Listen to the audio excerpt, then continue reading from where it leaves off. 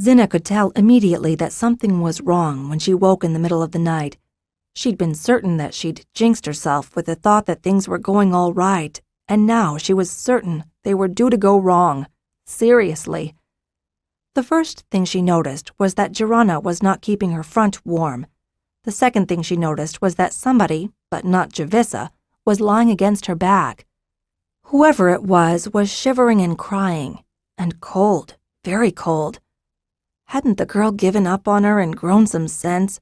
Xhinna thought to herself with an inward groan. Daenerys had spent enough time with Renee and the other new riders. Surely she'd worked through her infatuation. Daenerys, Xhinna began quietly, trying to figure out how to get the Blue Rider back to her own bed without making matters worse.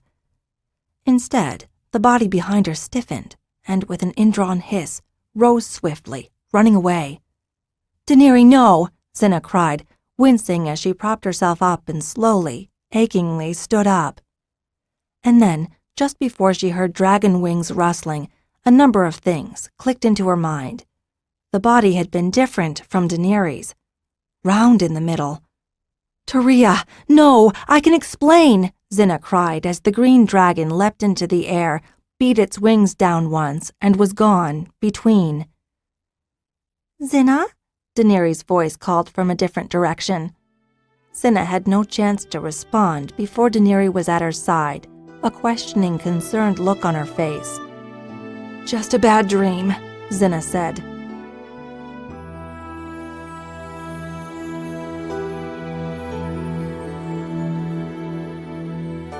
This is the end of disc number 5.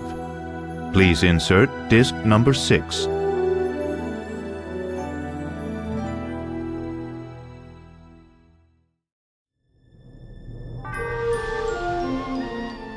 This is disc number 6. "Xhinna?" Daenerys' voice called from a different direction. Xhinna had no chance to respond before Daenerys was at her side, a questioning, concerned look on her face. "Just a bad dream," Xhinna said. 12. Stretching bonds. "That's 3 in 3 nights, Zalaran said. He was reporting on their herd beast losses. They were gathered on the rough platform that Renee had laid down near Becca's infirmary, on branches just beneath the top of the broom trees. The light of mid-afternoon came through in splotches, tinged green by its journey through the leaves above, and did not do enough to warm the air. "We can only be certain that 2 were killed by Mriaus," Renee said, glancing meaningfully at Xhinna. "What about putting a cover on the cage?" she asked from where she sat, glad to be allowed to sit up for short periods.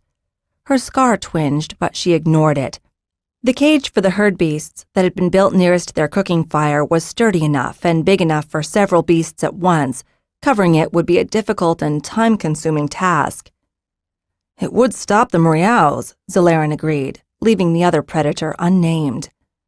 "But we'd have to lift the cover to add more stock," Renee said. He mimicked grabbing and tugging with his hands, his expression doubtful.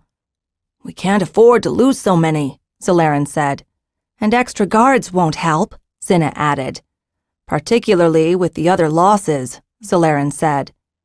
"It's hard to say no to someone who's begging," Xhinna agreed with a neutral expression. "What worries me is the sorts of conversations they may be having," Renee said, frowning. Xhinna sighed. That Tyria had chosen to leave the weir spoke volumes about Xhinna's leadership. She was constantly aware of that. That some might be sympathetic to Tyria and Jakaran was also a given. What worried Xhinna more was that some would consider it acceptable to permit theft of their own hard-won food. That might mean more than sympathy. It might mean active aid in rebellion. Xhinna's enforced rest had eroded her authority among those who had to see her doing, to believe she was leading. She'd heard snippets of conversations among the older riders when she'd been feigning sleep. "She's not a proper wing leader. When she rides at all, it's just a blue." When she'd mentioned it to Renee, the brown rider had grown very silent. His silence told her that he'd heard the same and worse. Under her questioning, he admitted as much. Xhinna felt that the resentment stemmed from worries about the clutches to come and whether the eggs would hatch. "All Pern riding on her," one of the older Green Riders had snorted derisively when he thought she was asleep. She recognized the voice. It was Valek's. Apparently, she had failed to keep her opinion of him from showing, and he was reciprocating in kind, with interest. Terenner followed along meekly, which was unnerving. Many of the male Blue Riders resented her, more for her gender than her authority. "You're a threat to them," Renee had said, scowling. "Not only are you better than they are, but you're a girl, too." He shook his head. "They're afraid you'll take all the greens from them, and they'll be shamed through all Pern." "They can keep their smelly old boys and stinky greens," Xhinna said. She ducked her head in apology to the Brown Rider. "No offense." "None taken," Renee had said, smiling. "I'll be quite happy if you leave me those stinky men." "Smelly boys," Xhinna corrected absently. "Even better," Renee had said, smiling. "If we post only those we trust, they'll feel punished," Xhinna said. Fuming, she cried, "I've just got to get well." "I don't think that will be enough," Zalaran said with a frown. Xhinna saw Renee shoot him a restraining look, but she would have none of it, saying to Zalaran, "Go on." "Seeing you up and about will not convince those who have decided that you're not a proper rider," he said unhappily. "The only thing they'll judge you by is your success at the hatching." "But even Tamar couldn't guarantee that when we were back in Eastern," Renee protested. "And that's another thing," Zalaran began, reluctant to add more problems to the pot. But Xhinna gestured for him to go on, and the Bronze Rider said, "There are many, particularly among the older riders, who think that you tricked Tamar and Fiona into bringing us all here." "Tricked?" Xhinna asked, eyebrows raised. "Tamar and Fiona?" "Hot heads and slippery tongues," Zalaran said, "but they think they should have stayed back at Telgar and left you to shift for yourself." "I don't like where this is going," Renee said. "Without the older dragons, we can't survive," Zalaran told Xhinna frankly. "The ones born in Eastern are solidly with you, but the ones who came with Jakaran—" "And we've got to find candidates, too," Xhinna said. "We've got time," Renee said, trying to buck up her spirits. "We've got 2 months at least before Sarinth lays her eggs." "Sarinth," Xhinna repeated sourly. A sudden suspicion stirred her. "And what are the odds that Valek has been talking with Jakaran?" "That," Zalaran said slowly, "is a very likely possibility." "And a very scary idea," Renee agreed. Xhinna nodded. If Valek convinced Terenner to flee the weir before his green clutched, going to wherever Taria and Jakaran were hiding out, a dark thought came to her. What if there was only one Mriau attacking? She asked the other two suddenly. What if it was being trained? "Raz?" Zalaran asked, referring to Taria's favorite Mriau. "It's possible," Renee said, nodding. Xhinna pursed her lips into a frown. A second, even darker thought she kept to herself. What if the attacks by Raz had been a demonstration and a display to convince others to rebel? Renee, Zalaran, and Kadan were glad when Xhinna finally took her first steps in a month up to the top of Skyweir. She chose her footing carefully among the strips of canvas that had been laid down as walkways, guided by Xhinna. She was still shaky, which surprised and annoyed her. She hadn't felt so bad when she'd been slipped by Jakaran's knife. She pushed the worry aside, releasing Xhinna's hand and straightening to her full height. Oh, it felt good to stand again. "I suppose it's too early to ride to Zith?" she asked wistfully. She had an entourage. Xhinna, Miressa, and Becca had all insisted on being present as she showed off her recovery to the weir leader, Weirling Master Kadan, and her own wing-second, Renee. "Can you touch your toes?" Miressa asked. Xhinna shook her head. "Well, then, I expect you know the answer." Xhinna frowned. She steadied herself and slowly leaned over, her hands palm out toward the ground. She got no farther than mid-thigh before the pain stopped her. She straightened once more, fighting to keep the pain from showing on her face. It didn't matter. Xhinna moved behind her and, pulling her tunic from her trousers, inspected Xhinna's scar. "No bleeding," she reported, lowering Xhinna's tunic. "Good," Marissa said. "Well, I'd be surprised if there were. We took the stitches out a fortnight back. She should be all healed," Becca said. "But if she stretches too much, too fast, she might tear the scar." "So we take it slowly," Xhinna said in a voice that hid a warning. "We take it slowly," Xhinna agreed. She looked around. The weir was empty. The weirlings had been carried to the beach for drill and a swim. The older dragons were out hunting or searching for suitable hatching grounds. Given Valex's continued influence on Terenner, Xhinna decided that she could use Kasorth's imminent clutching as a reason to talk with the older Green Rider, both about the depredations on their stock and her concern about finding a safe location for Kasorth to clutch. Valex, when Xhinna inquired, seemed not the least concerned. The interview had been awkward, and his attitude had been just short of insulting. Still, she was convinced that the Green Rider was in contact with Jakaran. Since they had last talked about the issue, the depredations had slackened to one herd beast every 2 days, and then, after a fortnight, they'd suddenly stopped altogether, with one final grisly assault on a herd beast, its clawed remains scattered throughout the holding pen, rendering it unusable.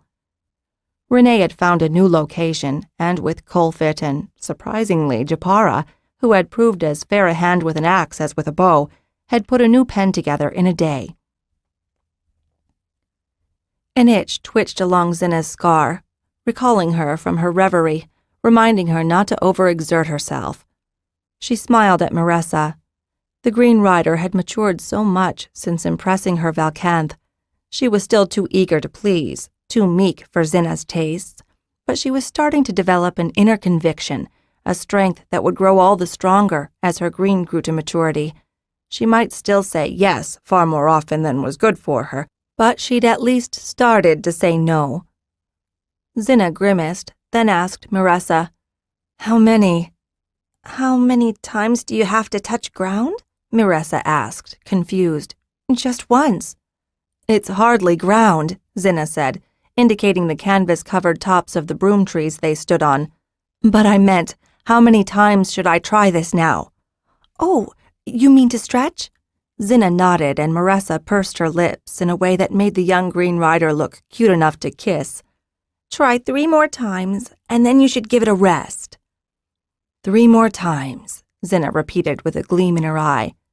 She bent down and found it no easier, but the stretching, while painful, felt good, right. Xhinna wanted to check her scar once more, but Xhinna shooed her away testily. "Wait until I'm done." Twice more she bent over, slowly, straining the scar, feeling it give, and bending lower before the pain and the stretching forced her to stop.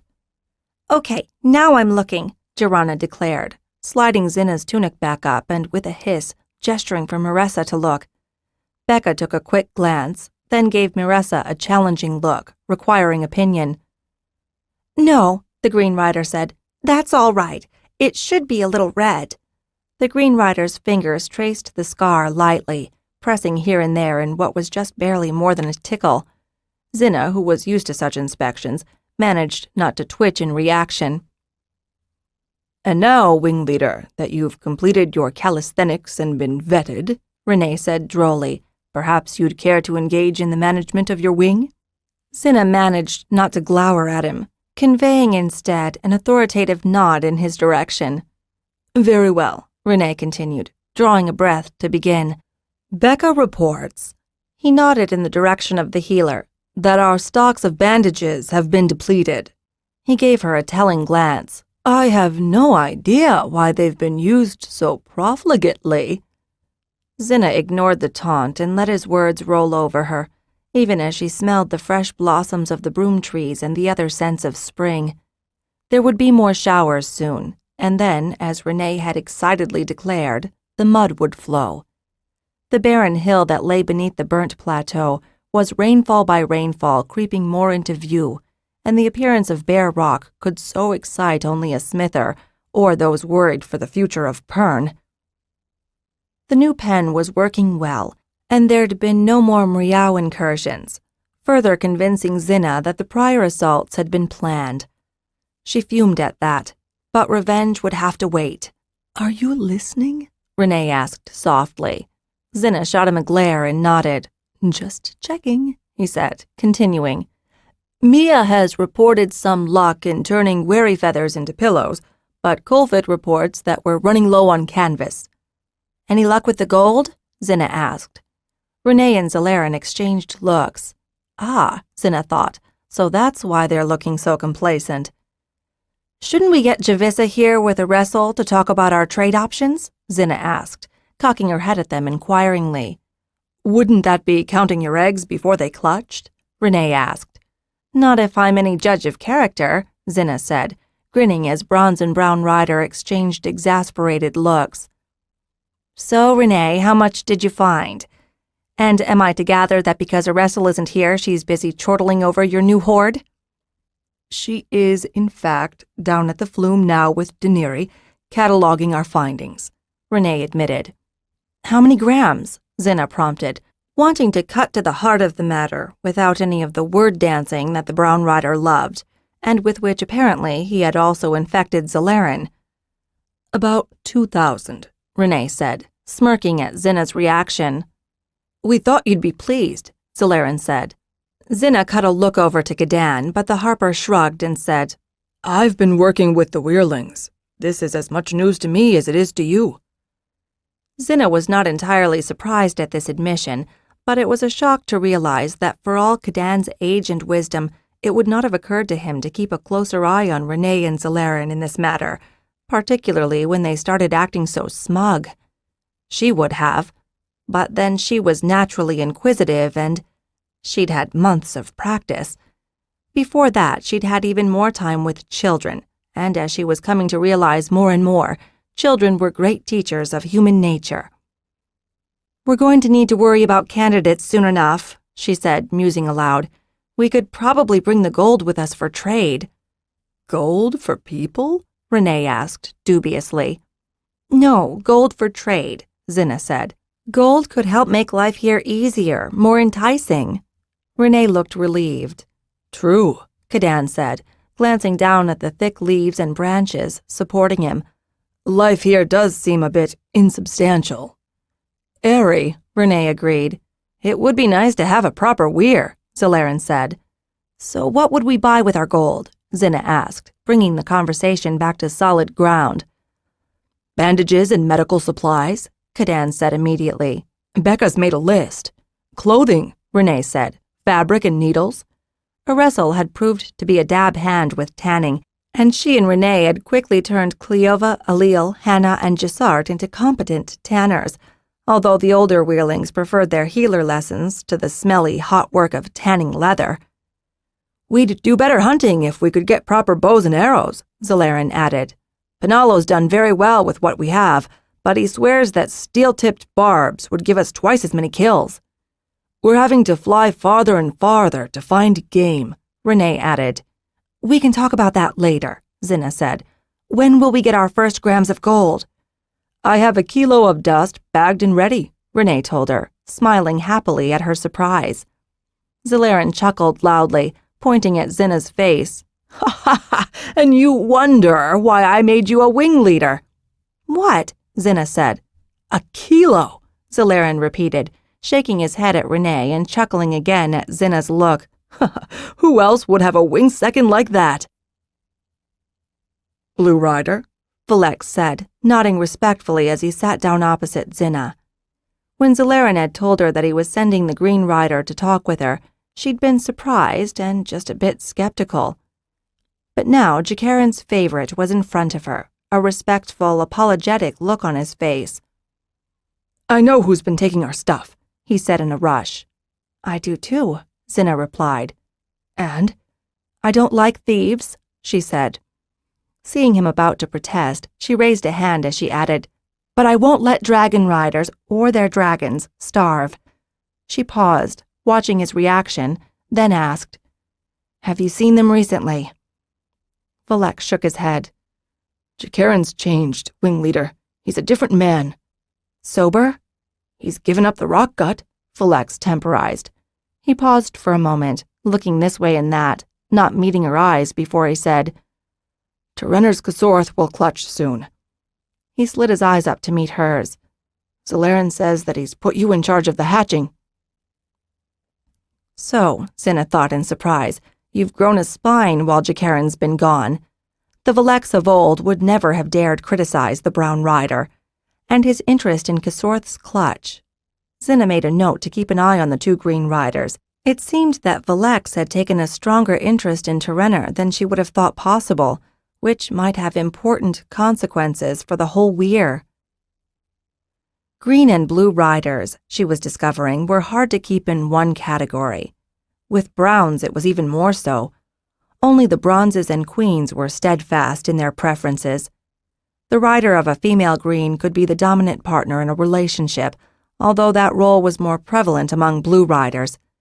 And while the male riders of greens were more likely to prefer male partners, it wasn't always the case.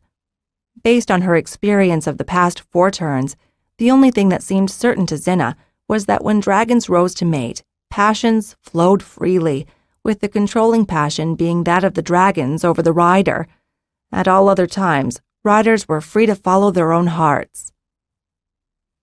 "We need every dragon on Pern," Xhinna said. "Bronze, brown, gold, but particularly green and blue." "Green and blue?" "Green Rider, you and I both know which dragons make up the bulk of the weirs," Xhinna said. "Which ones fly the most falls, take the most injuries, work the hardest without fail." "Blues and greens," Philex replied, a light shining in his eyes. "The browns and bronzes do their bit, but they're always bigger. They find everything easier." "Well," Xhinna said with a slight smile, "they'd rather have to, being so big and clumsy." She shook her head. "Don't get me wrong. We need the browns and the bronzes. We need their stamina, their strength. But," she raised a hand and opened it, gesturing questioningly, "how do you think they'd fare if they flew thread alone?" "Not well," Philex admitted. "Why, my Sarinth and I have been through more falls than—" He broke off, reddening and shaking his head. "I'm sorry, Wing Leader," he said. "It's not your fault that you were too young and your dragon too new to fight a threadfall." "But I will," Xhinna said. "And when we do, to Xith and I, we'll be counting on you older riders to guide us while we newer riders will be doing all we can to support you." She paused, then added, "Just as you've been doing with Terenner." Philex nodded. He glanced up at her, really looked in her eyes, and she saw something new, something different in him. Philex might never be the sort that Xhinna could like personally, but his half-turn of flying thread had made him someone she would respect. "Jakaran said you were a coward in that fight," Philex said, eyeing her carefully. "I was," Xhinna said.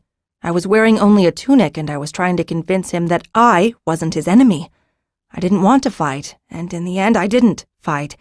I was trying to show him that the eggs were hollow, that the tunnel snakes had gotten to them." "That's what I said," Philex told her. She didn't think the Green Rider had told Jakaran that from the start, though. She imagined that this admission was from a more recent conversation. "But you know, he said that the eggs weren't hollow, that the one you tried to knife was full." "If it was, it didn't hatch," Xhinna said. "Only 5 eggs were good." "But he said that egg was full," Philex repeated, shaking his head. "He told Terenner that—" He broke off suddenly, realizing he'd said too much, and dropped his gaze to the ground. "But Terenner's not listening to him anymore, is he?" Xhinna asked softly. Philex looked up at her and nodded. "He's listening to you." The Green Rider said nothing. "And so what matters is what you're going to tell him." "It shouldn't be this hard," Philex said grumpily. "A rider should rise in flame, throw firestone, burn thread, and rest." He frowned again. "And greens aren't supposed to fall in love with other greens." "Perhaps that was the tradition," Xhinna said, and he looked up at her questioningly. "Traditions are good when the times are the same." She made a gesture, throwing the question to him. "But times aren't the same," he said, finding some new hope in that realization. "If they were, we wouldn't have the greens clutching." He licked his lips and continued hastily. If my Cerinth were still young, hadn't chewed Firestone, then she'd be clutching too. Xhinna nodded, not quite certain what point the Green Rider was trying to make, but supporting him in his effort. And my green would have hatchlings, Valex said in a voice that stirred strong emotions in Xhinna's gut. Oh yes, she knew this emotion. She understood this man suddenly with a feeling of great clarity. Valex wanted children. More than that, he wanted children for his beloved Green, and if she couldn't have them, then he wanted them for those who could, like Kasorth. There were depths in this man, Xhinna realized, that Fiona, with her blunt enthusiasm, would never have seen, never even have known were there, desperate for nurture. In far too many troubling ways, this man was like Turia in male form, one of the natural parents and caregivers that nurture all those around them.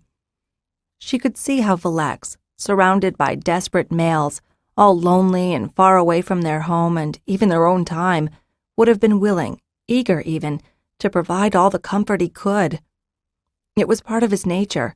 He would give without question if it provided ease to others. Fiona had once remarked that she couldn't understand why he was so popular. Xhinna could understand that now. The weirwoman operated by demanding and receiving adoration and admiration. She loved everyone and expected love in return, thrived on it. It just wasn't in her nature to yield to the demands of others. She simply wasn't made that way. And because she wasn't made that way, and also, Xhinna admitted, because Fiona had been so young and uncertain in herself, she couldn't have seen where Valex should have behaved differently. Fiona probably did not even realize what he had done to this day, merely assuming that the Green Rider was happy because he was in such high demand, just as she was happy in the same situation. Valex was also somewhat like Miressa, a person who simply could not say no, even if it was in her best interest. And so his time in Aigen had cemented him in the role of the butt of jokes, the first to come running and the last to leave. When the old Aigen riders had joined the Weir, they had naturally attracted those most like them. It must have been a huge relief for Valex to have someone else, Terenner, for example, suffer as he had, glad of the attention, miserable with the shame. If it hadn't been for Jakaran's attentions to Turia, Xhinna would not have noticed, leaving the fighting dragons to Zalarin. Zalarin wouldn't have noticed because, untrained, he had to accept Jakaran's authority within his wing. Without malice or anger, she wondered idly if Valex might have indirectly launched the Brown Rider in Turia's direction. Not that it mattered.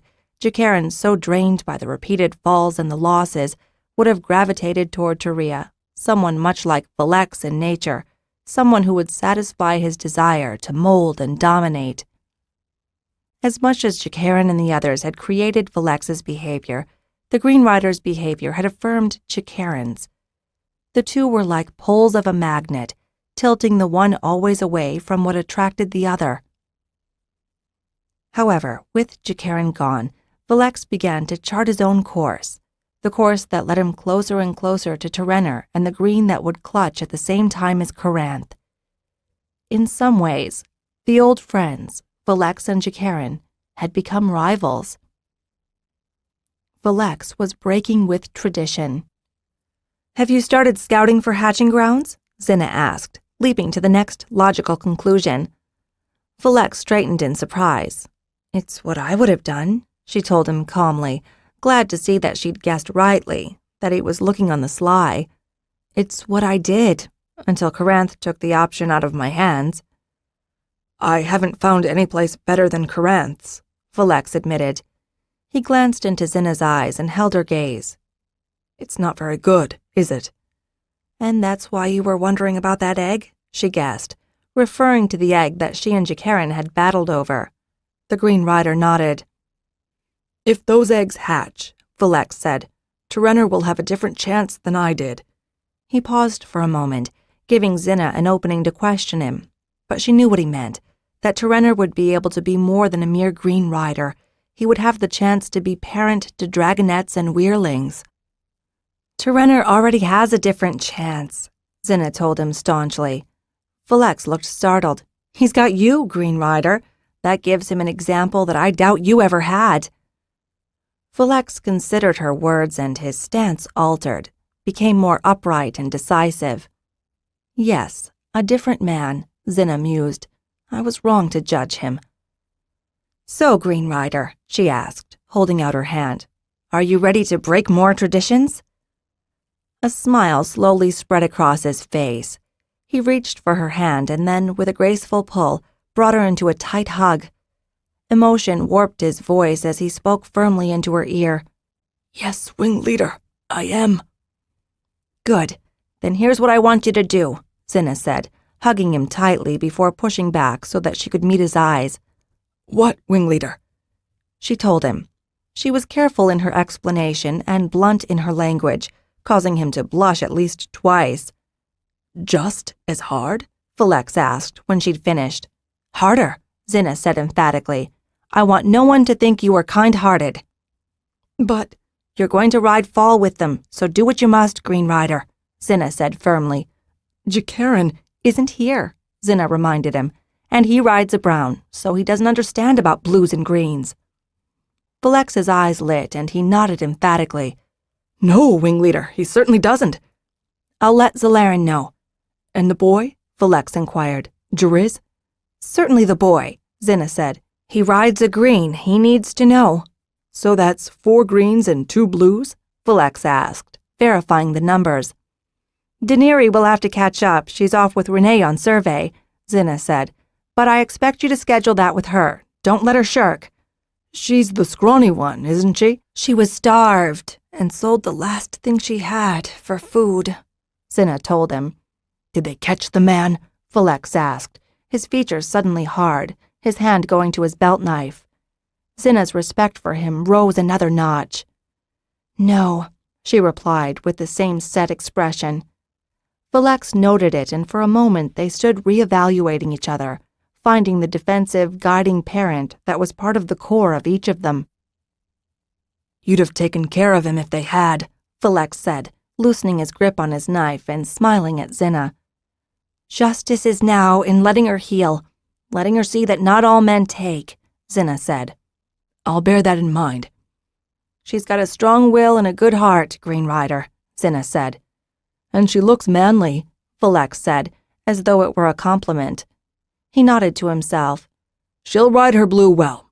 She's got a good conformation." "She's not a dragon, Felix," Xhinna said in exasperation. "It's physique, you mean." "Physique, then," Felix said. "I'm not all that good with words." "Well," Xhinna said to ease any hurt feelings, "she might prefer conformation to physique." "She might at that," Felix agreed. He smiled at the wing leader, adding, "And if you don't mind, I think I'll try to make her physique more womanly, put enough weight on her bones that she won't be pulled off her dragon by the first sack of firestone tossed her way." "Do that, please." "So we're going to have Felix and Terenner instruct the blue and green weirlings," Xhinna concluded the next day when she met with Zalaran. "And with them involved with the blues and the greens, they're not likely to think of running off to Jakaran," Zalaran said, nodding in approval. "I don't think Felix is likely to throw in with Jakaran now," Xhinna said. "Why don't we find them?" Wivin asked. "They can't be too far if they're stealing from us." "They could be turns away," Xhinna reminded them. "They could be turns in the past, even in the future." "What about Thread?" Zalaran asked. Xhinna shrugged. "In the past, then." "But you don't think so," Jirana said, piping up from beside Zalaran's wing second. Xhinna glared at her, willing her to be silent, but the youngster continued. "You love her. Why don't you find her?" Xhinna sighed as she saw how Wivin and Zalaran reacted to the question. It was the too reasonable question she'd hoped she wouldn't have to answer, the one that hurt the most, that caused her to cry silently when she was sure everyone was sleeping. "I can hear you," Jirana said quietly, looking Xhinna in the eyes. Xhinna gave the brown-eyed girl a sad smile and ran a hand through her short dark hair. "We don't know, yet, how to protect the eggs from the Mriaus and the tunnel snakes." She paused. "Taria was certain that the Mriaus would kill the tunnel snakes, but I'm convinced that the Mriaus are as much a threat to the dragonettes as the tunnel snakes."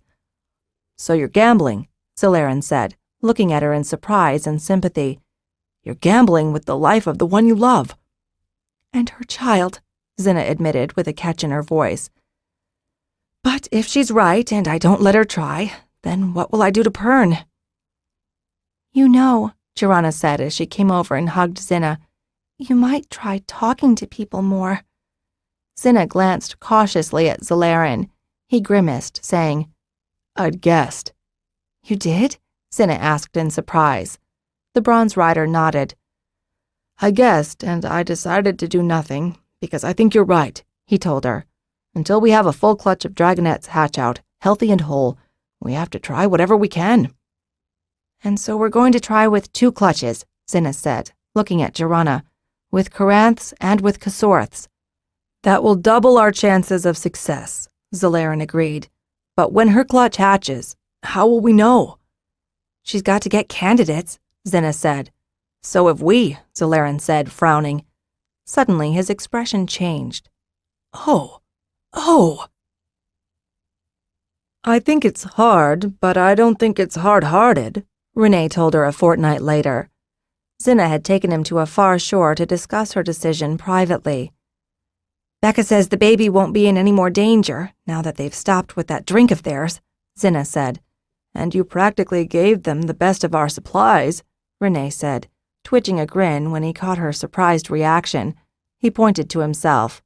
I have spies everywhere. Even with Taria? Renee shook his head ruefully. Sadly, no. He looked down at her. And they'll clutch soon? 2 weeks, maybe 3, Xhinna said. And after that, we'll have 5 weeks to get all the candidates. True, Xhinna agreed. I've some thoughts on that, and now that I can fly again, I'll bring them up with Zalaran and Kidan.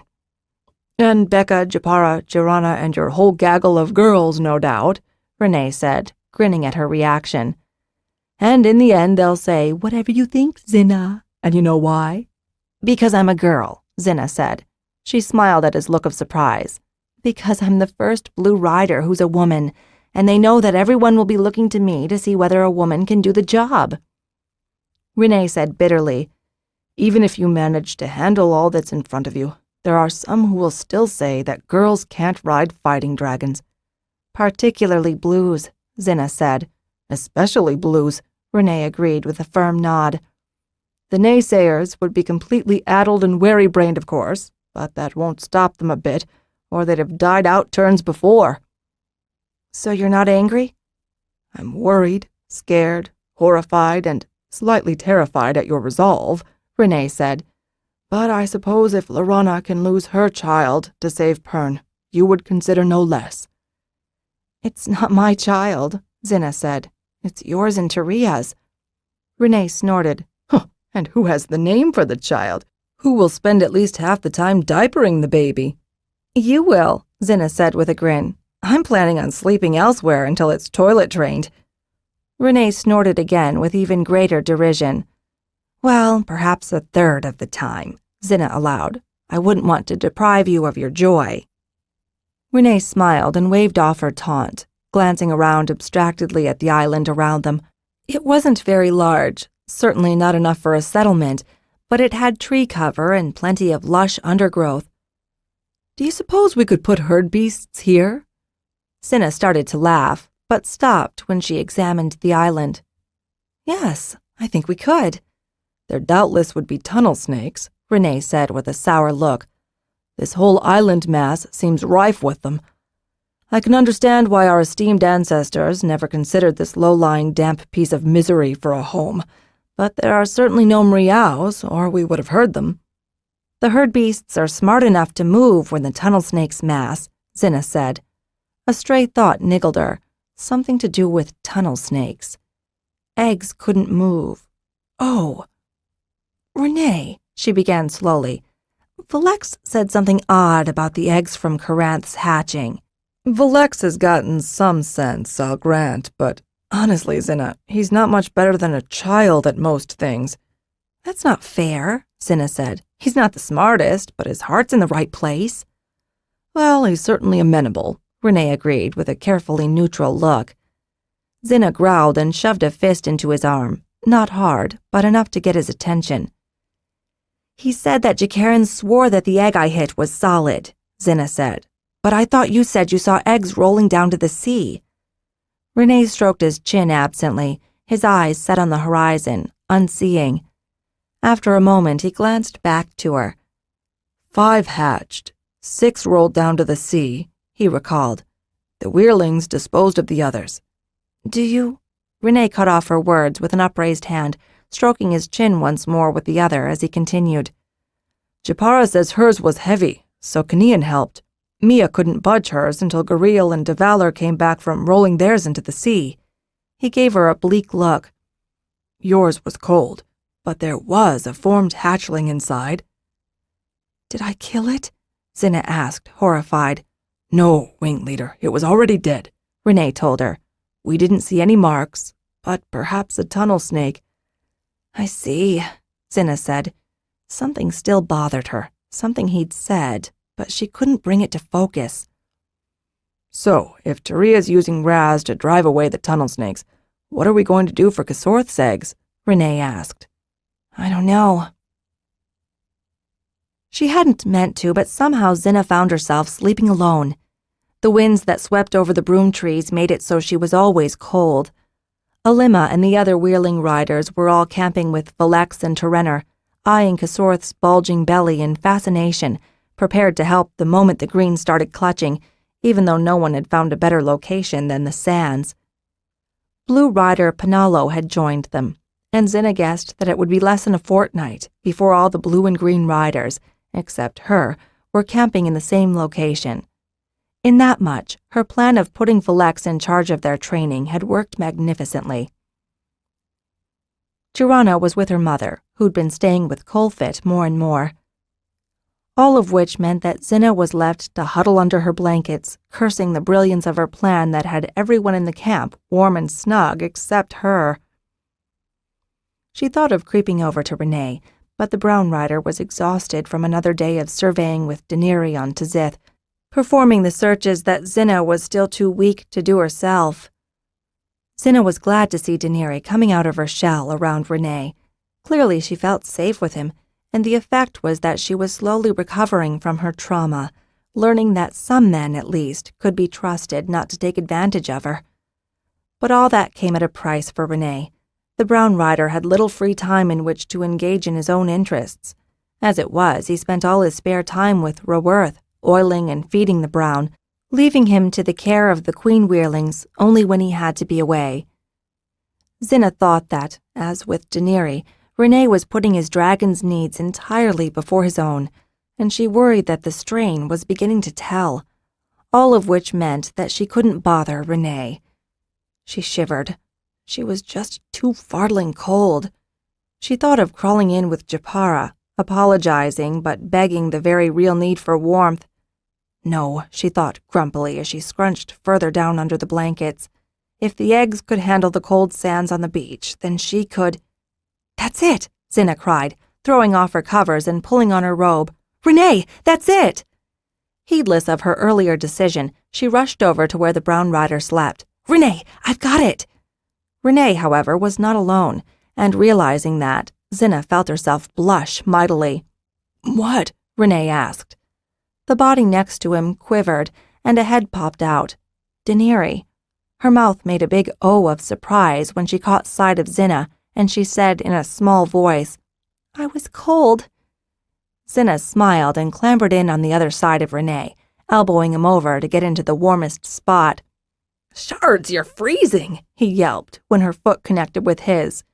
And so was that egg, Xhinna said, grabbing for his pillow and laying her head on it, feeling warm and suddenly very satisfied.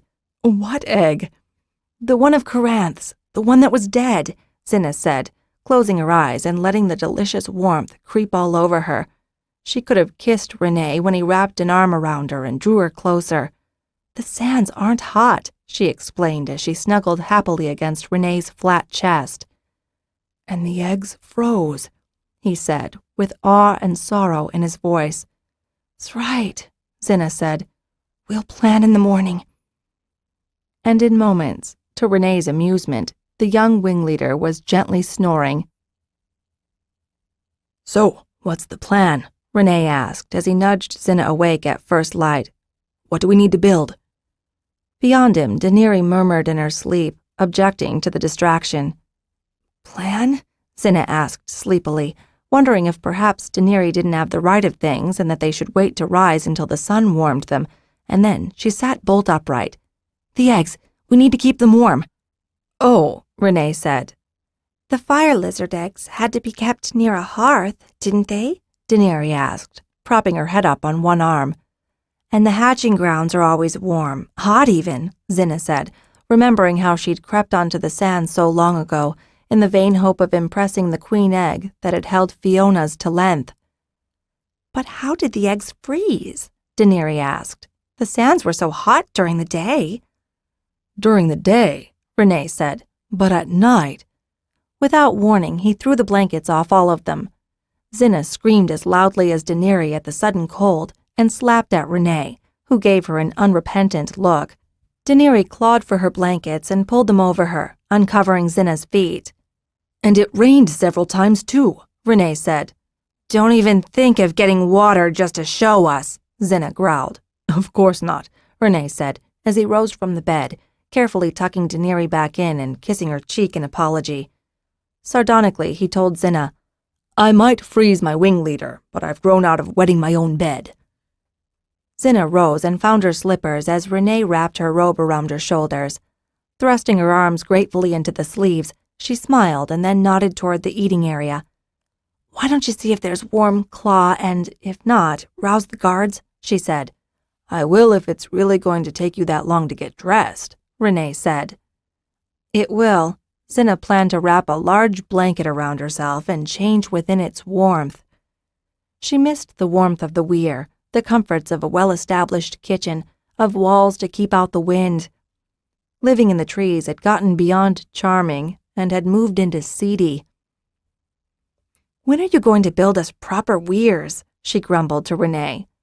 A large part of his surveying was dedicated to that problem. "I've got your skies." "My skies?" "The blues and the greens," Renee said. "They've taken to calling themselves skies." Xhinna shook the word off, motioning for him to continue, determined to talk with Alyma or Valex when she could. "So the skies—" "The skies are scouting for quarry sites as well as proper hatching grounds," Renee told her. "And Wavin and some of the others will ferry the first dozen herd beasts to that island we found once they've caught them." "It's a fair ways to go for food," Xhinna complained, even as a rope twitched beside them and she began to pull it up. At the end was a large bucket holding a pitcher of warm claw, courtesy of the fire guards. She could smell the scent of baking rolls rising from the ovens. Xhinna leaned over and shouted into the darkness below, "When your relief arrives, come on up and join us." "We'll do," Becca called back cheerfully. With Maressa training with the blues, Xhinna had decided to turn vice into virtue and set Becca and Jariz together on the dawn watch. After 1 or 2 groggy days, they learned to go to sleep earlier, finding bedding places on the branches not too far from the tops of the broom trees, and waking in time for the last of the night and the first rays of morning. Becca had even figured how they could see the Dawn Sisters, her personal talisman and guiding light. "They're a lot like me," Becca had said when Xhinna had teased her about it. "They're up with the sun, bright and shiny. Besides, they led Lorana here." Xhinna turned back to Renee. "So, when you find the right sort of rock, what then?" "Then we'll start the foundation for our hold." "Not weir?" "I suspect many of the dragons will sleep elsewhere," Renee said, "so I think it should be a hold." "And how big?" "Well, we'll need rooms for Becca's classes, storerooms, workrooms, a laundry room, a washroom with baths and the necessary, a kitchen and a dormitory," Renee said. He shook his head. "We can't afford to make individual quarters." "It seems extravagant, given that we'll be leaving all this," Xhinna said. "Which is why we're avoiding any unnecessary building, as much as we can," Renee said. "As we don't have to worry about thread, we're planning on building awnings around the main structure. As we expand, we'll put our quarters outside, do most of our cooking outside, and do our hardest work under canvas."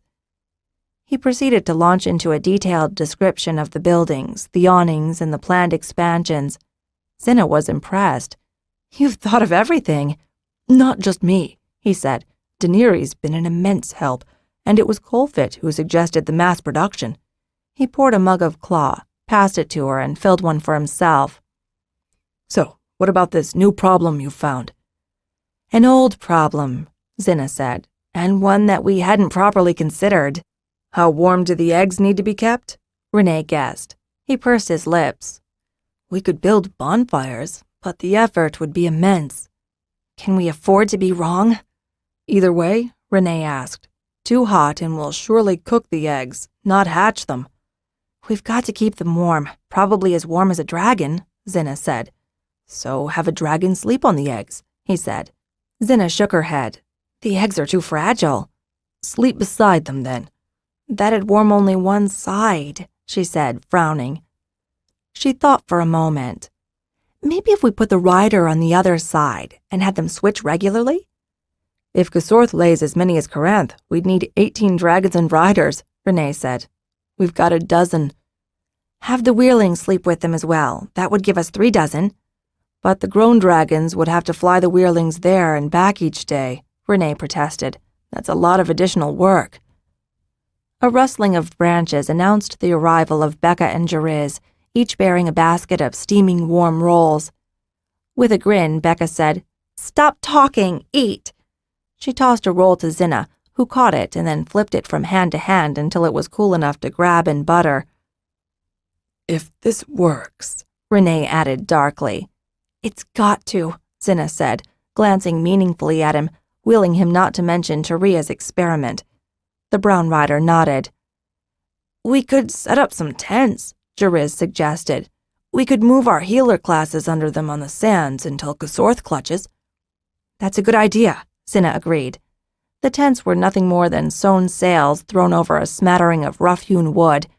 Colfit had shown them how to make quick wooden pins. With a wooden hammer, some rope, and pegs, they could erect fair-sized coverings in 30 minutes. "We'll do that first thing," Becca said. "That'll give us some shade." "We don't have enough to cover a whole hatching ground from the rain," Renee said to Xhinna. "Well, that'll be your problem," Xhinna told him. "You and Daenerys figure something out." "Daenerys will be with the skies today," Renee reminded her. "Fine, get them to set up the tents," Becca said. "I'll talk with Zalarin," Xhinna said. The others glanced at her. "I think it's time Xhinna and I went back to Crom." "For candidates?" Becca asked, surprised. When Xhinna nodded, she said, "But we don't know how many we'll need." "We can get more when Kasorth clutches," Xhinna said, "but we can start with 18 now." "That's a lot of extra mouths to feed," Becca said. "But a lot of extra hands for work," Renee countered. "And we're going to be needing the hands, and the warm bodies, soon enough," Xhinna said. "I'd rather get them in small batches and let them get used to our ways than have to bring in a whole wing's worth in one go." "And when will you be doing this?" Renee asked. "It's probably better to bring them back by light," Xhinna said, pursing her lips in thought. "I'd like to leave after breakfast, I think." "If you're getting 18, you'll be making a lot of trips. Tzith can only handle 8 at best," Becca objected. "I'll see if Zalarin will let me bring Valex as well," Xhinna said, and was amused to see the startled reactions of the others. And perhaps Jepur. "I won't be able to do this when I've impressed Lispanth," Xhinna said as she clambered up Tzith's foreleg early the next day. "What?" "Well, she'll need me full-time, and I won't be able to do this mind stuff," Xhinna said. "That's only because of Lispanth, you see." "No," Xhinna said as she clambered up after the dark-haired girl. "Not at all." "That's all right," Xhinna said, patting Xhinna's knee before reaching for her riding straps and tying on.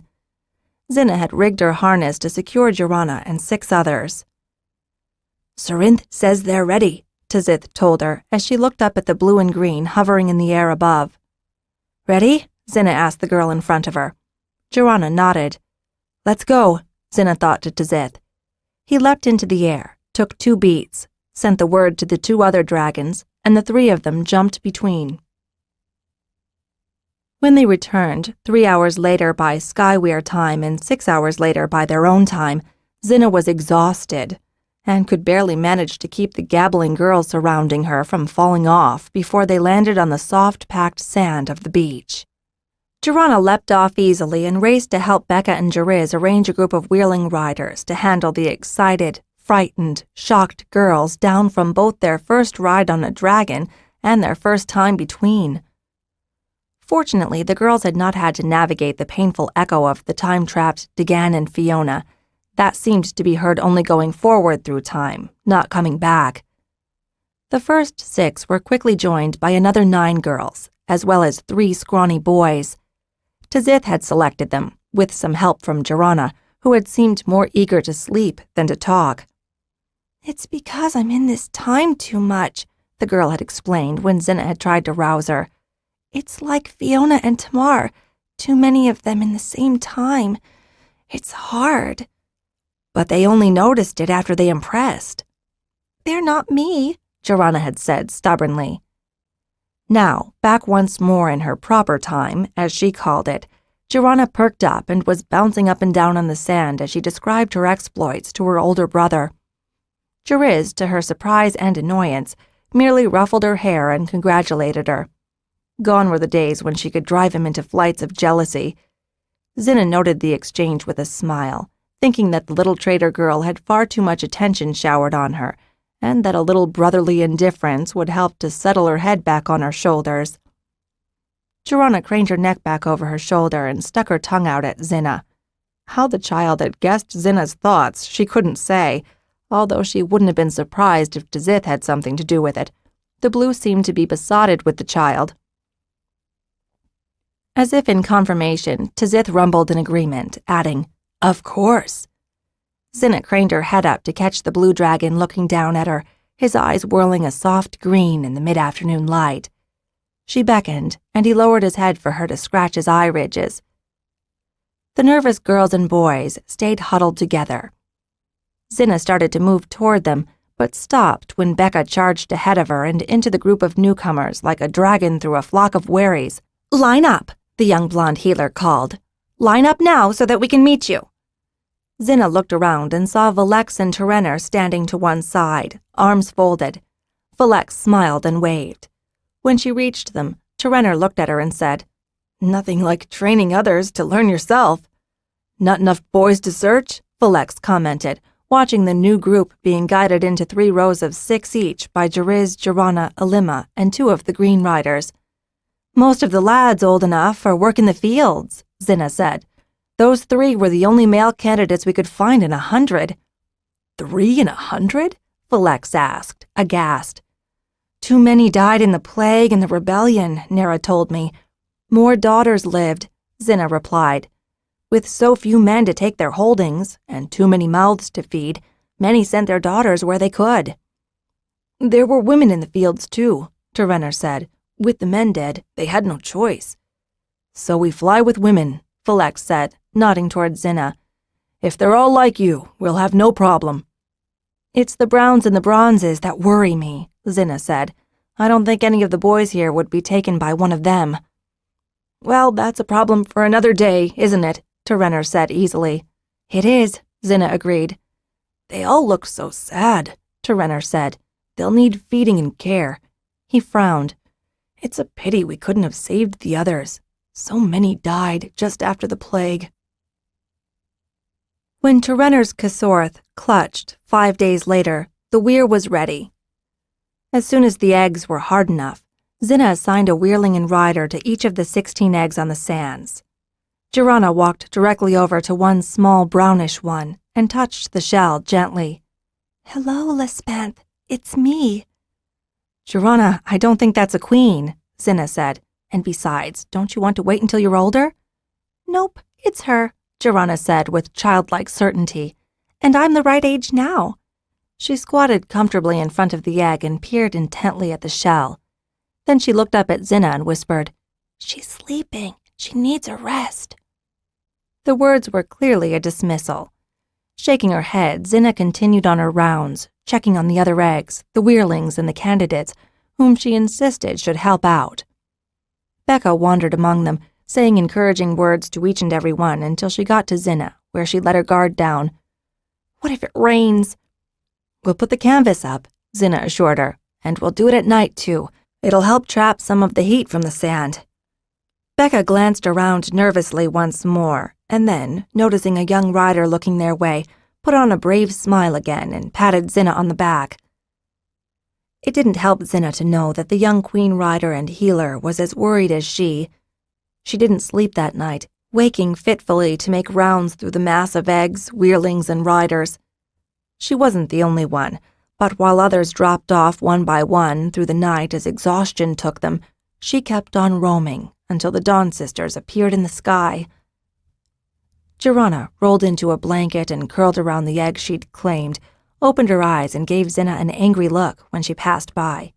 "You're disturbing their sleep," the little girl said, meaning the eggs. "I'll tell you if they need help." "It's my job," Xhinna told her sternly. "Just trust me," Xhinna said.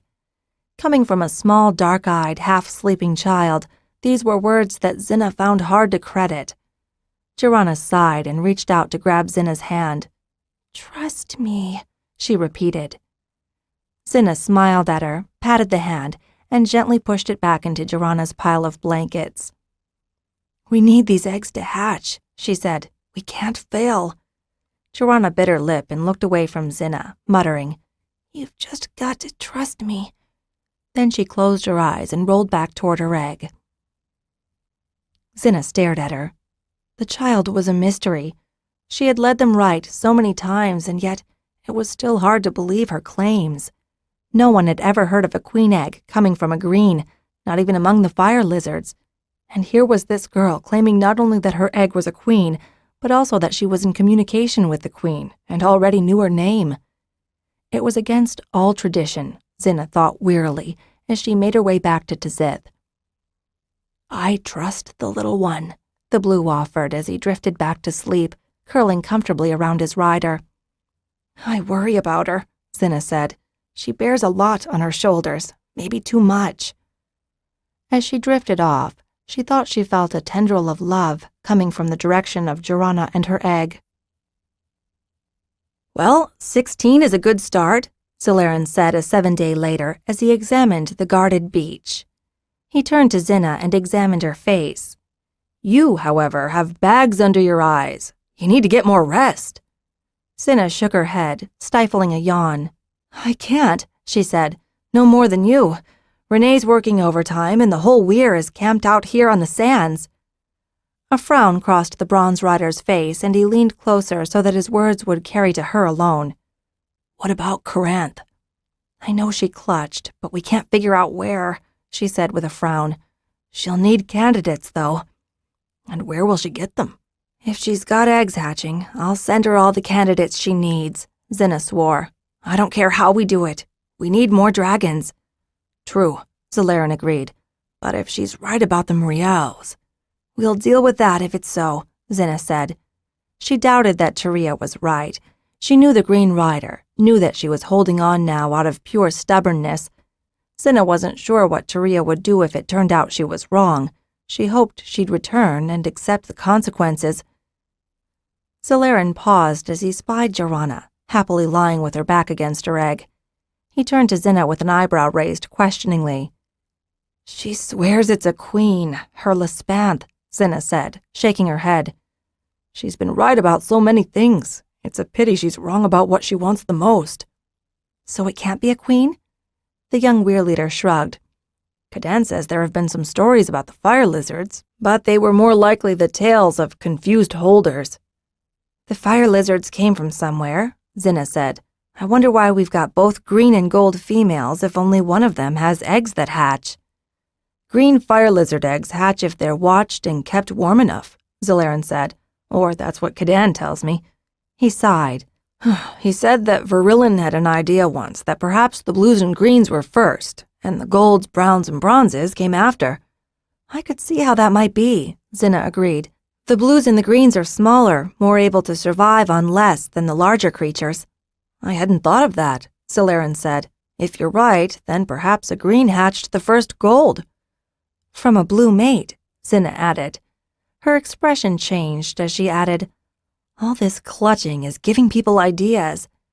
Zalarin raised an eyebrow, so she explained. Many of our woman riders here are either pregnant or trying. That won't be a problem, will it? Zalarin asked, frowning. I don't know, Xhinna replied.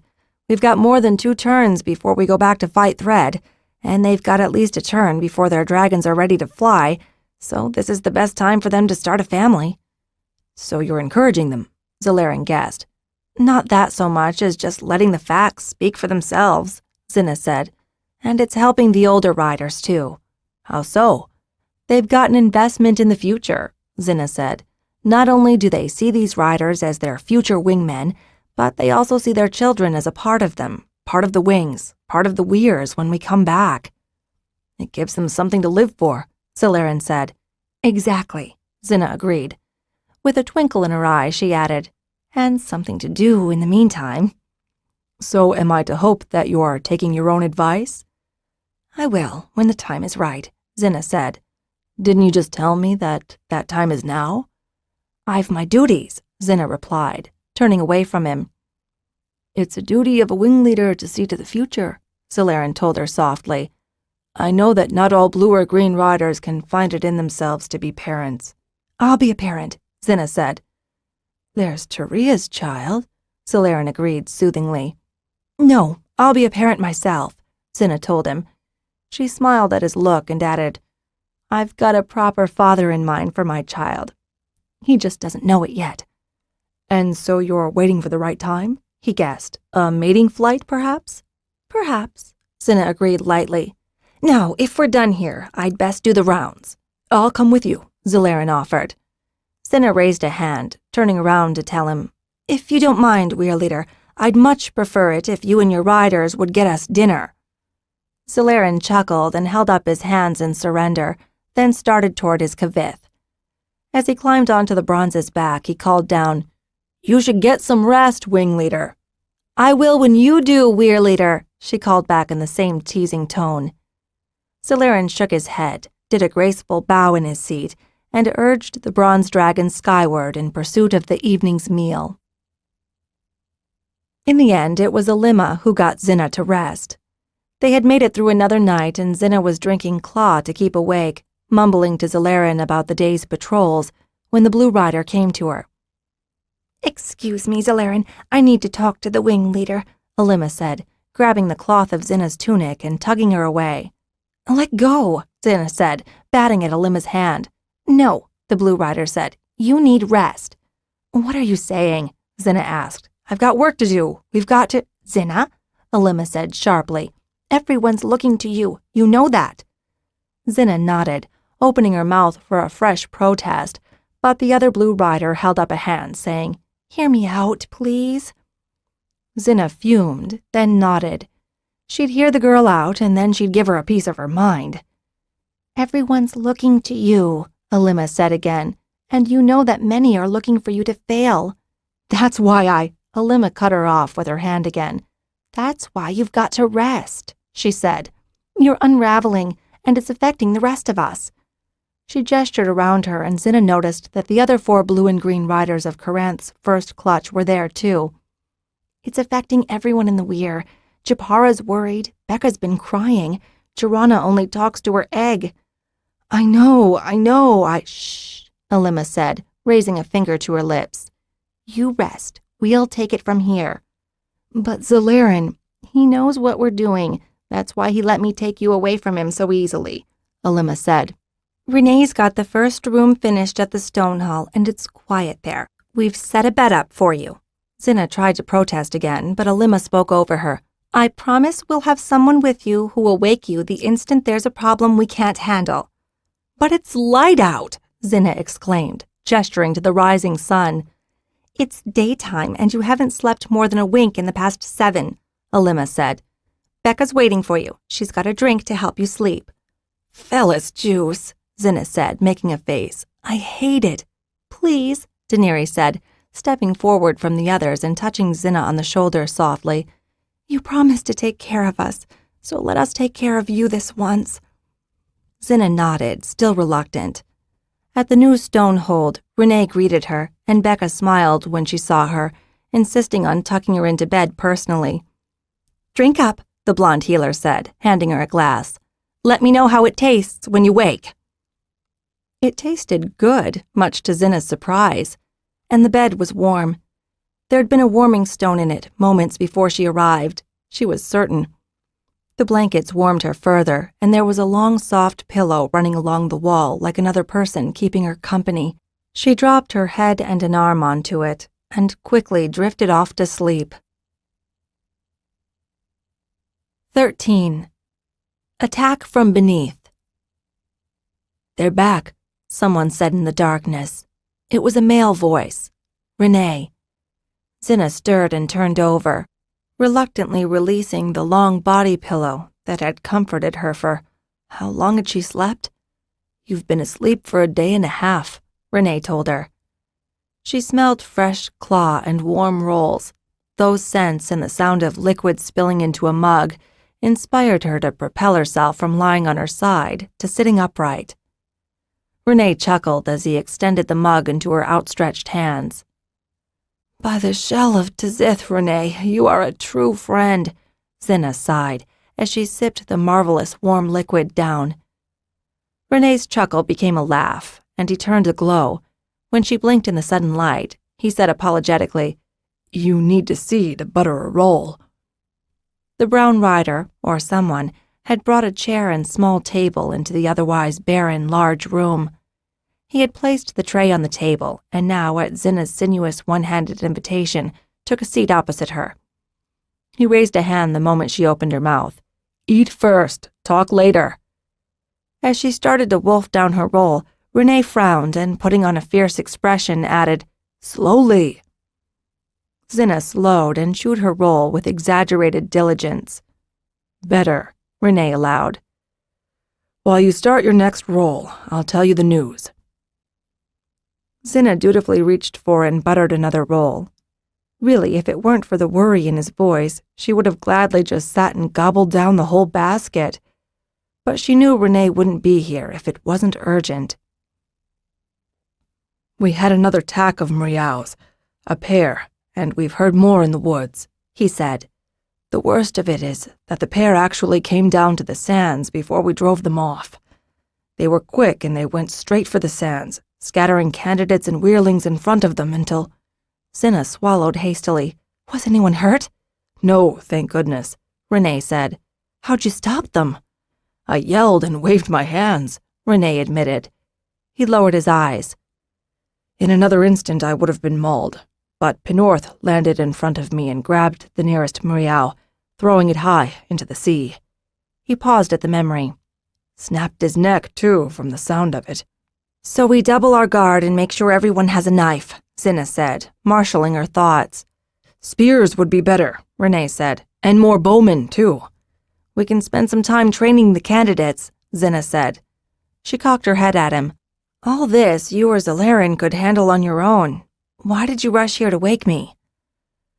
Because little Xhinna swears that there's a litter of mews nearby, and she's convinced Japara to rescue them.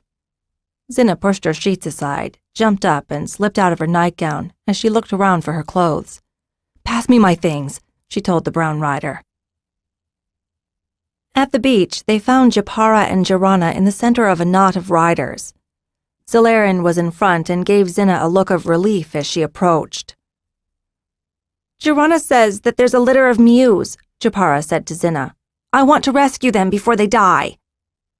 Japara, Xhinna began, wishing she'd had more claw to clear her head. These Mriaus are not like fire lizards. They're more like the hunting birds of the falconers. They're vicious and wild. That's their nature. We need them, Xhinna, Xhinna said. She glanced toward Zalarin, and the look she gave the weir leader was odd, half pleading, half fearful. It seemed almost as though Xhinna winced in pain as she spoke the words. We can train them. We tried that, Xhinna, remember? We need to try again, the traitor girl said. She turned to Zalarin. They're babies. They're hungry. They need our help. We don't have the food or the people, Xhinna reminded her. Please, sister, Xhinna pleaded. Trust me in this, will you? You ask an awful lot. Xhinna grasped Xhinna's arm and pulled herself up on her tiptoes, her brown eyes meeting Xhinna's earnestly. "We must do this." "Why?" "I can't say," the girl told her. Maybe Taria was right, Xhinna thought, and if she was, then they would need all the meows they could find. "We could build a pen," Xhinna said, "right here on the beach where I can watch them." "You?" Xhinna asked. "All by yourself?" "I'll get others to help," Xhinna said, biting her lip as she tried to build a roster of aides. "Lyra, for certain, and if we're going to do this, we'll have one person for each mew," Xhinna said, shaking her head and glancing to Zalaran to see that he understood. "The extra mews, we can set them back in the wild." "They'll die," Xhinna wailed, "and we need them. You can't do that."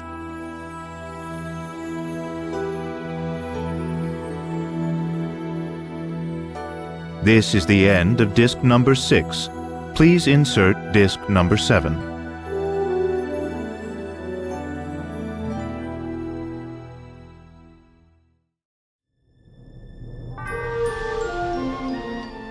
This is disc number 7. "The extra mews, we can set them back in the wild."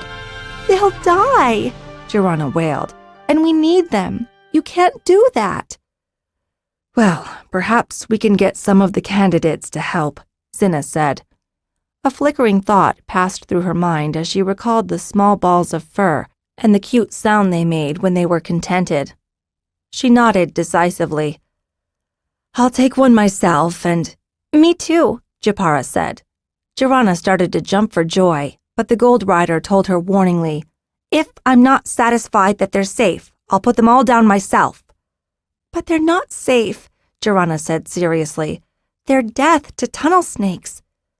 "They'll attack dragons," Xhinna said with a warning glare. "I think they get confused, or they don't know better," Xhinna said. "If I could get Lispanth, or—" She craned her neck up and around to Japara. "Your Saruth, to talk to them, maybe they'd understand." "First," Xhinna said, "we have to find them." "Oh," Xhinna said, brightening, "I know where 6 of them are." Her expression fell as she added, "We killed their parents." Xhinna turned to Zalaran. "Perhaps Penalo and—" "Me," Renee said. "I can ride with you and Xhinna." "I'll need someone to rig a cage," Xhinna told him. "Daniri," Renee said firmly. "She can get the skies to help if you wish." Zalaran spoke up. "Actually, Wing Leader, I'd prefer to send Penalo and a few others to scout for the other Mriaus. We can arrange a different party to go after these mews." Xhinna nodded in agreement. "We need to hurry," Xhinna said, "and we need to get my mother to tell the herders to get us fresh milk." Xhinna hustled the child toward Tzith, even as the trader girl prattled off orders. As Tzith bore the 3 of them skyward, Xhinna had a horrible thought. What would Xhinna be like as a weirwoman? Further increasing Xhinna's reputation, the mews were exactly where she said, exactly as old as she said, and exactly the same numbers she'd said. Xhinna found herself torn once more between belief in all the girl's predictions and incredulity that one so young, even Taniz's daughter, could know the things she claimed to know. There were 6 mews, and they appeared to be about 2 months old. The largest male stood fiercely in front of the others, his growl not as deep as a grown male's, but persuasive nonetheless. "It's okay," Xhinna said, moving fearlessly toward him, her hand out. She had a bit of fresh meat, hastily acquired from the campsite, in her hand. "It's okay. We're here to help." She dropped the meat and the Mio sniffed at it, then licked it and chewed on it, but could not quite get it down. "They're still babies. They need milk," Xhinna said. She smiled as she glanced back at the bold one, saying, "But they'll do." She reached forward again, with the tips of her fingers near the mew's nose. The mew backed up, fearful, then moved forward, sniffing her fingers, and then licking them. In a few moments he was curled in Xhinna's lap, making that buzzing noise that was so enchanting to one and all. "You can get the others now," Xhinna said, looking up quickly from the placid mew. We should get them and go. They'll be hungry. Xhinna and Renee got the others. One was sleeping, and Xhinna passed it gently back to Joanna, who received it into her lap without comment, bringing up her free hand to stroke the first mew back to sleep. One of the littlest skittered away from Xhinna as she reached for it, and she found herself lunging, with one mew firmly lodged between her side and the crook of her arm. The skittish mew batted at her, biting back a cry as the small, sharp claws raked her wrist. Xhinna reached around them and grabbed the mew by the scruff of its neck. Instantly, its temperament changed, and it gave Xhinna a look that seemed to say, "What did I do wrong?" It curled its paws up and hung limply. "Their mothers carry them that way," Joanna said. Xhinna turned to see the girl grab her two by the scruffs and stand carefully. "See?" Xhinna chose to fly back rather than take the mews between and risk disturbing them. Her choice worked out well. It gave Deneri more time to construct the cage, and gave Xhinna time to re-examine the area as they flew. She'd spent several weeks trying unsuccessfully to locate Taria's lair, deciding in the end that the Green Rider either had chosen someplace completely out of sight or had indeed jumped between times. Xhinna was ready with fresh milk when they arrived, and all the candidates crowded around until the head woman quietly set them back to work, saying, "You'll frighten them. You can see them later when they're settled." "I was thinking we could tie canvas on top when we need to," Deneri said, as she showed her effort to Renee. "Good idea," he said, examining the stakes that had been set in the ground. "I see that you didn't waste our best wood." "Hardly," she replied. "Most of this is what we couldn't use on the flumes." She waved a hand at it. "Rough wood, rough work, but it's sturdy." "How far down did you go?" "I had the dragons bounce on them," Deneri said. "They're a good meter and a half in the ground." Renee seized one of the stakes and pulled. It bowed but didn't move. "Good," he said, glancing over at her. "Good work, Deneri." The Blue Rider beamed at the compliment. "There needs to be a door," Joanna complained, coming up to the pair of builders. "How are we going to get in?" "We can build that later," Renee said. "We need it now," Joanna protested. "Otherwise, I'm going to have to climb up every time I want to visit Misha." "Misha?" Renee asked. "Misha," Joanna said, lifting her arm with the male mew nestled in it. "They need names, or how will they know who we're calling?" "I don't do that with herd beasts," Renee said. "I only call them dinner," Japara added with a grin that broadened further at the Bronze Rider's agreeing snort. "But we do it with fire lizards," Joanna said, "and the way we treat them is the way they'll act." "She's right," Xhinna said, stroking the mew she'd kept, the one who'd scratched her. The other, more docile mew, she'd yielded to Japara, who was now holding it in her lap, surrounded by interested candidates. "I'm calling this one Scruff." "Scruff?" Joanna repeated, her brows raised. "That's her name," Xhinna finished. "You name your meow what you want. I'll name mine what I want." "Yours?" Joanna said. "You're keeping her?" "Yes," Xhinna said, as Scruff burrowed her head against her side, like a child looking to suck. Idly, she scratched the soft, tawny fur, and the mew started making that pleasant buzzing sound. Japara's was named Tawny. At Xhinna's silent urging, Valex and Terenner appeared, and each, dubiously, took one. Valex named his Me, and Terenner, not to be outdone, went with you. Xhinna tolerantly said nothing, reminding herself sardonically that the two, after all, were Green Riders. Red-haired Allele arrived silently to take the last mew, which she named Amber for his eyes. Of all the new Wheerling riders, Allele was the quietest. She was not shy, Xhinna knew, nor did she shirk work, but the Green Rider seldom spoke except among the other traders. Even so, she had somehow formed a close bond with Alima, who treated her better than she treated Cleova. Miressa offered to help Japara with her mew, and the Queen Rider graciously accepted, so that the bulk of the skies were intimately involved with the mews. Xhinna hadn't quite planned it this way, but she certainly didn't discourage it.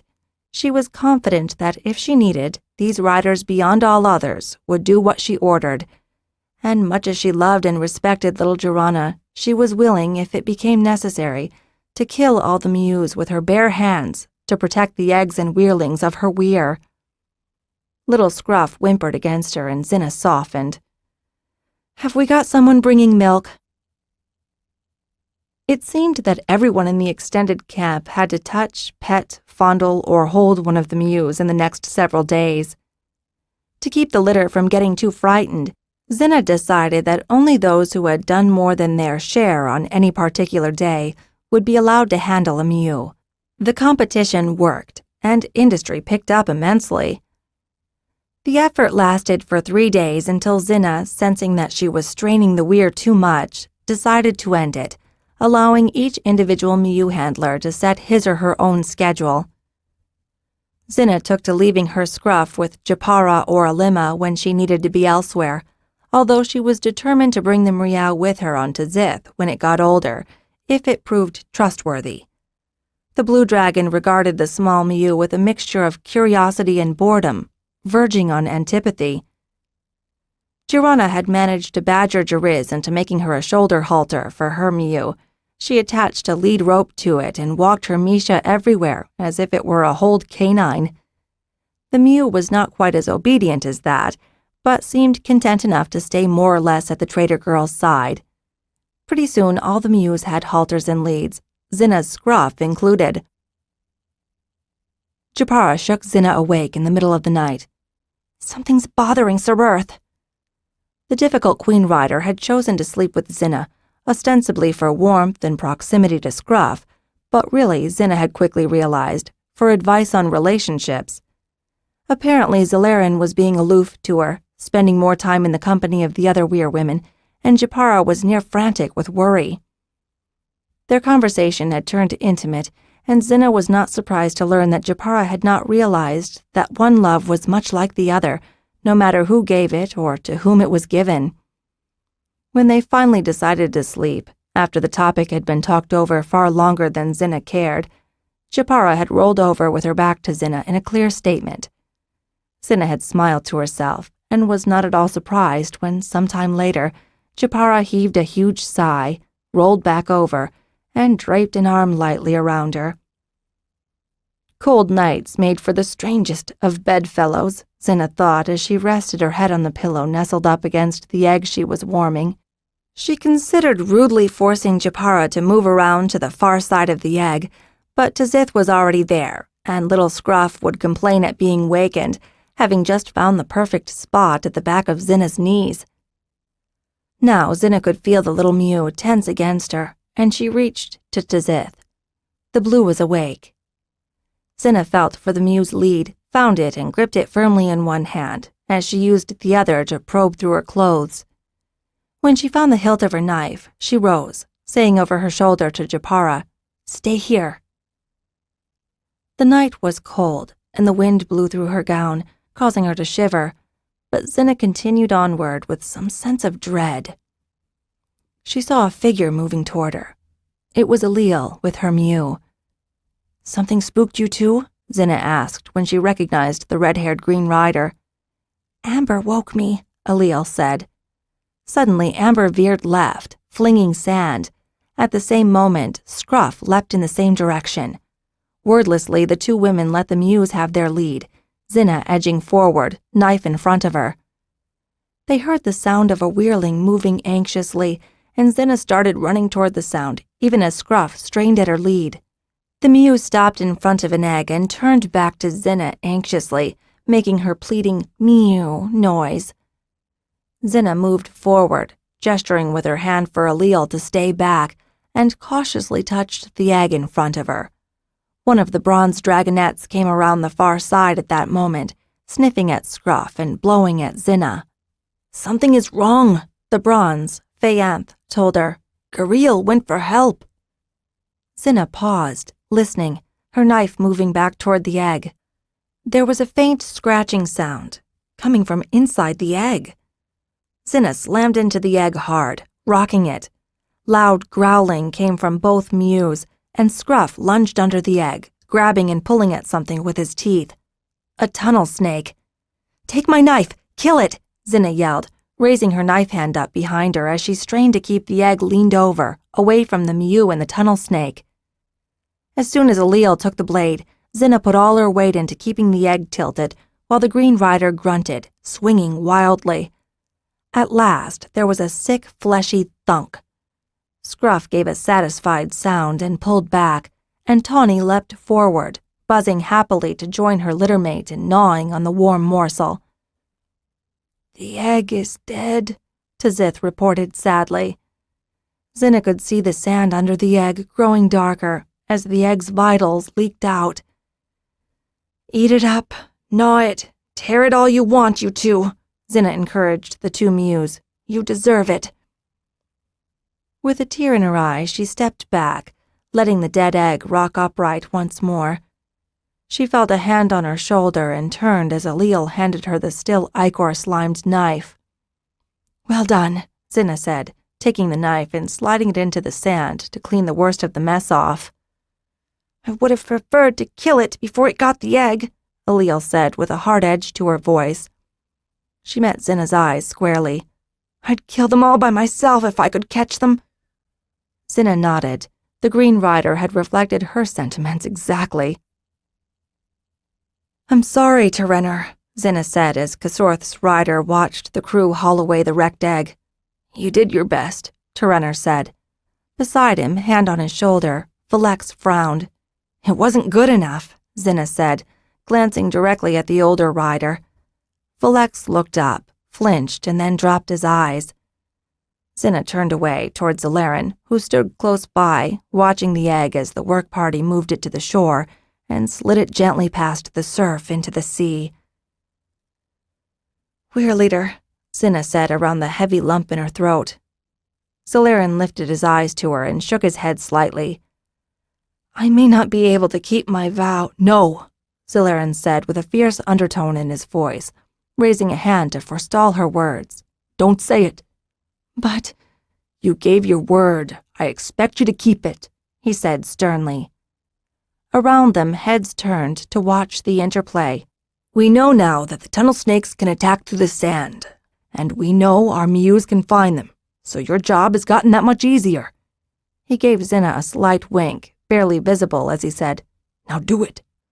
Zalaran wasn't blaming her, Xhinna thought with a wave of relief. The Weir leader trusted her still. "Very well," she said. "If you'll join us at the hold, I'm calling a meeting to discuss our options."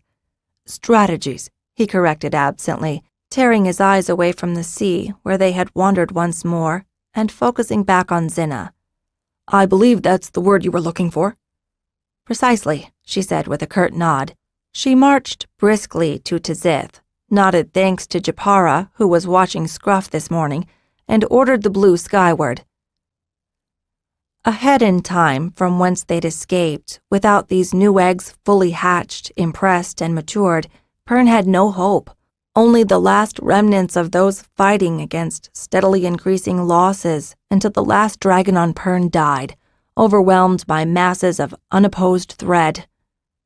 If she could not find a way, Pern would die. Tzith started his spiral down to the half-finished stone hall. Zalaran's bronze was already there. Xhinna sprang down quickly and trotted into the room where she'd slept. As she did, she heard voices becoming clearer ahead. Renee, Daenerys, Zalaran. "We can't put the eggs in the broom trees. How would they stay warm?" Zalaran was saying. "And when they hatched?" Daenerys said. "Stupid idea," Renee said, his voice weary. "Sorry I said it." "Don't be," Xhinna said as she stepped into the room. She smiled. It was an honest thought. Keep going. "We could bring them here," Renee said. "Wouldn't we need sand?" Daenerys asked. "I don't know," Renee said. "If the sands are for warmth, then anything that keeps them warm will help." "But we don't know the sand insulates from losing heat to the ground," Daenerys told him. "And the sand lets the tunnel snakes through," Zalaran countered in Renee's defense. "Could we carry all the eggs from the sands here?" Xhinna asked, glancing at Zalarin. She raised an eyebrow toward Renee and Daenerys. If we used slings, couldn't we bring the sand they're sitting on? Perhaps, Zalarin said, but we've 14 fit dragons and 15 healthy eggs. And we figure with the sand we'd need 4 dragons for each load, Renee said. That much, Xhinna said with a grimace. She shrugged. Well, it was an idea. It won't help anyway, Renee said, shaking his head. We've got another month or 2, at least, before the rock here is clear enough to lay out an area large enough for all the eggs. Xhinna frowned. Just the area outside now would be enough. For Kasorth's eggs, Renee corrected her. But for all the eggs we'll need? He shook his head. Whatever answer we find has to work for all of them. Xhinna slumped her shoulders and nodded wearily. It's a pity that the eggs can't talk like the dragons, Daenerys said wistfully. Then we could ask them if the tunnel snakes were near. Xhinna rose and headed outside toward Tzith. Well, keep working on it. I'm going to check on the camp. Through the rest of the day, whenever asked by a rider or weirfolk, Xhinna would give the cheerful answer that they were working on a solution, and she was certain they'd find one soon. And each time, as she saw the relief and trust light up their eyes, she felt worse. She had no answers, but she couldn't tell them that. Becca found her wandering the beach and stopped her long enough for Jeriz to massage the tense muscles of her shoulders and neck. It was a momentary comfort, for when he was done, she felt the weight of all the weirs of Pern fall on her back once more. It was almost dusk when Xhinna accosted Xhinna and casually grabbed her hand, swinging their arms together. Xhinna, too tense to think clearly, instantly felt alarmed. What's wrong? She asked, stopping to look at the girl. Nothing, Xhinna said. Xhinna gave her a harder look, grabbed Xhinna's other hand, and boosted the child up on her hip so that she could look directly into the worried brown eyes. What's wrong, little one? Xhinna asked softly. Xhinna wouldn't meet her eyes as she said again, Nothing? Xhinna felt a tremor. Xhinna was shivering. Are you cold? No, Xhinna said curtly, suddenly straining against her. I'm fine. Let me down. Why don't I sleep near you tonight? Xhinna suggested. No, Xhinna said, and darted away into the gloom. 14. A body torn. Once more, Xhinna woke with a feeling of dread. The thick morning fog had rolled back in from the sea, shrouding the sands in a blanket of muffling white. She felt for Tzith and found him awake, standing on all fours, nervously scanning around him. She had chosen to sleep by an egg at the outskirts of the group, far enough from Xhinna that the traitor girl couldn't get angry, but close to hand. 2 candidates shared Xhinna's egg, sleeping soundly in their thick pile of blankets. Because she was often interrupted in the night or got up to patrol on her own, Xhinna had elected to be on the outside, and they, young holders that they were, glad to be rescued from certain death by starvation, did not argue with her, a trait she had come to appreciate. And they adored Scruff, who, despite all Xhinna's efforts to keep an emotional distance, had become such a sweet ball of fluff that she slept with him, tethered by a collar attached to a long rope. Xhinna was just beginning to think that it was unnecessary, that the Mew had come to accept her as her mother. She wasn't quite sure whether she should take that as a compliment or an insult, but she'd given up worrying about it, glad that this Mew at least had proved more biddable than Raz's dead siblings. Follow. The voice was muffled, faint, no more than the barest of whispers in her mind. She turned her head, sensing. The faint sounds of a dragon rising came to her, muffled in the fog, from a direction she couldn't trace. Flying in fog was dangerous. All the riders knew that. Xhinna had trained with Kadan and Tamar back on Eastern, and they'd been demanding taskmasters. Fog was no mystery to her. She treated it with the respect and wariness it demanded. She heard a noise to her right and moved toward it. A figure emerged from the fog. Javissa. Have you seen Xhinna? The traitor woman asked. I thought I found her egg, but she wasn't there." A deep sense of unease gripped Xhinna, and she grabbed Javissa's arm. "Come with me." As they ran toward Tazith, Xhinna saw two more figures appear, Becca and Jariz. "Come with us," she ordered, not stopping for questions. As soon as they reached Tazith, Xhinna hustled them up onto him. She was glad to see that both Becca and Jariz had their small medicine pouches with them. The healer had insisted that all her apprentices carry them at all times. "You never know when you'll need them," Becca had told Xhinna when asked. "Someone's got Xhinna," Xhinna said as she climbed up after them. "How are you going to find them in this soup?" Becca asked. "Xhinna?" Xhinna thought, passing her query through Tazith. Faintly she caught an echo, no more than a whisper and an image.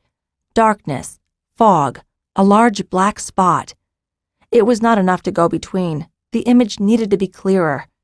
"Can you see stars?" Xhinna sat tensely, waiting for a response. She felt Becca's hand grip hers, knew that Becca had gripped Javissa's and Jariz's hands, tying the four of them together, felt a slight rush of power from them, and then, there, an image of stars came to her, just above the fog and the dark spot. "Let's go, Tazith." The blue was airborne in one leap, between in the next instant. The stars guided them. They came out over another bank of fog, broken in places. Seeing a darker spot, a break in the shoreline, Xhinna guided Tazith to land near it. As she jumped down, she heard voices talking loudly, quickly stilled by one barked command from a male voice. She had expected Jakaran and Taria, but what if there were others? "You stay here," Xhinna said. "I'm coming with you," Javissa said. "That's my daughter." "And my sister," Jariz added, moving up beside his mother, his belt knife drawn. "And my—" Becca cut herself off. "My weirmate, if nothing else." Jariz touched her shoulder comfortingly, and she grabbed his hand. "We might need a healer," Xhinna allowed. "Let me go first. Jariz, you follow, and keep that knife out." "Do you expect trouble?" Becca asked. As if in answer, a meow growled low in the distance, a hunting sound. A higher-pitched growl came from in front of them, followed by a girl's squeal, suddenly cut off. Xhinna moved, darting from shadow to shadow, silent in her soft shoes. Becca's heavier boots could be heard, but both Javissa and Jariz moved inaudibly. Becca stopped moving, apparently aware of the noise she was making. Xhinna could hear a grunt from Becca's direction and decided that the healer was removing her boots. The darkness in front of them grew larger and larger until it revealed itself in the mist. A huge cave, carved out of the face of the shoreline, turns back by the river that flowed idly from it.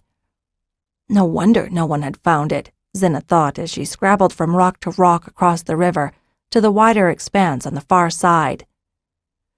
The Mriau's roar broke the silence of the night, punctuated by a child's scream. Xhinna shouted and broke into a run, knife ready. "No!" a voice cried. Taria. "Raz, no!" Xhinna heard more noises then, echoing throughout the cave. Girls and boys crying out and rushing around. "Come back! The dragons need you!" Jakaran cried in frustration. Another Mriau roared from near where the girl had screamed. "Come back! They're attacking!" Jakaran yelled again. "If you split up, they'll hunt you down!" "Tazith, get help!" Xhinna told her blue as she raced toward the location of the last roar and the child's shriek. Dim glows provided just enough light for her to dodge the eggs as she came upon them. A hiss came from her side, and farther away she heard more shrieks and a muffled cry. It sounded like Taria. "Tunnel snakes!" Jakaran cried. "Come back! We have to fight them!" That sounded so much like the old Jakaran, stupid but brave. "Xhinna!" Jariz yelled. Shards, Xhinna thought. She'd wanted to keep their presence a secret. "Xhinna, it's me, Xhinna," Xhinna called, even as she dodged blindly to change her location. She paused, panting as quietly as she could, straining to hear. There, to the right, was that a whimper? "I'm coming!" She took off again. There was a noise behind her. Some trick of light showed a flash of sickly blue, and Xhinna sliced the tunnel snake as it jumped from an outcrop above. She lopped off its head and continued to run toward Xhinna, even as she realized that the tunnel snake had been the largest she'd ever seen, fully half the size of one of the weirlings. "Xhinna?" Xhinna called again. She heard footsteps, many sets, and then Becca called out, "I've got her!" More quietly, "There, Xhinna, it's all right. I've got you. You'll be all right." But Xhinna had known the healer for turns now, and she recognized that tone of voice. With berserk rage, Xhinna went charging toward Becca, slicing tunnel snakes or anything that looked like them, and looking for the large amber eyes of the attacking Meow. A roar alerted her, and she spun, falling backward as she thrust her knife forward. A huge male Meow flew over her, snagged her knife, yanking it from her hands, even as its roar turned to a bellow of pain. She scrambled to retrieve her knife and turned to face the Meow if it returned. Panting hard, she tried to hear anything beyond the sound of her breath. There was motion above again, and she pivoted, slashing the air, splitting the tunnel snake in half before spinning around again at the first touch of a large paw. The Meow had flung itself in the air with a menacing growl, and as Xhinna turned, thrusting out her knife to protect herself, she felt a second tunnel snake's claws rip into her scalp just before the Meow's paw connected with it and flung it far. But it was too late for the Meow. Xhinna's knife and her instincts moved faster than her brain, and in the startled moment she had to recognize that the Meow had attacked the tunnel snake and not her. Its momentum and hers drove the sharp dirk hard into its chest. "No!" Xhinna cried, too late.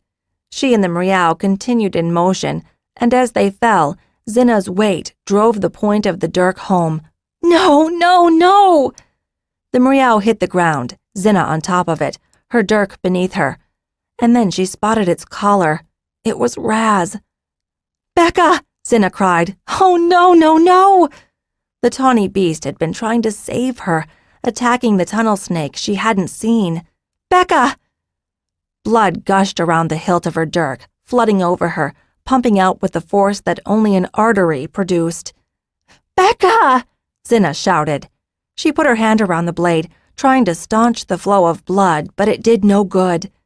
With a grunt, she pulled her dirk out with her hand still wedged around it, the blade nicking her flesh as it came free. Heedlessly, she threw the knife to one side, moving her bleeding hand to cover the deep wound that pounded out more and more blood. "Becca!" The blonde healer appeared in the corner of her vision just beyond the Meow's head. She took one look at Xhinna, at the blood, and Xhinna knew even before Becca shook her head. "No!" Xhinna cried, pushing her hand harder against the wound. The bleeding was slowing. Couldn't Becca see that? It was all right. It was... She looked up at Becca once more, then caught the Meow's eyes as they dimmed, their life ebbing. And in that instant, Xhinna felt a feeble warmth from Raz's lungs, as though the dying beast were breathing her life to her, giving her a gift, trying to lick her one more time with her rasping tongue. "Xhinna," a voice spoke beside her, faint beneath her own unceasing cries. "Xhinna, she's dead." "No!" Xhinna cried. "No, she can't be!" Her tears were flowing freely, her sight was blurry, and she pulled roughly away from the hand that reached for her arm. "No, she was trying to save me," she cried. "It was a mistake. I couldn't stop and Becca, do something." "She's dead, Xhinna," Becca told her, swimming into view. The blonde woman was crying too, crying for her friend, crying for the Meow that had saved her. The Meow that Xhinna had... "No!" Xhinna shouted, refusing the truth. She felt another hand come around her waist from the far side and heard Renee's voice near her ear. "Come away, Xhinna. Come away now," the brown rider begged her. Xhinna squirmed, her elbow digging into his chest, and he fell back with a grunt that made Xhinna feel even more guilty, but... "No, you have to help her," Xhinna cried, heedless of the blood streaming from her own head wound. "She's got to live. It was a mistake. I didn't mean it. She's got to live." "She's gone, Xhinna," a soft voice beside her said. Taria. I didn't mean it, Xhinna said, turning a pleading look at the Green Rider. I couldn't stop. She shook her head, tears flying. I couldn't stop. I know, Taria said soothingly. I saw. You didn't see, you just reacted.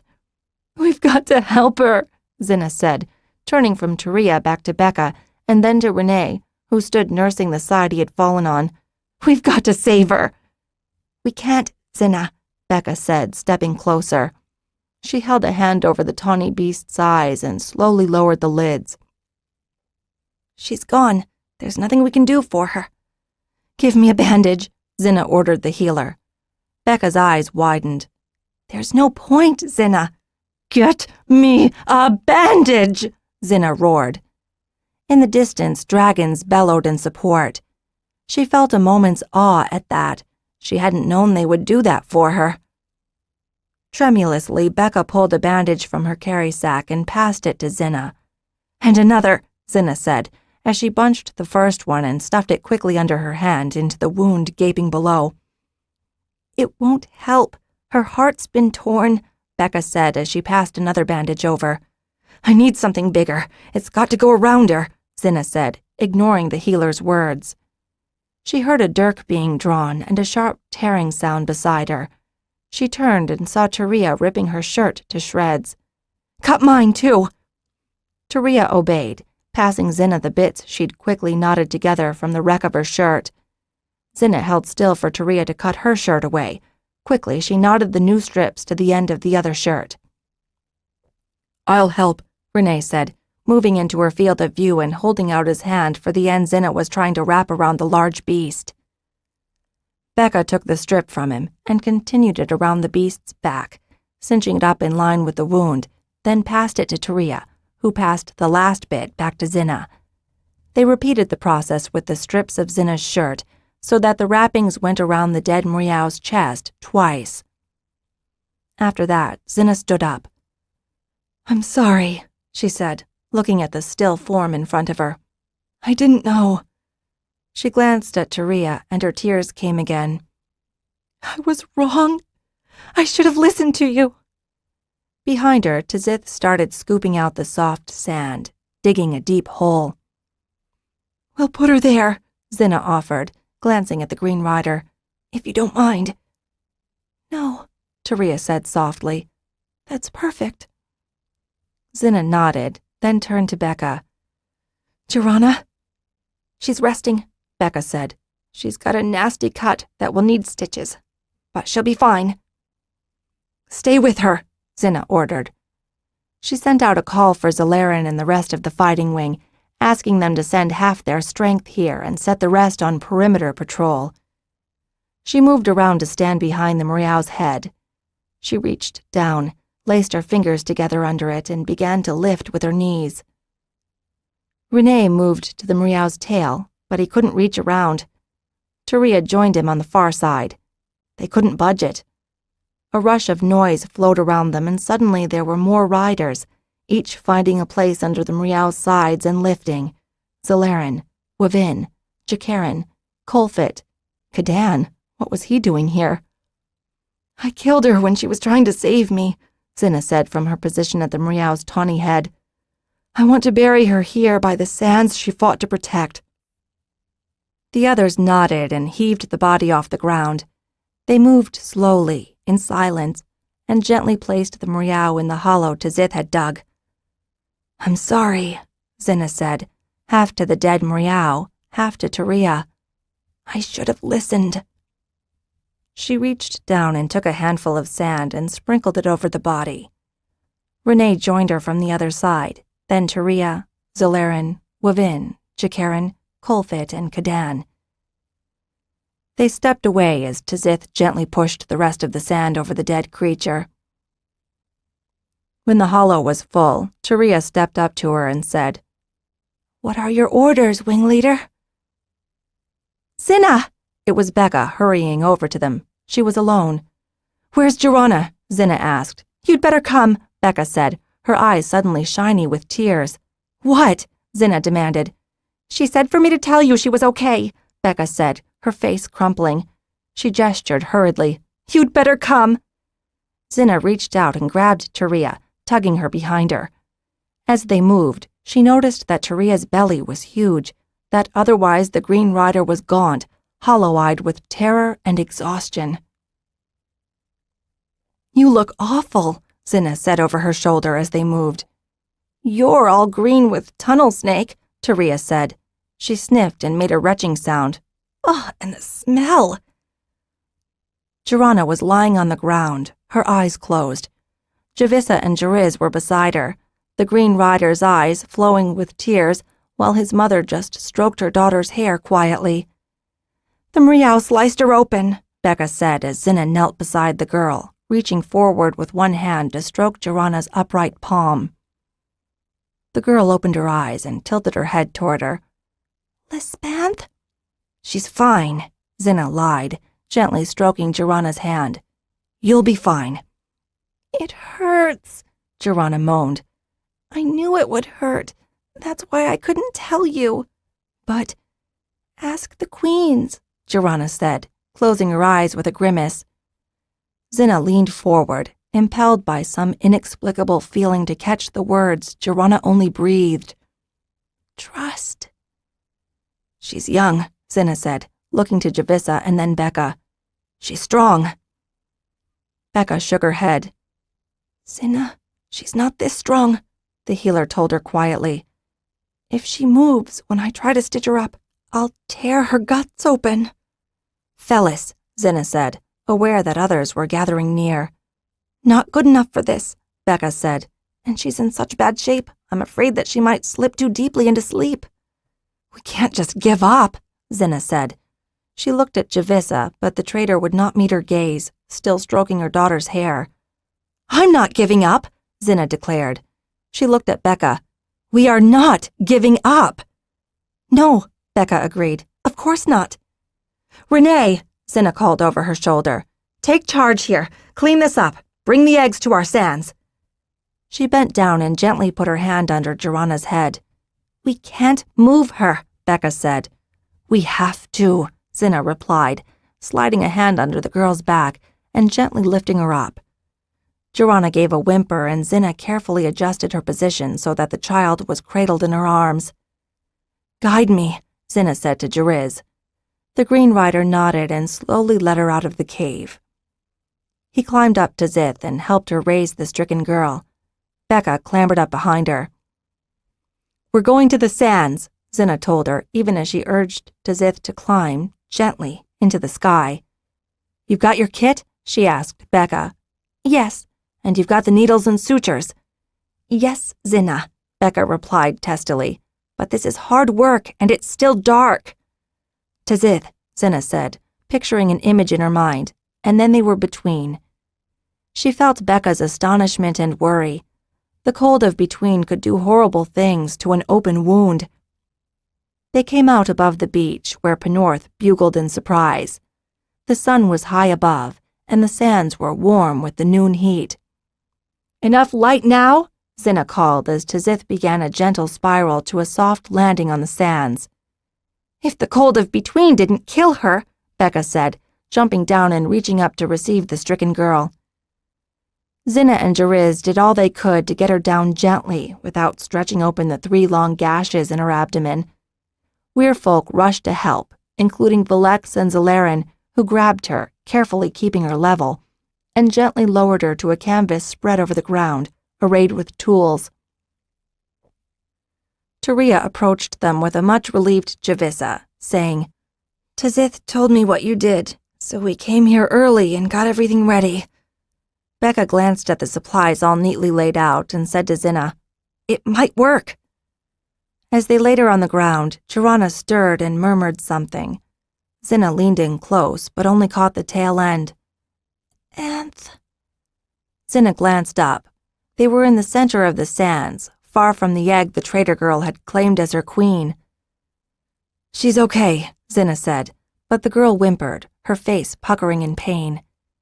"If she moves like that, Xhinna, I don't think anyone could close the wounds," Becca said, looking up from where she knelt beside the girl.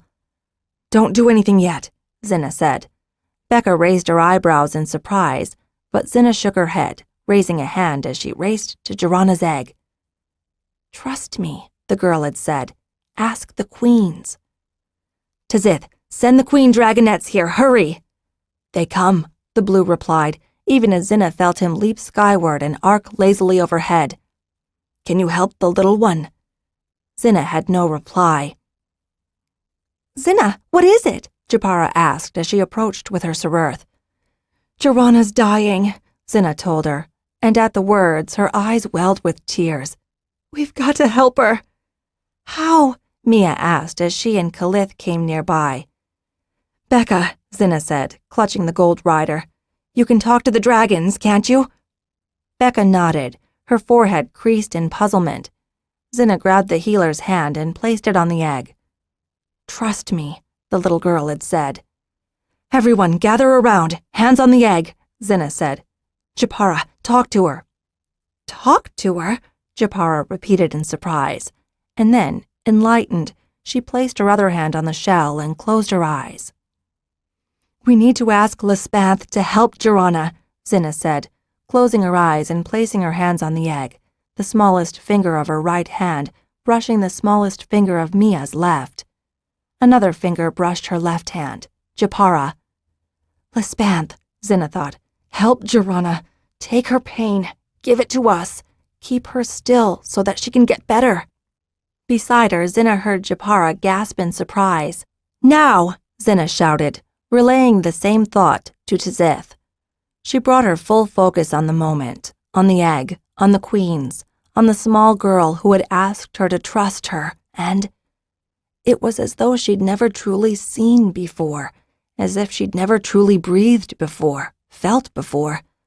The world of her senses was totally new to her, beyond description, and then pain. She gasped. She went rigid. She didn't twitch or move a muscle. She just felt pain, roaring, furious pain, and with it, terror. She was dying. She rode down the terror, calmed it, soothed it, held the pain, examined it, compared it to other pains, the pain of her shoulder, the pain of childbirth to come, of thread score, of... "Xhinna!" a voice cried. "Xhinna, it's done!" Xhinna opened her eyes and was surprised to find herself on the warm sandy ground where she'd collapsed next to the egg. "Lespanth?" Xhinna whispered, as she recognized that the voice belonged to Japara. "She's fine," Japara said. "Becca is done with Xhinna. We should go see her." Some twitch, some feeling just at the edge of her mind, tugged at Xhinna, and she shook her head. "Bring the egg. Tzith, carry it." "I've done the best I could," Becca told Xhinna wearily. She nodded toward Xhinna's cloth-covered stomach. "She didn't move a muscle, didn't make a sound." Xhinna felt a painful twinge in her own belly and, wincing, lifted her tunic to stare down at herself. "Xhinna, what's wrong with your stomach?" Becca asked, peering at the reddened skin. Xhinna didn't answer her, turning instead to the dark-haired queen rider beside her. "Japara, how's your stomach?" Wordlessly, the queen rider lifted her tunic to reveal 3 parallel red welts, matching Xhinna's. "We took the pain, didn't we?" Japara asked then, smiling at Xhinna. "It had to go somewhere." "What about the others?" Xhinna glanced over her shoulder at the figure that trailed them silently. "Taria, lift your tunic." Surprised, the green rider lifted her tunic above her distended belly. There were 3 welts across it. Xhinna looked at her and remembered a hand going to her shoulder, even as the dark-eyed woman said, "I had to help." Xhinna lowered her tunic, moved over to Taria, and bent down to gently kiss each of the 3 welts. She turned her head and pressed her ear to Taria's belly and listened for a moment, her eyes widening in surprise as she made out the sounds of the life moving within. Then she rose, gently pulling Taria's tunic back over her belly, her hands going to the green rider's as she stood. "I should have come for you earlier."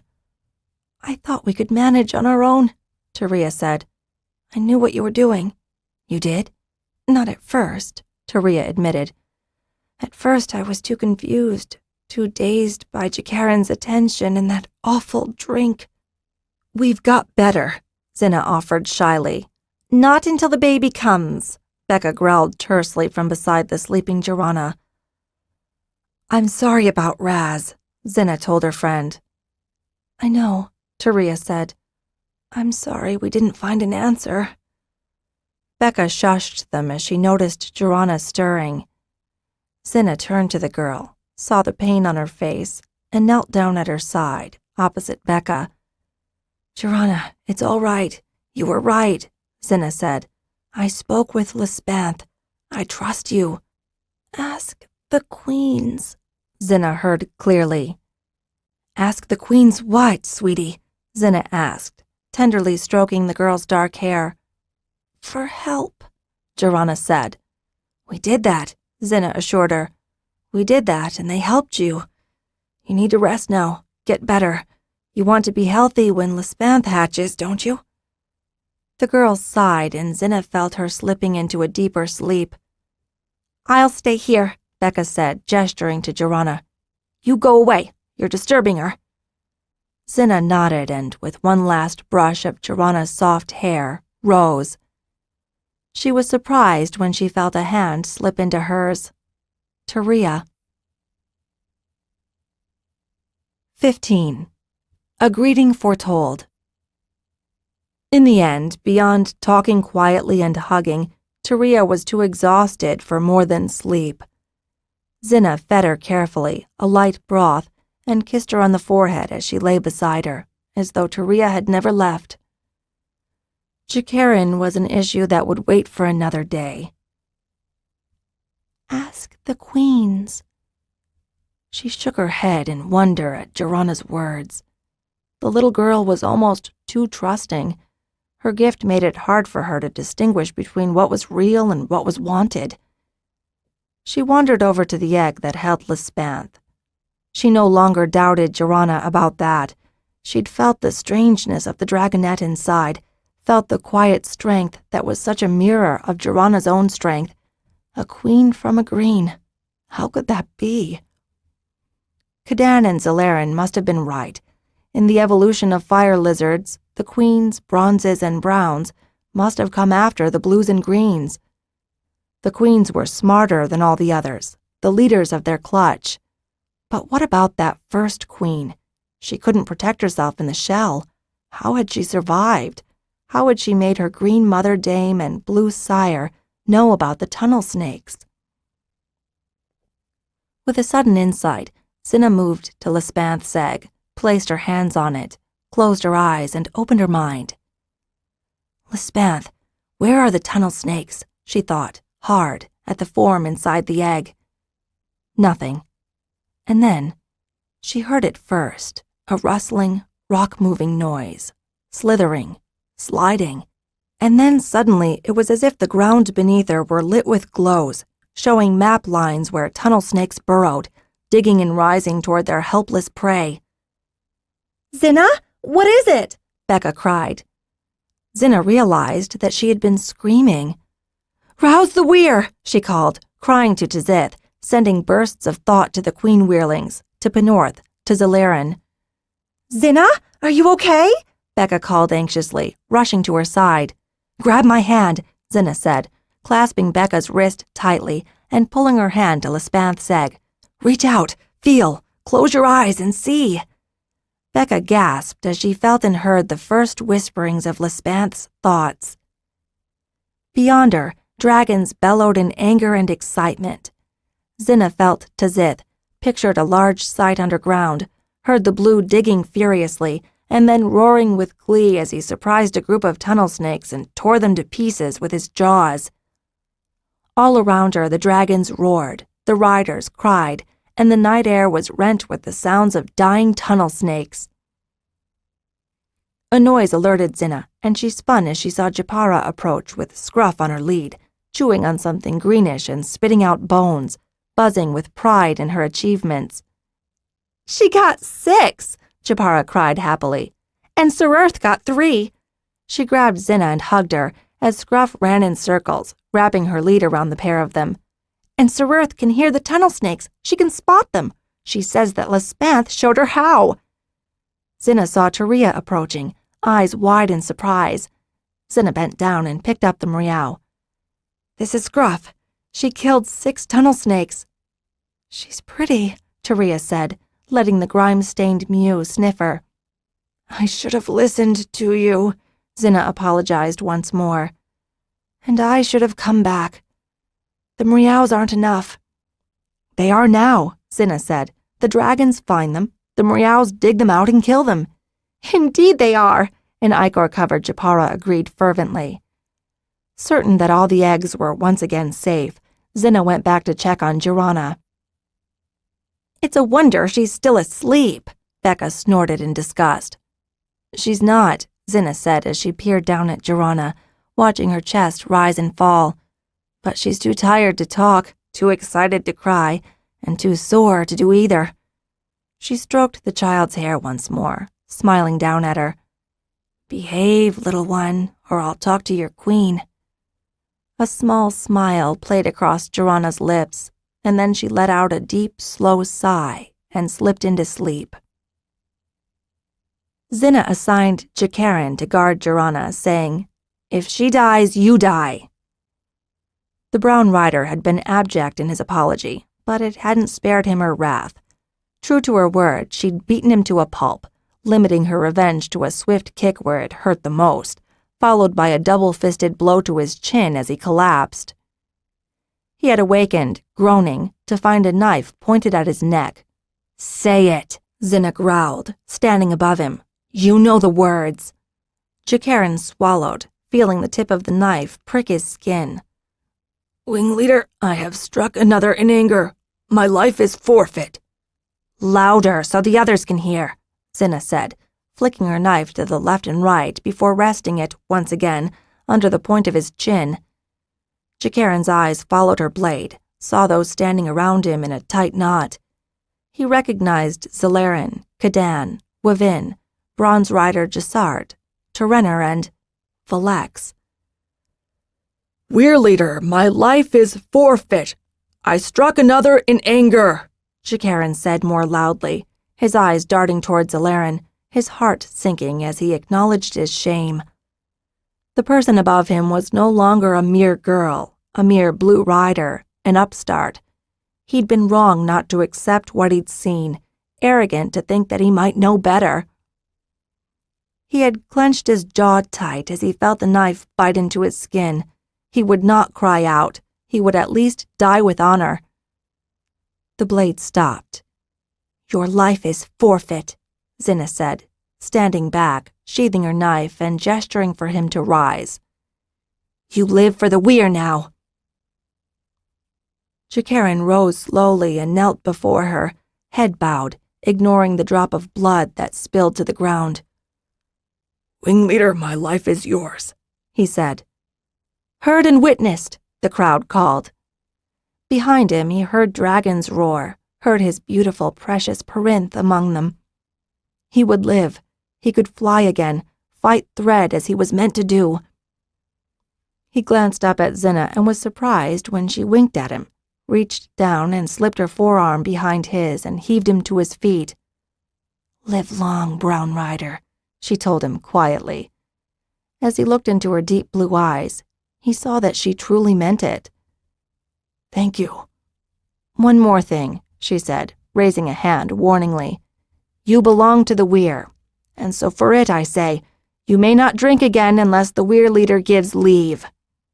As you say, Jakaran had said, bowing his head once more. And now he followed Japara's orders without a word, collecting the best scraps from the newly butchered herd beast, placing them in a clean light bowl, finding a wooden hammer, and placing all the items near to Xhinna's hand. Then, at Japara's gesture, he sat and waited as the sun slowly rose in the sky. He said nothing when Xhinna woke and rose, throwing on her tunic and rushing off to gather the candidates. She was back moments later at a surprise summons from Becca, who glided from the sky to land behind the strange brownish-green egg. Sir Earth walked sedately to the other side, forming a triangle of queens, with Xhinna's bed and the egg in the center. They were thrumming in anticipation of the hatching, The thrumming grew louder, and Xhinna looked down at Xhinna. "Ready?" Yes, the girl said, reaching up her arms as Xhinna leaned down and lifted her to a sitting position. The thrumming grew louder, and the egg cracked. come on, girl. You can do it, Xhinna called encouragingly. She looked around and was surprised to find the wooden hammer placed into her hand. She beat, feebly, on the shell. Cracks grew, and the queen dragons thrummed loudly in greeting. The shell cracked wide open, shards flying, as a small gold head thrust through. Hi, Xhinna called, dropping the hammer. I'm happy to see you, Lispanth. And you, the newest queen on Pern replied. A moment later, wistfully eyeing the nearby scraps of food, she asked, Is that something to eat? Jakaran raised the dish up to Xhinna, who happily fed a great gob of warm, fresh meat to her queen. Xhinna, smiling so wide her face hurt, supported Xhinna until the little queen was completely out of her shell and her hunger sated, at which point the trader girl asked to be put down so that she could have her queen lie with her. As Xhinna settled the girl back on the sand, Xhinna looked up at her, smiling. See? You did it, Xhinna. You saved the eggs. You saved Pern. No, Xhinna said, smiling back at her as she reached out to pull Taria to her side. You did it, little one. Xhinna shook her head and, freeing one hand from Lispanth, pointed to Taria and Xhinna. We all did it. Book 2. The Sky Dragons. 16. The Battle of Friends. Shards, Fiona! It may only be soft wood, but I'm still sore there, you know, Xhinna cried, rubbing her chest where the weirwoman had scored, once again, on the front of her padded leather armor. I've got a baby to nurse, she added in a lower tone, and he's not going to like it if I'm wincing because of you. You can always yield, Fiona said, eyes dancing as she circled the point of her practice blade in the vicinity of Xhinna's chest. And you've scored as much on me, also nursing, as I have on you. In the near distance, sheltered under the shade of a large canvas awning, Miressa shook her head at the two women. See, your mommies are arguing again, she said in a sing-song voice to the two babies sleeping on either side of her. Her voice carried as she intended, and she waved mildly to Xhinna and the weirwoman, not at all apologetic. On your guard, weirwoman, Xhinna called, raising her blade once more. Instead, Fiona lowered her blade and raised her free hand in packs, turning away from Xhinna to glance down the long stretch of beach beyond them. I still can't believe it, Fiona said as Xhinna moved up beside her. Xhinna followed her gaze and nodded in mute agreement. From where they stood, staring down the length of the coast, there was nothing for 2 kilometers but dragons, riders, and dragon eggs. The midday heat baked the sand and blurred the farthest images, but Xhinna knew that there were more than 90 eggs ready to hatch in the next 7 days or less. Around and over them a full flight of dragons frolicked, 3 wings of 30 dragons each, and that was only the rest day flight. 2 other flights were engaged in various activities, hunting, working, providing for the whole of Skyweir. That industry in nearly the same numbers was repeated no less than 5 more times across the width and breadth of the Western Isle.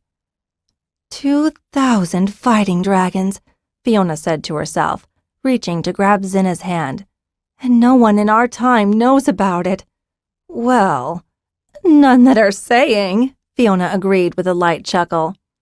Nera, Lady Holder of Crom, had been instrumental in helping them provide the candidates for so many of the new dragons, aided in no small part by Javissa, Aressel, and a whole group of very tight-lipped traders.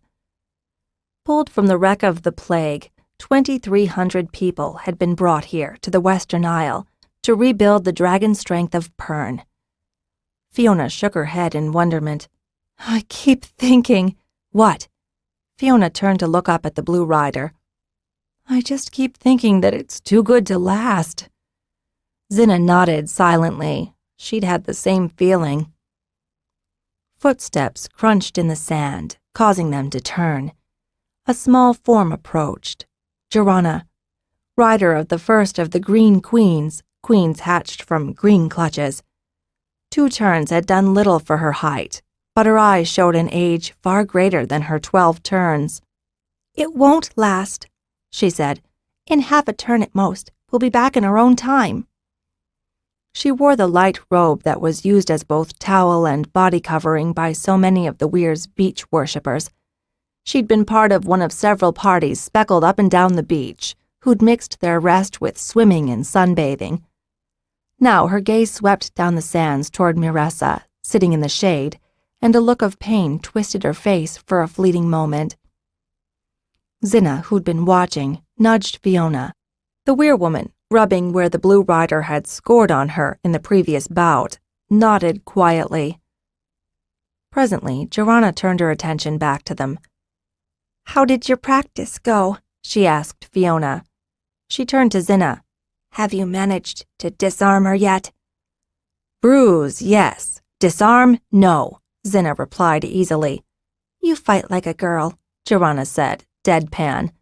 "Take a sword and you'll see how I fight," Xhinna challenged. "I think I've seen how you can fight, Blue Rider," Xhinna returned easily, eyes twinkling. "Did you want to challenge me, then?" Fiona asked with a grin. Surprised, Xhinna gave her a shocked look and hastily shook her head. "I'd never do that, weirwoman." A noise from above and a sudden darkening of the sky heralded the arrival of a dragon. The 3 craned their necks up as a bronze dragon overflew them and banked into a steep turn. Cadan and Lorenth. "Maybe you should practice anyway," Fiona said, tossing her blade toward Xhinna before racing off to the shaded awning. Xhinna caught the leather-wrapped hilt easily and deftly sliced the air with a brilliant show of skill before lowering the blade to the ground. "You need to practice more," she said to Xhinna. "You've got to be able to disarm her." "Wouldn't it just be easier if you'd tell me why?" Xhinna asked irritably. The whole set of exercises, the months of sword practice, had all been at Xhinna's urging. "It might not happen," Xhinna said with the same resigned but wistful tone that Xhinna had come to associate with the youngster's visions of things yet to come. Xhinna abruptly dropped her practice blade and grabbed the little queen rider by the shoulders, pulling her into a tight embrace. Pushing back, she raised Xhinna's head with a gentle hand to meet her eyes and said, "You've asked me to trust you, little one. Can't you do the same with me?" Xhinna jerked her head from Xhinna's grasp and looked down at the ground. In a low voice, she explained, "If I tell you, that might make it happen." Xhinna sighed. It had not been the first time the girl had said such to her. "He's chiding for his mother, yes he is," Miressa said in her sing-song voice as she passed little Xelinan up to Xhinna a short time later. Xhinna's nose twitched. "And he needs changing," she added ruefully. "Only just," Miressa said, rising awkwardly from the ground on which she'd sat for the last several hours. She searched the carry sack that hung from her side, pulled out a diaper, and handed it over to Xhinna. "When you're done, would you rinse out the others before bringing them back?" "If you'll watch him." "Of course." Miressa loved babies, and even though she had 2 herself, she was more than willing to look after any others. Xhinna smiled at her, laid Xelinan down on the changing towel, quickly unwrapped the soiled bundle, and cleaned him up with practiced ease. As she did, Miressa prattled on. "Taria's got Renee watching Terena and Teralin. Don't you think it's nice that he's so helpful?" "I do," Xhinna agreed with a slow smile. "But if you think after all these months that you'll get me to tell you who's the father, you're sadly mistaken." Miressa sighed. "It's just that it'd be a help, you know." Xhinna stopped her with a quickly raised hand, then just as quickly returned to her task. "You've got the whole island guessing," Miressa persisted. "Good," Xhinna said, finishing with Xelinan's diaper and leaning down to plant a big kiss on his beaming face. "It makes a pleasant diversion and reminds everyone that we are all entitled to our secrets." "I suppose," Miressa allowed. A moment later, as she handed Xhinna the wet bag, she added, "And is it a secret about tonight's meeting?" "Meeting?" Xhinna frowned and shook her head, thrusting the dirty diaper in the wet bag and closing it quickly. "Tonight?" She shrugged. "I expect it's for planning. I don't doubt that Gadan is going to be reorganizing the fighting wings." "Is he going to start the Greens chewing Firestone?" "I don't know, Miressa. He hasn't told me." "But you know everything that goes on." "No, I knew everything," Xhinna corrected her. "Since then, I've had a baby, and am quite happy to let others handle the bigger problems." Miressa made an unhappy noise. "Can you watch him while I make a diaper run?" Xhinna asked, lifting Zelanan into her arms, while at the same time deftly shrugging the heavy wet bag onto her shoulder. "Of course," Miressa agreed easily, moving to take the baby from her. "Didn't I just say I would?" She scrunched up her face. "Or does this mean you plan to make a run of the whole beach?" "Of course," Xhinna allowed. "No point in not getting all the diapers I can." "You're a good person, you know." It was a messy, stinky job, made both more difficult and easier by doing it in the salt water on the ebbing tide.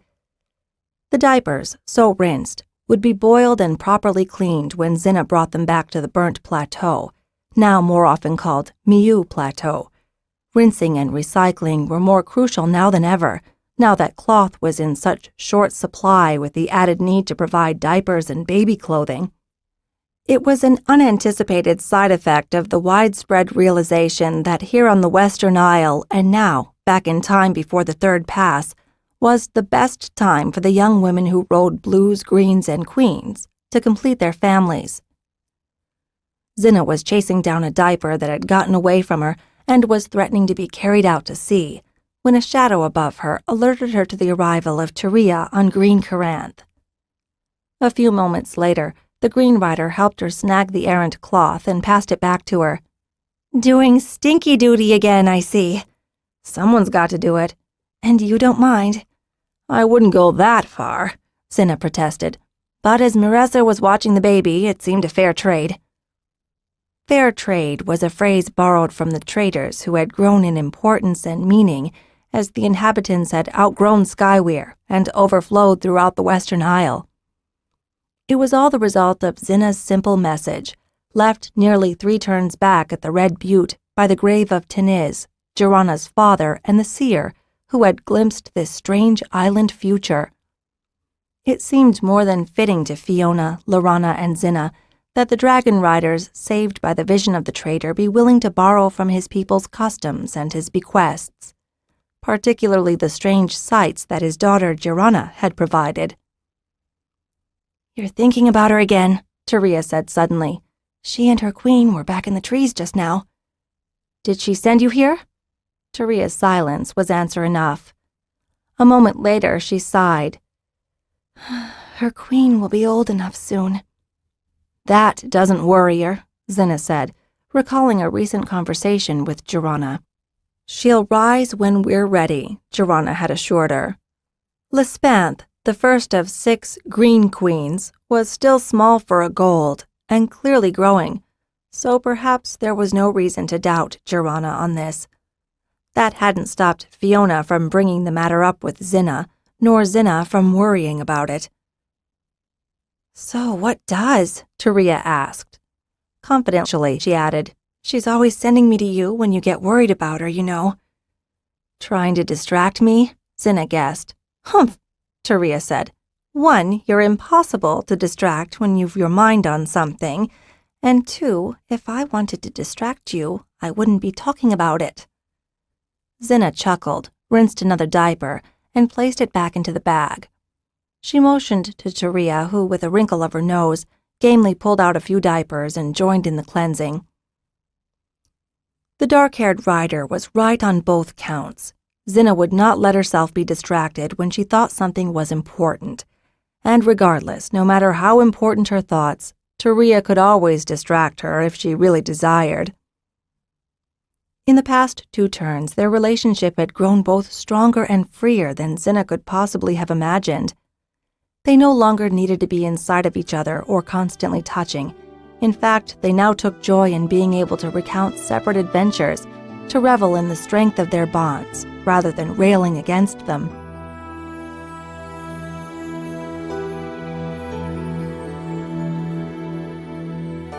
This is the end of disc number 7. Please insert disc number 8.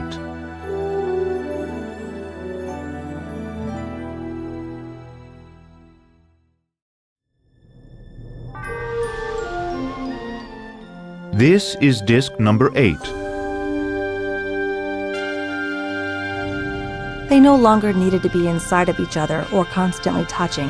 In fact, they now took joy in being able to recount separate adventures, to revel in the strength of their bonds, rather than railing against them.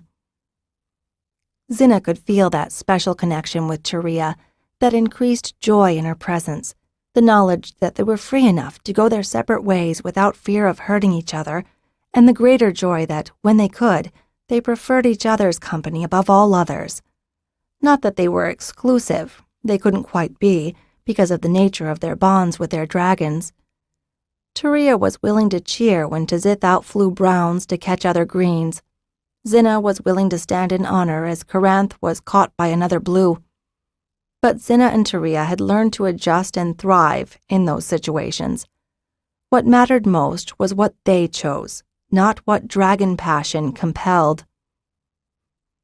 As it was with them, so it was with the other greens and blues throughout the Western Isle.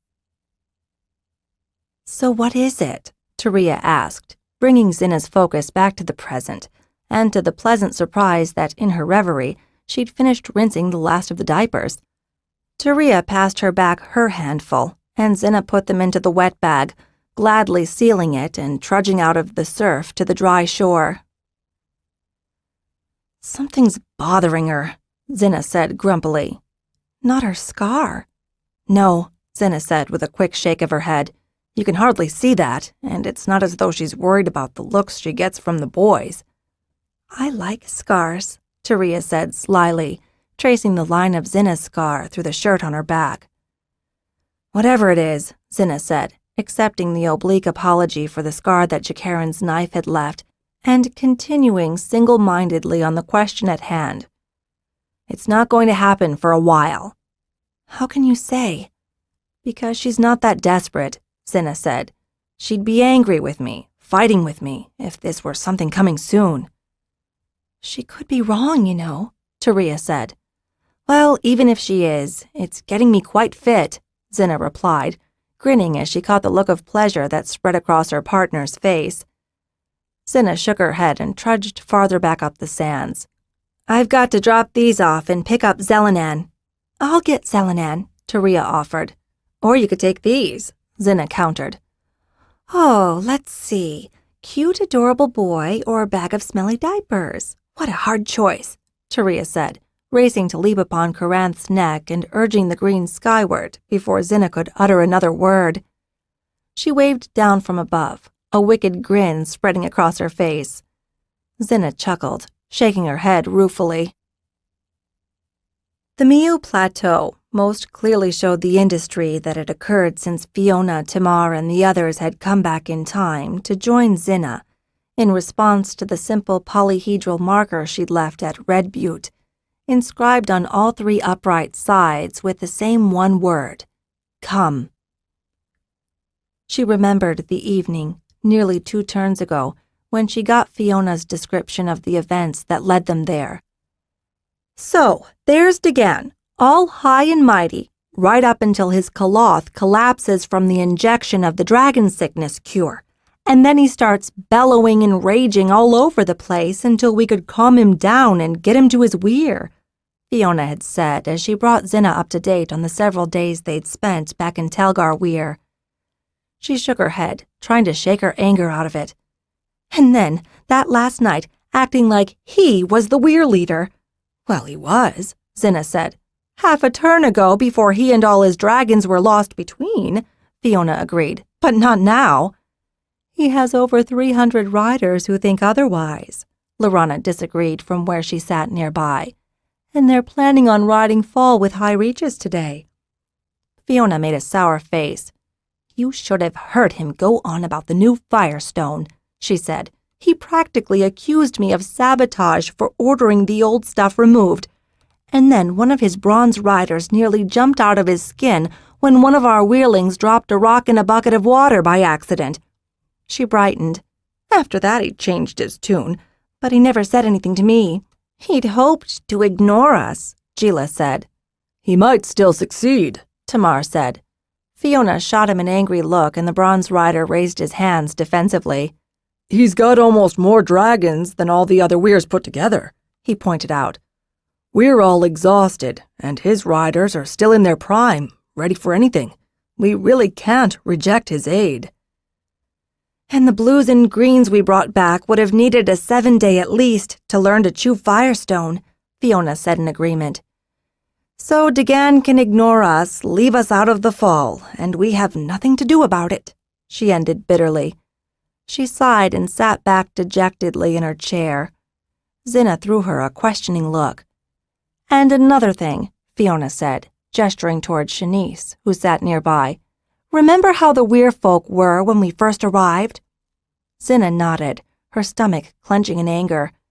The Weir folk were used to Dagan.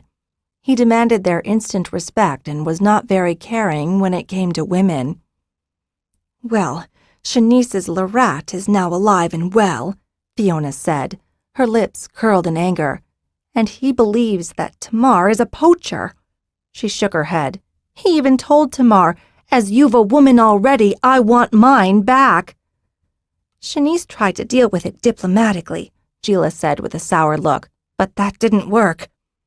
We were like a Weir within a Weir, Fiona said with an expression that was alarming both for its ferocity and its resignation. When we found your first message, it was nothing to find enough volunteers. Xhinna coughed and gave the Weir woman a reproving look. Really, it wasn't, Tamar added in agreement. He glanced around the strange plateau and the dragon-filled broom trees in the distance. We hadn't quite realized what you'd been planning, I must admit. Well, once we found the second marker, wise of you to set them far apart, we realized just how much we wanted to see our children, Fiona said, reaching for Lorana. And our bronze's riders. Particularly Kadan, Tamar opined with a grin. Fiona started a hot retort, but then gave him a second, more probing look and just nodded. If only to relieve him of non-stop parental duties, she agreed. A moment later, she returned to her story.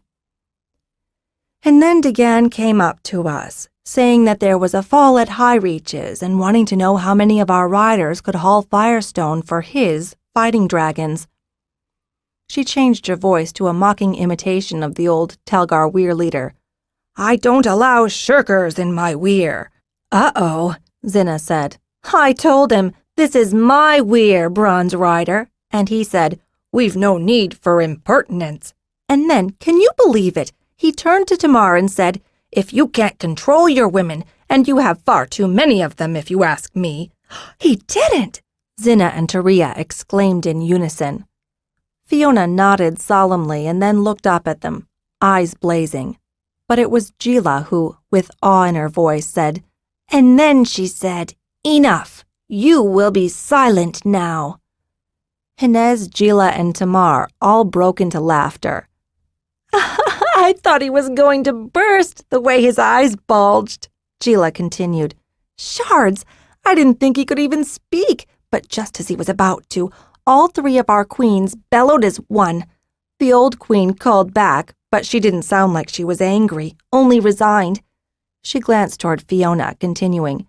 So the Weir woman said, we're leaving. We'll be back when we're needed, Fiona said. And then, would you believe, our old McKear comes along and says, she turned to the old potter to let him speak. Well, McKear, glad to be invited to participate, smiled as he said, I merely said, would you perhaps need a potter where you're going? But, Xhinna gestured at all the riders from other Weirs. All the young Weirlings who'd grown up with her in Tazith, Taria, and Caranth were arrayed there, including all 4 queens and all the bronzes. The story's not done yet, Fiona said. So when we went to leave, Dagan tried to block us, but the queens put an end to that. He didn't give up, did he? Taria asked. She'd known him from her childhood at Telgar Weir. Oh no, Fiona exclaimed. It wasn't until the others, she waved a hand at the non-Telgar riders, arrived that things were finally sorted. Her smile dimpled. You see, I thought that if we were going to do this, we should be certain not to do it by halves. But what of the other Weirs? Taria objected. Surely they didn't. Aha, but they did, Xhinna said with a laugh. In fact, and she waved a hand for Fiona to finish the story. Lorana spoke with them, Fiona said. You should have seen the look on Dagan's face when he saw them.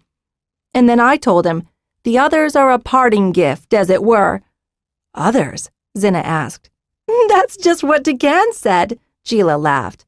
Because when he looked up, he saw not only all our eastern weirlings and riders, but— and again she waved to Fiona to finish. Not only Talia on her Mynydd, but Sonia of High Reaches on Larinth, Seska of Fort on Malurth, and Delia of Ista on Bedenth, all gliding in for a landing, and all looking as though they were going to have more than a few words with Telgar's old weir leader. And now we're here, Xhinna said in conclusion, smiling all around. Of course, there is one catch, Tamar said somberly.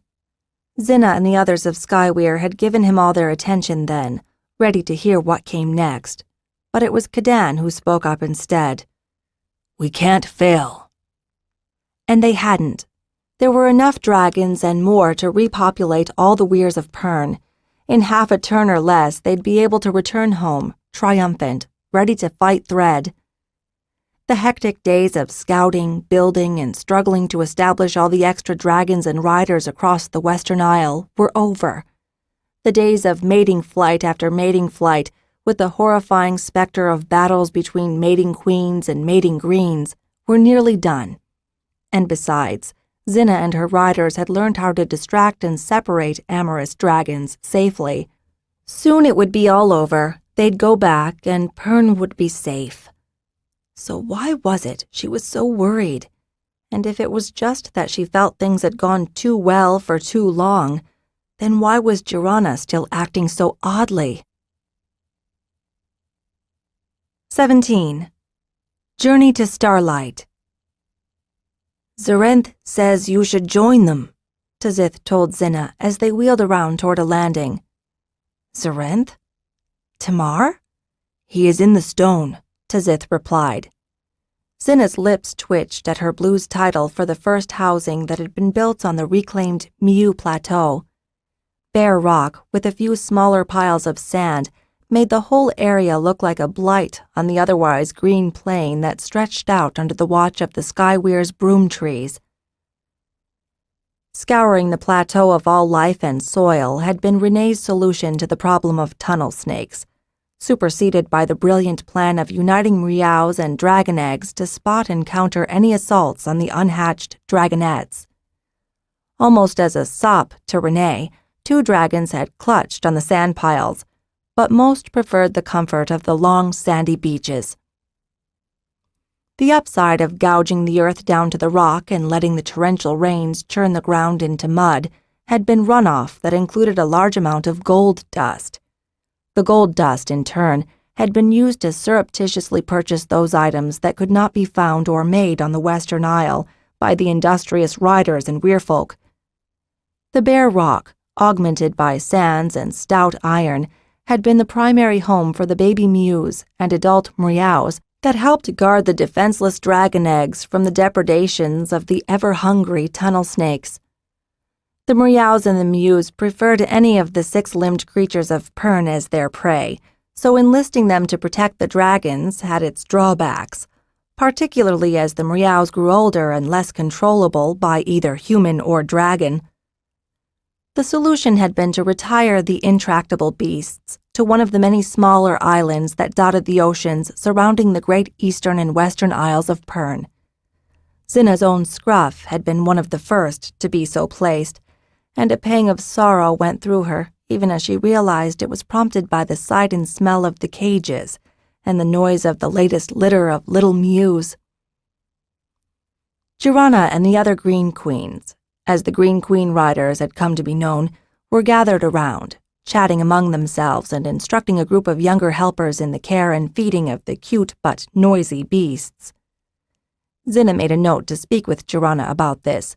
The beasts wouldn't be needed for guard duty once the last of the clutches had hatched, and it would be an unkindness to break the hearts of yet another generation of youngsters who would have to leave the Mriaus behind when they finally abandoned the Western Isle.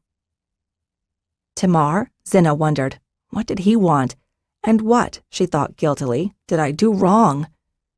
He says to say that you did nothing wrong, Tzith said just then, as if the South River Weir leader had been touching her mind just as easily as her blue dragon could. To comfortably house and support all the dragons and riders, it had been decided in the first month after the arrival of Fiona and the other 126 dragons to spread out throughout the Western Isle. In addition to Sky Weir, the name had stuck, despite all of Xhinna's protests. They created 5 additional weirs: Mid-River, South River, Southern, Western, and Northern. Fiona's desire to spend time with her children and Cadan had grown from inclination into permanence. While Tamar had taken the lead in everything, he was too good a leader not to involve everyone, and so it was mutually decided that Xhinna and Katav, as the next 2 most experienced wing leaders, would be the temporary weir leaders of the northern and southern weirs. Zalarin, ever tactful, offered to relinquish his leadership at Sky Weir to Cadan, and as a consequence, was assigned to start Mid-River Weir, an assignment made permanent when his Kavith flew Indira's Queen Marurth when she rose. There was no established weir leader at the Western Weir, which was ably run by the weir woman Gara, with Tamar aiding as needed in the leadership that Wavin and his brown Jorth provided to the adult riders. Xhinna's wing was not, to her surprise, disbanded. In fact, both the Queen and Bronze Wheeling riders insisted on staying with her at Sky Weir, in spite of the lure of better positions elsewhere.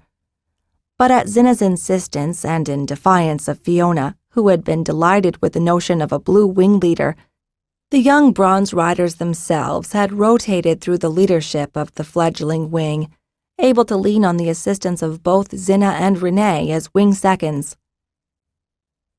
The queens and their riders, naturally, had become the business of Fiona as weirwoman, but with Turia's connivance, Xhinna had found herself compelled to take on much of that as well, as Fiona had, in a very unconvincing tone, apologized for being too busy with her other duties. So some things had changed, and many hadn't. Daenerys had been elevated to wing second, third in command of what was still known as Xhinna's wing, when the work had become too much for the combined efforts of Xhinna, Renee, and whichever bronze rider had the position. "Actually, you brought it on yourself," Japara had remarked when Xhinna had once let the strain show. Japara, like Daenerys, was a secret source of pride for Xhinna. The young queen rider had matured a lot, and was often found at the forefront of weir activity. When Xhinna had groaned at her, Japara had laughed, quoting, "What's the reward for a job well done?" Xhinna's groan had become louder before she muttered, "I'll get you for that." Xhinna was sorry that Japara's Sarurth would probably not rise before they returned to the northern continent. Now she pulled herself out of her musings, as she heard voices in the first of the rooms of the Stonehold. She nodded to those working under the wide awning spread from each side of the stone building and made her way into the entrance, following Tamar's voice. "You sent for me?" Xhinna asked as she entered the room that most often served as the Sky Weir council room.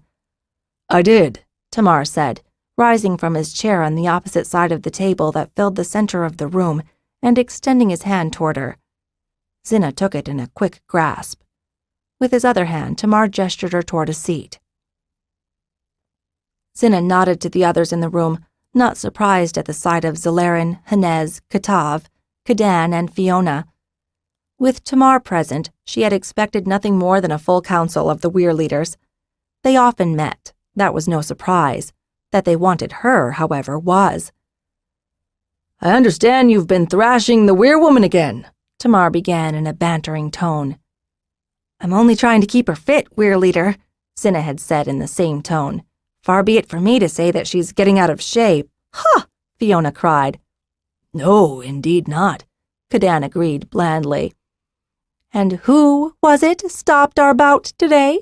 Fiona asked with no rancor in her tone. The others chuckled, and then Tamar leaned forward in the manner that Xhinna had come to recognize as his getting down to business posture. Getting down to business, Tamar said predictably. We're wondering if we can add to your duties. Weir Leader, she said, glancing toward Cadan. His dragon was only now starting to flame, at half a turn under 3, perhaps a bit too soon, but his authority as Weir Leader had been firmly established from the moment Tamar had first thrust it upon him. As Tamar had said at the time, if ever there's a person able to lead this lot, it's you. Cadan, to Xhinna's surprise, had seriously suggested her instead, but when she'd thrown her wholehearted support behind Tamar, the harper had smoothly bowed to the inevitable, which Xhinna had thought not only right but very diplomatic of him, given that Fiona would have added her voice to the argument if he hadn't. And no one resisted Fiona for long. A flash of thought crossed Xhinna's mind. Did Jorana want Xhinna to learn how to resist Fiona? She shook the thought away, even as Cadan said, Actually, it was my idea. And if we let the men keep talking, we'll all die before they get to it, Fiona said in exasperation. What they're trying not to ask is whether you'd be willing to start flying watch for us. Watch? Thread's due soon, Tamar said. We don't know when, and we don't know where. On these isles, it will fall. We need to establish the pattern so we can predict the falls, Cadan put in. And, Xhinna added, clearly following an earlier conversation, we don't know if the first falls will be dust like they were for us back home. I see, Xhinna said. But why me? That is my fault, Fiona confessed, waving a hand at the Weir Leaders. I told them that you'd jump at the chance to go back to the Dawn Sisters. She leaned forward in her chair, her eyes never leaving Xhinna's face, as she added triumphantly, And I'm right, aren't I? The Dawn Sisters? Taria repeated that evening as they gathered their food and found a cool place amongst the eggs in which to eat. What about the Dawn Sisters? Japara demanded, following behind them with a plate of her own. Dawn Sisters? Maressa echoed as she joined the others. Wait a moment, Japara demanded, holding up a hand. Let's get the whole wing here, and then you can talk. It's not our wing, Weir Woman, Mia declared sternly. Fiona gave us back to Xhinna, Japara reminded her. If you recall, she said, You can learn a lot from her, Mia quoted. Of all the riders, she had the best memory after Fiona. In fact, she had spent all her spare time with Cadan and Fiona, learning ballads and writing records. She had a good voice and was often in demand, singing solo or duet with the harper. So, Japara said, glancing around to assure herself that the whole extended wing was present. Teach. Wing leader? Xhinna said. I'd like to know myself, Miguel, Terenth's rider, allowed. He was one of the youngest of the 14 bronze riders who had impressed the only eggs to survive the great clutch of Eastern Weir, but he was neither apologetic about his age nor jealous of the temporary rank he'd assumed. That was why, when the bronze riders had all completed their 2-month duties, he had been selected as the first to take another month-long round. Xhinna held up a restraining hand to indicate that she was sorting out her thoughts, but Taria said, Eat first, talk later. When Xhinna started to protest, Taria reminded her, You've a feeding coming up, and who knows how soon. Xhinna nodded and bent her head to her plate, chewing slowly after the first growled warning from Japara, and thinking while she swallowed. What Cadan had said made sense. Of all the wings in Western, Xhinna's was the oldest and most familiar with the landmarks of the island. Xhinna herself had been to the Dawn Sisters nearly 5 turns earlier when the Telgar riders had retraced Lorana's reasoning to discover the Great Isles. From the position of the Dawn Sisters, it was thought it should be possible to track the fall of thread and give early warning if the Isles were threatened. Okay, now talk, Japara demanded as Xhinna cleared the last of her plate. She might want seconds, Taria muttered. I'll get them for her after, Japara promised, leaning closer to Xhinna. Just tell us. Xhinna shared a quick look with Taria. The Queen Rider looked so much like one of the beaming-faced weird children they'd minded so many turns before. And then she began. We need to look for thread. Of course, Japara said dismissively. So what? They want us all to go to the Dawn Sisters? Mia broke in. Xhinna shook her head. No, just us, she said, waving toward the other blue and green riders. What? Japara cried, glancing to her fellow Queen Riders for support. Why not us? Because we can lose greens and blues, not queens, Alima replied. For all that she tried to sound bitter about it, Xhinna could hear the excitement in the young rider's voice. No, not by the egg of Pherenth, Japara cried. We ride with you. You'll have to take that up with Fiona, Xhinna said. Japara shot her a startled look. Didn't you ask her? Xhinna shook her head. The matter didn't come up. Japara harumphed and rose to her feet. Well then, I'll bring it up right now. As she stormed off, Taria and Alima rose behind her, saying in chorus, This I've got to see. 2 marks says she wins, Xhinna ventured calmly. All eyes turned toward her. Against Fiona? Xhinna nodded slowly. She glanced around at the remainder of the wing. About half had trailed after Japara. She raised her plate and asked pleadingly, Anyone going for more? Miguel offered, saying as he scampered over to the cooking fires, Call me when she comes back. Fortunately, he was back and Xhinna had finished her seconds before they heard a triumphant shout and the sound of people racing back to their gathering. She won, Taria said to Xhinna in amazement. Xhinna smiled, laid her plate to one side, and held out a hand, palm up. Pay up. The first thread fall was over Bendon Weir and Bitra Hold on the first day of the new turn, Cadan said as he, Miguel, Renee, Daenerys, Xhinna, and Fiona were clustered around the council table in the stone hall early the next morning. So we've got about a bit under a month, Fiona said. Colfit had been called upon to use his navigational skills in reading the night sky to verify that they currently were in the 7th day of the last month of the turn, the 507th turn since landing. We know that thread falls on a 75-day cycle, Cadan continued. So if we can match the fall here with a fall back home, we'll be able to predict all the other falls. Well, only after we've mapped the falls here, Fiona corrected. True, Cadan agreed. Which is why we decided that sending watchers up to the Dawn Sisters was the best idea. I don't understand, Miguel said. Are you saying, Weir Leader, that we use the location to spy thread falls, and then use the difference in time to check for similar falls over the Great Isles? Renee asked. Yes, Cadan said, rewarding the brown rider with a grin. But because of the time difference, thread falling over Bendon could be matched by thread falling here the day before, Daenerys exclaimed with a horrified look. Which is why we'll need to send our watchers up in pairs, Fiona said. 2 pairs, Xhinna corrected. The Weir woman motioned for her to explain, so Xhinna said, We'll need 1 pair to watch on this side of Pern, another pair for the other side. Why pairs? Cadan asked, his eyes narrowing. We're going to be up so high, we have to worry about our air, Xhinna said. So we'll need more dragons, Daenerys interrupted, her brows puckered in thought. Before anyone could respond, she held up a hand, begging for attention. We'll need to switch off quickly, say every 10 minutes or so, and we'll need, as Xhinna said, 2 pairs of watchers.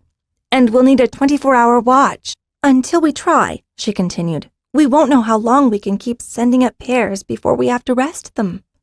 Certainly no more than 6 hours, Cadan said, as long as a fall. I'd say less than that, Renee said. We want the riders and dragons to be alert. We don't know if we can even spot thread at that height. And we can't time it to find out either, Fiona interjected with a rueful look. We're too near the knot in time for us to try. The knot between had been created when Fiona and the others from the Eastern Isle had jumped forward in time, only to find themselves trapped with the old dragon riders of Talgar Weir in a trap or knot of fear. Lorana had broken the knot, but it still existed between at that point in time, as Xhinna had discovered when she'd tried to jump forward to Talgar Weir nearly 3 turns past. Zalaran and the other riders had volunteered to take the risky jump back in time to aid Xhinna. They had succeeded and discovered that the trap only snared those jumping forward in time through the time when the original knot was formed. Everyone agreed that the simplest way to avoid the knot was to wait until they were past the time when the knot had been formed, and that meant that they still had to wait. There was a risk in going between at all, that they might choose to go exactly when the knot had formed, but that risk was much less when going between places than it was going between times. Let's start with 1 hour and see how things work then, Xhinna suggested. I'd prefer to be more cautious than foolhardy. But with that, you'd want... Daenerys' eyes took on an abstracted look as she worked the numbers in her head. 96, she said firmly. Cadan glanced at Fiona. We'll have to ask the other Weirs then. But the bronzes could... Miguel began in protest. Fiona raised a hand to cut him off. I think I'd prefer to have your bronzes full-grown rather than half-frozen. Miguel sat back in his chair, reluctant to press his position further. There will be plenty for us to do soon enough, Cadan said, and in the meantime, the best we can do is pretty good. Cadan's Larenth was no older than Miguel's Terenth, and he imposed upon his dragon the same restrictions he'd imposed on all the others, following the advice of Tamar and the other more experienced riders, in allowing the younger bronzes to mature as much as possible before beginning their strenuous training. If thread falls here, Weir Leader, we may not have a choice, Daenerys said. I know, Cadan agreed, which is why we're going to start drilling all the dragons who have 2 turns or more with Firestone. Firestone? Xhinna exclaimed, thinking of Tyria and her green. Yes, Cadan said. We don't have as much as we'd like, so we'll be sparing, but Tamara has suggested that we'll want to be sure that each weir is able to defend itself. And for that we'll need more than the older dragons we have. Well, I suppose it's about time we had the greens chewing Firestone, Fiona said. Another set of mating flights, and we couldn't find enough candidates to match on all Pern. Xhinna flickered her eyes away so that the weirwoman couldn't guess her thoughts, for it was clear to her that Fiona was miffed that the greens had so outproduced the queens, going so far even as to produce 6 queens on their own. But there was no denying the truth in what Fiona had said. They were now at a point where another round of clutching would leave Western unable to support the increased dragon and human populations. In addition to the original 128 older dragons, there were another 1,558 who had 2 or more turns of age. We'll start with the oldest wings and work down to the young ones, Cadan said. So in addition to everything else, we'll be training with Firestone? Miguel asked. Yes, Fiona said. She turned to Cadan, who nodded in agreement to her unspoken question. A moment later, a loud, long rustle of wings outside announced the arrival of a large number of dragons. Cadan and Fiona rose, heading to greet the newcomers, gesturing for the others to follow. Outside were the rest of their wing. Can I have the bronzes over here? Cadan said, indicating a spot to his right. Perplexed, the wings split, with the 14 bronze riders moving to one side. Cadan waited until there was silence and then a moment longer, as though sad at what he was going to say. I'm afraid we're going to have to break up this wing. The hiss of surprise came from every mouth. It's time, Fiona said. She turned to Xhinna and smiled. While we all know that blues aren't supposed to lead wings, We've seen too many bad examples of the results of following tradition too closely." She looked toward Miguel as she added, "This is not to say that the current leadership is wanting in any way, but I'm sure it comes as no surprise to any of you when I say that the Weir Woman and I were willing to let this wing continue in its present form because we recognized that most of its leadership came not from those riding bronzes, but—" "A blue!" Daenerys cried exultantly, patting Xhinna's shoulder hard. "Indeed," Cadan agreed, giving the wing second a quelling look. "But you said last night that the queens—" Miguel protested, looking at Fiona. "The queens can continue with Xhinna," Cadan said, cutting the Bronze Rider's protest short. He grinned at Miguel. "But we need you," he waved a hand at the collected Bronze Riders, "to take charge of your own wings." "They need you to learn to flame," Xhinna said, raising her voice to carry over the growing sounds of protest. "Flaming?" Jassard asked, intrigued. "The red will come soon," Cadan said, "and we're going to need wings prepared to fight it." "But what about Xhinna?" Miguel asked, turning a troubled glance toward the Blue Rider. "And Renee and Daenerys," Jassard added. "We've got a special task for them," Cadan said.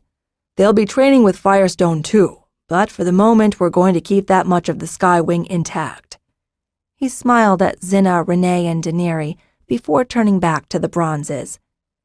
"In the meantime, wing leaders, perhaps you'd care to join me in council?" "Except Xhinna, of course," Fiona said, as the Bronze Riders eagerly filed through the doorway after Cadan. Cadan paused in the doorway and turned back, smiling. "Of course, wing leader Xhinna will need to plan the details of her wing." Xhinna opened her mouth to protest. She'd given up the position once already and had no desire to add to her duties, but Fiona caught her eye and waggled a finger at her. "No good deed goes unrewarded," Daenerys remarked in an aside to Xhinna. "Don't think about trying to wiggle out of it," Renee added just as firmly. Xhinna nodded in resignation, but her eyes sought out Taria's. The Green Rider met them with her own dark eyes and held her gaze for a long moment before her lips curved up in a smile. "Coranth says that Taria won't let you out of doing diapers," Tazith relayed. Xhinna's blue eyes danced, and she returned Taria's grin with a small smile. "Wing leader." "You're going to be getting some help in this," Fiona said. Above them, the sky darkened as a group of dragons burst overhead from between. Xhinna glanced up in surprise to see Talent, Fiona's queen. Lorana was astride her, and behind her were the 6 green queens as well as 2 distinct wings of blues, greens, and browns.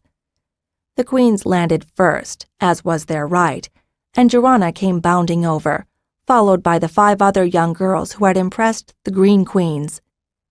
They were all fit and tan, as was to be expected from their days spent lying under the sun guarding the hatching grounds against tunnel snakes.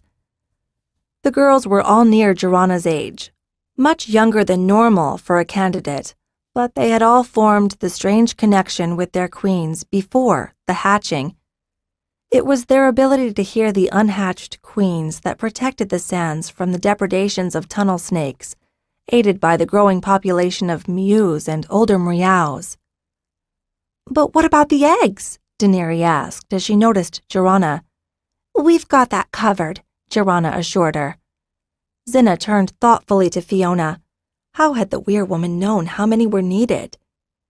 "You were talking with Taryn, weren't you?" Xhinna asked. "Daenerys not the only one good with sums," Fiona said, smiling in acknowledgement.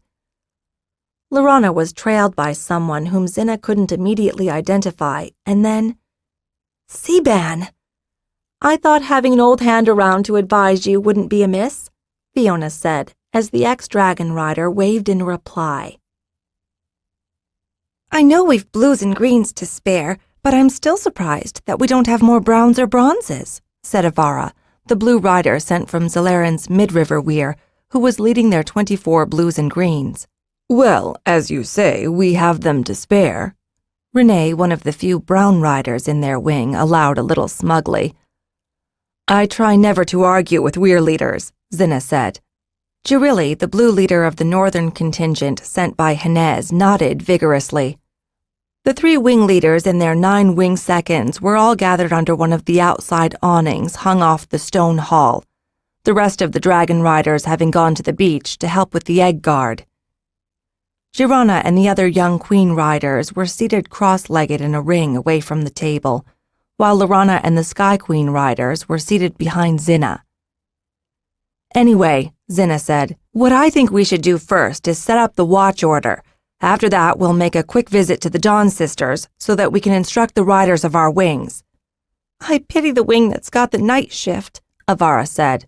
Oh, let me guess, Renee muttered under his breath, even as Xhinna said, that would be mine. Daenerys, who'd heard the brown rider's quiet words, smirked at him and shook her head, looking at her wing leader resignedly. Like you could bet differently. That's all very nice, but what are we to do? Japara demanded. No one knows how long a dragon can stay up by the Dawn Sisters, Laurana said. I've an idea, as Manith and I tried first, but we're not certain. I see, Japara said, apparently unable to unleash her usually biting tongue on the older, revered ex-dragon rider. We're going to need you and your queens to keep an eye on us, Xhinna said. That's it? Japara exclaimed, clearly expecting more. And rescue us if need be, Daenerys added, looking glum. Rescue? Japara began, but she stopped as understanding blossomed on her face. She turned to Xhinna. So this is dangerous? Very, Laurana said. We need the queens to keep watch, to guard the greens and blues on watch. It's like guarding the eggs, only harder, Little Devon piped up. She was just a 7-day younger than Xhinna, much to the others' disgust at losing her position as the youngest queen rider on Pern. Even so, she had been the first to be picked by Xhinna when she and Xhinna had gone on search for riders for the Green Queens. Now, nearly 3 turns later, she and Xhinna were nearing adolescence, while Kimini, the eldest by 2 turns, was beginning to giggle at the looks given her by the younger bronze riders. Xhinna had had little chance to see any of them since their impression, but they'd all seemed pleasant, sweet, and just a little different, marked, as it were, by their strange queens with whom they could communicate before they were hatched. They don't have the sight, too, do they? Xhinna had asked Xhinna after the 5 had all impressed exactly as the young trader girl had predicted. I don't think so, Xhinna had said, giving the question her full attention, and adding with a shrug, They might. Xhinna now turned to Xhinna, saying, I want you and the other young queens to be certain that you don't try to catch us. Leave that to the bigger queens. Xhinna nodded. Around her, the others nodded just as solemnly, except the older Kimini, who winked at Xhinna. But we'll be able to go up to the Dawn Sisters, right? Dark-haired Elodie asked. Yes, Laurana said. You need to be able to see where you're watching. Between you and Japara's queens, we'll have to ask you to take 2-hour watches. But even with the Green Queens, that's only 11 of us, Japara objected. Before anyone could reply, another queen burst into the sky overhead and dropped with appalling speed to the ground below, her wings cupping at the very last moment. Her rider scrambled off and rushed over, crying, Sorry I'm late. I had a broken arm to mend. Becca? Japara called in astonishment. Is that a problem? The sturdy healer demanded, her eyes flashing. You'll take the dawn shift then, Japara declared, seeing as you were late. I was...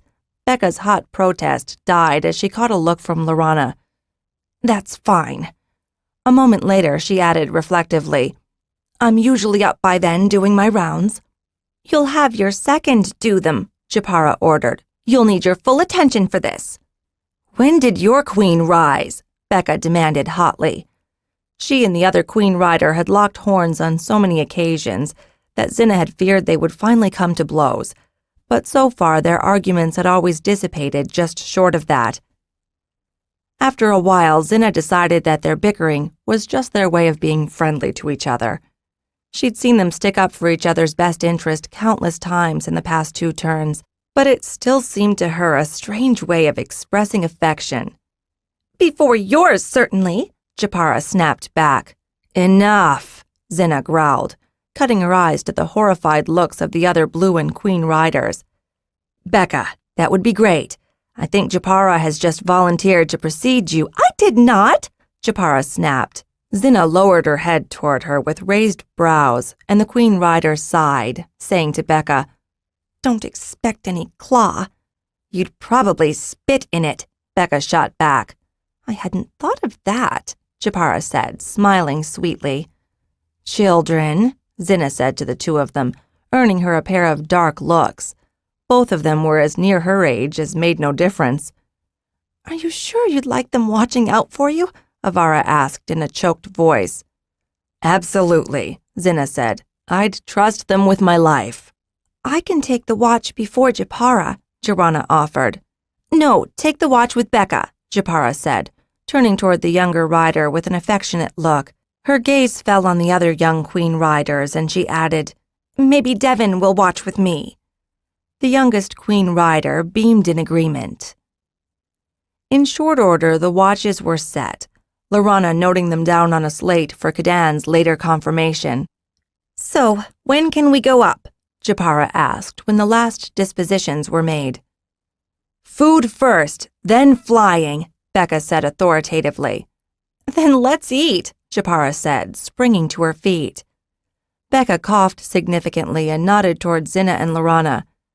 Japara gave her a quizzical look and then blushed. "I mean, if that's all right with you?" Xhinna had to force herself to school her expression as she replied, "Of course." As the others filtered away, Lorana waited behind until only she and Xhinna were left. Then the ex-Queen rider leaned over and said, "When were you going to tell them that they'll have to wait until dawn?" "After they've eaten and are feeling sleepy," Xhinna told her. Lorana's eyes widened in surprise, and she gave the Blue rider a wide smile. "I thought I'd have them practice afterward at altitude, to get their dragons used to holding air, the way you told me." "I see," Lorana said approvingly. "Would you like a ride to the high kitchen?" Xhinna said, rising as she spied Renee, Taria, and Daenerys waiting patiently by their dragons. "No, I think I'll stay here and have a word with Fiona," Lorana said, waving a hand at her. "You go on."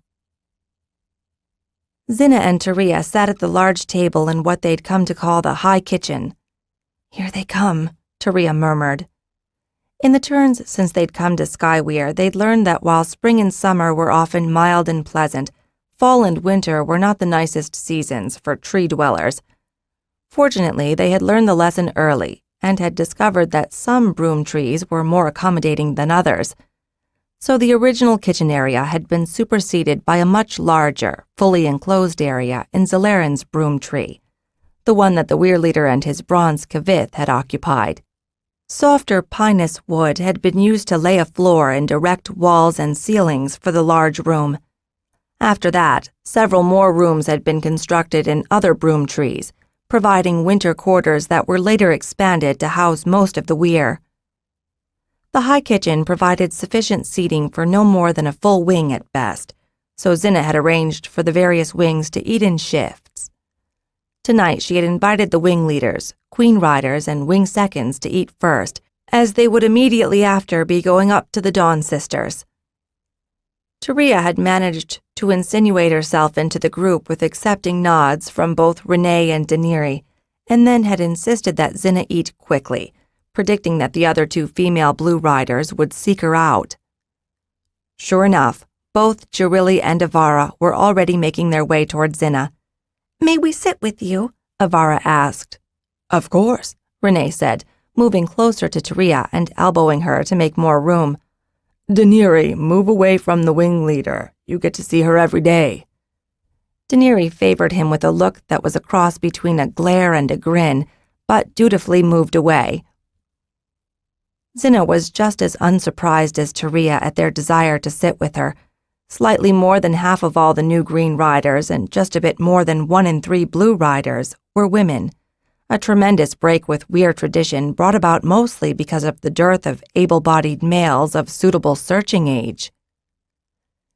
Xhinna suspected that Nera might have slightly stacked the deck, as Renee had once described it, assiduously succoring girls by getting them into her orphanage, but whether or not that was true, she doubted that the ladyholder's discrimination would matter much in the long term. Able-bodied men and lads had been drafted first into the recovery after the plague, and all too often women had been left to shift for themselves, with the tragic result that many young girls had been left homeless and starving. Soon, rigid, inflexible old-timers like DeGan were going to be confronted with the new reality. Given both Fiona's and Nera's harsh words, Xhinna was rather hoping she'd have the chance to see his reaction firsthand, although she was the first to bet against his dying of apoplexy at the mere sight, as Fiona had so cheerfully predicted. There was an equally vigorous discussion of the possible reaction of Weirwoman Talia to the new organizations. There, Xhinna was in agreement with Fiona's prediction that the Tetchy Bendon Weirwoman would be at least secretly and maybe even openly ecstatic. The betting was spread more evenly upon the reactions of various lordholders, Fiona covering all wagers against her father having a negative reaction. She seemed surprised to have no takers, but having played several games of chance with Fiona, Xhinna was reasonably sure that the blonde weirwoman was bluffing. Avara pursed her lips in a thin line, glanced toward Renee, and then said to Xhinna, "We were hoping to talk with you alone." "No," Xhinna said, surprised to hear the word echoed by Renee and Deniri. "I trust my wing." Avara's look grew darker, and she cut her eyes toward Jarili. "We were hoping that you would talk with Tamar," Jarili said finally, filling in the other's silence. "About what?" "About this assignment," Avara said angrily, tamping down her volume so only the first word carried throughout the room. She leaned closer toward Xhinna, continuing at just above a whisper. "Aren't you as mad about it as we are?" "Mad?" Xhinna repeated in a normal tone of voice. "Why should I be?" "It's beneath you, that's why," Avara said. "We should be part of a fighting wing, not sent off on some silly errand like we were mere weirlings." Xhinna looked in surprise at the other woman, and then glanced to Jarili to see the same expression on her face. "I'm sure if you really feel that way, you've only to tell Zalaran, and he'll have you back in an instant," Deniri said. "In fact, why don't I have Kiarith tell him?" "Deniri!" Xhinna snapped at the Blue Rider. She turned to Avara and Jarili. "Didn't Hanez send you here?" "Yes," Jarili said, the hurt in her voice obvious. "I'd hoped—" "Excuse me, may I join you?" an older man's voice interjected. "Seaban!" Xhinna cried in delight as she identified him. "Certainly. You can sit opposite me." She motioned for Taria to make room. Seaban sat and nodded to Avara and Jarili before saying in a pleasant tone, "I'm afraid I couldn't help hearing some of what was said." Both of the Blue Riders looked slightly green at this because they'd had several prior encounters with the ex-Dragon Rider, either as Weirling Master or General Troubleshooter and occasional rider of various dragons, most particularly Xhinna's own Tazith. Seaban had accepted Xhinna's request with mixed emotions, and she was certain that he'd never completely conquered them, but still he rode when she asked, and he did the same favor for many others, especially those who, like Xhinna, were too great with child to safely fly for a while. He'd even taken Tazith on a few mating flights that Xhinna had been unable to attend for one reason or another. He was admired, respected, and revered throughout the Western Isle. "Seaban," Avara said in protest, "it's just not fair." "Fair doesn't enter into it," Renee interrupted.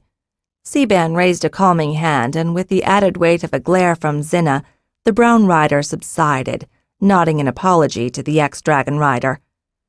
"It's not a question of fair, Dragon Rider," Seaban said, "but it is a question of honor." "Honor?" Jarili repeated hopefully. "So you see, the 3 wings chosen to protect Pern are all led by women," Cban continued. Protect? Avara protested, her eyebrows rising high. How can you— "How many dragons are there here on the Western Isle? Do you know?" Cban asked. Nearly 2,000, Jarili said, glancing to Avara for confirmation. "And what would they eat if Thread destroys the island?" Cban asked. Jarili's brow puckered. "This is very lush land," Xhinna said. "We don't know how quickly a burrow would spread, but we do know that, once established, there are no natural boundaries from one shore to the next." "We had to fire several valleys at Southern Bowl because of burrows," Cban reminded them. "And they lost a valley at Bitra," Xhinna said, recalling Fiona's account of the threadfall that was still in their future. "That was after our time," Jarili confessed. She, like all the other new riders on the Western Isle, had been rescued from the time between the last of the plague and the start of the third pass. She glanced at Xhinna. "None of us have seen threadfall, though—" "I have," Xhinna interrupted. She glanced over to Renee, her eyes burning with a sense of urgency as she continued. "Back at Eastern, when you brought us back in time to here," Renee recalled, turning to Taria. "That was near to this time," Taria said, eyes wide. She looked at Xhinna. "We should tell Fiona." "I already have," Xhinna said. She turned back to Avara and Jarili. "So, do you understand the need?" "But up at the Dawn Sisters?" Avara asked, still protesting. "It's a good place to start," Xhinna said. She smiled at the other two blue riders. "Do you understand now that your rear leaders entrusted you, and your riders, with a great burden?" Jarili slowly nodded. "Sorry we were such fools." "I know Zalarin pretty well," Xhinna reminded her. "After all, he was the first to make me wing leader." Jarili's mouth fell into an O of recollection. Xhinna turned to Avara, adding, "And I know Xhinna reasonably well, certainly well enough to know that he'd never appoint a fool to lead a wing." She raised an eyebrow. "Do you still want to protest?" "No," Jarili said, going quite red. "I think I want to hide." "Don't do that," Renee told her. She looked over at him. "Wing leaders are supposed to make mistakes," he continued, glancing toward Daenerys as his face expanded into a grin, and the two continued in unison. "That's why they have wing seconds." Xhinna joined in. "To correct them." 18. A fall through nothing. As expected, the riders were tired and a bit sleepy after their rich meal, so although they grumbled, they were rather relieved to learn that they wouldn't be expected to go all the way to the Dawn Sisters on their first flight. "Remember, the Dawn Sisters are always following the dawn," Xhinna said to her riders as they gathered into their assigned pairs. "We'll start with the first watch at dawn over Eastern's farthest shore." She held her arms above her head to quell the expected uproar. "The first group will pass off the watch to the next group, and so on until we follow the Dawn Sisters all the way around Pern," Xhinna continued. "But we'll only see dawn then," Avara said. "Yes," Lorana said, moving to stand by Xhinna. "The group that gets dawn at Bendon needs to pay special attention. The same for the Telgar group and the High Reaches group." "Why High Reaches? Why not Fort?" "Because the Isles are more in line with High Reaches than with Fort," Xhinna explained. "What we'll do next is we'll keep coordinated watches over Bendon, Telgar, and High Reaches. From our height, we're certain to spot any threadfall that occurs during daylight." "So the groups will let the Dawn Sisters pass out of sight?" Jarili said. "Yes, we'll set it up so that each of the 3 groups over the northern continent watches for 8 hours, split into 8 pairs each, and we'll set up a 24-hour watch here. Plus, we'll have an all-day guard set at the easternmost tip of the Eastern Isle in case Thread comes at night." "And if Thread does come at night?" someone asked. "We've no watchwares here." "Tamar and the other weir leaders are working on that," Lorana told them. "Our mission is to find the thread when it falls on the northern continent at the same time as it's falling here," Xhinna told them. "Why can't we go up now?" Jorana asked, her question receiving enthusiastic murmurs. Because to go to the Dawn Sisters now would require us to time it, Xhinna told them, and that we can no longer do.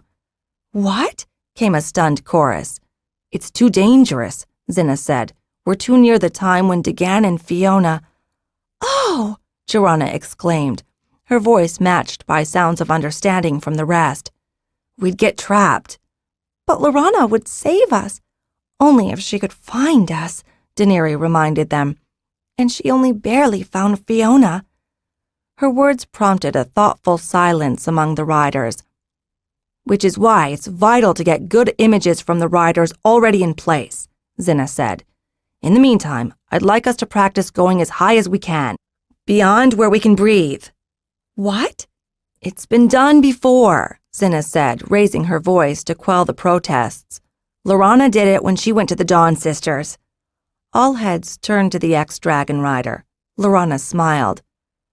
Myneth and I took extra air with us, she said. Seeing the puzzled looks of the others, she explained. When you go between, your dragon brings a bubble of air around it. How will we know when we're out of air? Avara asked. Well, some of you might not know Weir Leader Tamar too well, but those of you who do will not be surprised to hear that he's come up with an experiment he'd like us to try, Xhinna told them. It'll be important, and it will fill the rest of our day. Then the sooner you tell us, the sooner we can get on with it, Japara interjected. We'll go up in our assigned pairs, with the assigned queens keeping watch, but we'll each bring a sack of firestone. Firestone? Some of our dragons haven't chewed firestone yet. Which is also part of Tamar's plan, Xhinna said, raising her voice once more to be heard. We'll start low and get everyone flaming, then we'll go above the usual levels to see how well and long we can flame there, too. Slowly, we'll work our way up to the point where the stars come out. The stars! Xhinna cried excitedly. Xhinna, please, please, can we get up there, too? Maybe at the end, little one, when we can have others watch for you. What are we watching for? Jarilli asked. We're watching for when we run out of breathable air, Xhinna said. It's not as easy as you might guess, Becca chimed in before either Japara or anyone else could object. For some, it's rather like being drunk. For others, it's quite different. Color starts to go from your sight and you get really sleepy, Lorana recalled. That's the danger, not recognizing the signs in time. And that's why we go in pairs and we have a queen keeping tabs, Xhinna said. She glanced toward Avara. No matter what some may think, we haven't enough blues and greens to be losing any. She turned toward Seaban and said to the ex-dragon rider, Seaban, I'd like you to ride with me on Tazith. Seaban's eyes brightened and he nodded. You could come with me, Daddy, Becca offered shyly. I'd like that very much, Seaban told her. Lady Lorana, would you care for a view from the back of a magnificent brown? Renee asked with a regal bow toward the ex-dragon rider. Lorana accepted with a polite nod. I've already arranged for us to draw firestone, Xhinna said. We'll each take a sack. She gestured toward the other stone building at the far end of the Mew Plateau. I've got a detail of Weirlings standing by. We get our firestone, and then what? Avara asked. We'll meet on the beach, south side below the last clutch of eggs, Xhinna said. Kadan has offered to help instruct in chewing and flaming before we take to the skies. Can we get all this done before dark? Jarilli wondered. If not, we'll flame on through the dark, Xhinna replied. In fact, Tamar has another experiment. Why are we not surprised? Avara muttered, getting a laugh from the others. There's a notion that the good air, as it gets colder, gets lower to the ground. Everyone knows that, Avara protested. The question is how low, Xhinna continued, ignoring the interruption. Kadan will start with the wing leaders and wing seconds, then we'll train the rest of the flight. There were unhappy murmurs from the queen riders who would, by necessity, be excluded from teaching their queens to chew firestone lest they become sterile. Xhinna smiled at Lorana, who took her cue and told them, While Kadan is teaching them to flame, Brown Rider Renee and I will be teaching the queens how to use the Agenathree throwers. The queen's wing flew low, near the ground to catch any thread that the higher-flying fighting wings might miss. Because queens couldn't chew firestone and remain fertile, the queen riders used Xhinna throwers. The throwers were bulky back-mounted cylinders filled with the Xhinna acid and rigged with nozzles that directed the acid spray to burn thread out of the sky. "Excellent!" Becca and Japara cried in unison. It took over an hour to get all the dragons in the 3 wings flaming efficiently. By then, they'd consumed slightly more than a quarter of the sack of firestone they'd each been issued. Xhinna, relaying through to Xith, had the wings separate into their working pairs. With the queens divvied up amongst the groups, they rose to the very highest levels at which dragons normally flew. Xhinna ordered them to confirm that their dragons could still flame, and all had the chance to find out how difficult it was for their dragons to climb higher. Renee's brown and all the larger queens found they could still climb feebly, but the blues and greens were at their limit. Then, with Lorana relaying, they went between to emerge 1,000 meters farther up, the dragons flapping their wings frantically. "Stop!" Lorana's voice echoed calmly through the group. Slowly, one by one, the dragons stopped flapping and discovered that they were falling no faster than when they had been flapping. Flame! With some surprise, the dragons discovered that they could still flame, which calmed them. Again, they went between and up another 1,000 meters. When they'd climbed 4,000 meters above their normal height, nearly 7,000 meters above the ground, the dragons found they couldn't flame, and their riders complained of the cold. "Back," Lorana sent, accompanied by the image of the warm sands of the beach. The blessed warmth engulfed them, and Xhinna took a deep breath, only to let it out in a rush. "Where's Maressa? To Xith, where's Velcanth?" "I see her," Lorana's mental voice called, and before Xhinna could react, Renee's brown Reworth, Becca's Penorth, and Japara's Serurth were all arcing skyward, heading toward a small dark shape, limply plummeting from the sky above them. The 2 queens and 1 brown were suddenly joined by a burst of brilliant bronze dragons moving toward them, forming a large canopy beneath the dot, which resolved into the shape of a small green with a rider flopping about. Xhinna was glad that she'd insisted on full fighting straps for everyone. The queens in the brown edged under the falling shape, and the bronzes made a stairway beneath them. The green was caught by the queens in the brown, then passed from one pair of bronzes to the next, until finally the limp pair were reverently lowered to the soft sand. Xhinna and Seaban were off of Tzith's back and rushing across the sands to the limp green and her rider before anyone else could move. "Maressa! Maressa!" Xhinna shouted. "Oh, don't be dead," she cried to herself. "Please don't be dead." She pulled her belt knife and started to hack at the straps that tied the motionless form onto her green's neck. "She's not breathing," Seaban shouted. How could he know that? Xhinna wondered dimly even as she pulled the green rider off her mount, and then she realized Seaban was talking about green Velcanth. "Lorana! Fiona! Help Velcanth!" Xhinna cried, knowing that Tzith would relay her plea without urging. "I'm here," a small voice piped up. It was Joanna, racing up to join them. What could one little... Xhinna cut the thought off as she saw the cold, pale, blue skin of Maressa. "No!" She pulled Maressa down and laid her on the ground. "No time now, Xhinna. You've got to breathe for her," someone else ordered. Taria. And suddenly she was beside her. "You know what to do." Taria turned over her shoulder to shout, "Someone get aboard! Something we can put under her!" "I'm here."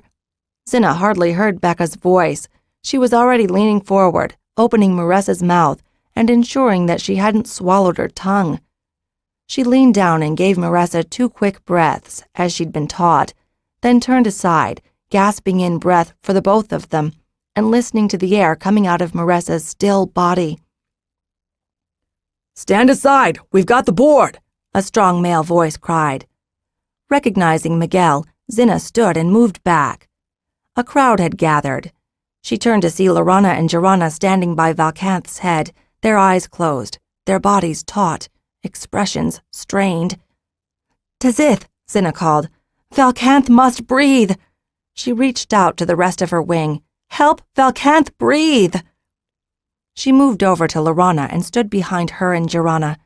For one startled moment, she noticed that the two were breathing in unison, and then she closed her eyes, reached out, and joined in. She felt others come join her, bound in by the will of their dragons, even as she felt Taria position herself with Maressa. And slowly, the cold, still shape of the dragon changed. A twitch, a judder, and then, "She's breathing!" Xhinna's cry was marked by sobs and a heaving chest. "She's breathing!" "They're both breathing!" Taria exclaimed. Xhinna opened her eyes just in time to see Laurana rushing toward the green's head. Valcanth's eyelids were fluttering. "You're fine," Laurana assured the dragon. "Maressa is fine. You'll both do fine." Xhinna's attention returned to the small form in front of her, Xhinna, shoulders shaking miserably, bawling quietly to herself. Xhinna moved around to kneel before the small queen rider. Quietly, she said, "You knew, didn't you?" She gestured toward Maressa. "You knew that was going to happen." Xhinna's brown eyes opened and met Xhinna's dark blue ones. Xhinna pulled the girl tight against her. "It's over," she said soothingly. "You did it. It's over." "You can't tell anyone," Xhinna whispered into Xhinna's hair. "It's the sight." Xhinna stiffened as she heard the words. Xhinna added, "It's not over. It's going to get worse." Xhinna pulled back and, with all the tenderness of a big sister, kissed Xhinna's tears away before hugging her once more and whispering back, "Thank you for trusting me." Xhinna sniffed and slowly got herself back under control. With one final grateful nod, she pulled away from Xhinna, saying, "I'm all right now." Xhinna gave her a half smile and stood up. "Of course you are." "Okay, now explain it again," Laurana said calmly to Maressa after they'd fortified the green rider with warm claw and food. "I was cold," Maressa said, "and Valcanth was cold too, and then, all of a sudden, I was toasty warm, all dreamy and nice, and we were falling, but it didn't matter because we were so warm." "Did your cheeks tingle?" Laurana asked. Maressa's brows puckered and her hands rose involuntarily to her face. "I don't know," she said. "Maybe." "That's the danger," Becca said, turning to face the rest of the gathered wings. "The danger is that this creeps up unnoticed and then—" She gestured to Maressa. "So the moment you feel the slightest bit strange," Laurana said, pointing a finger to the ground, "come back down." "But," Avara started in protest. "No matter what, come down," Laurana told her. "We can't afford to lose you." "But what if coming down means missing thread?" Avara blurted. "We can always send up replacements," Xhinna said. "We lose less time sending up a replacement early than trying to catch a falling dragon." "Shards, that's too true," Japara murmured from where she sat next to Maressa.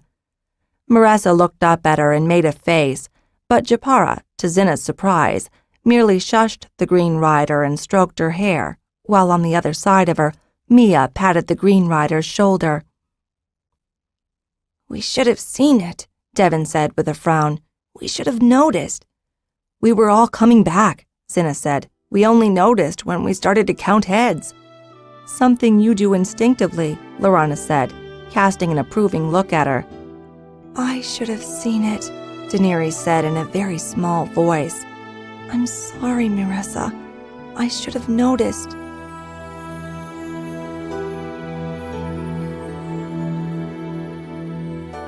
This is the end of disc number 8. Please insert disc number 9.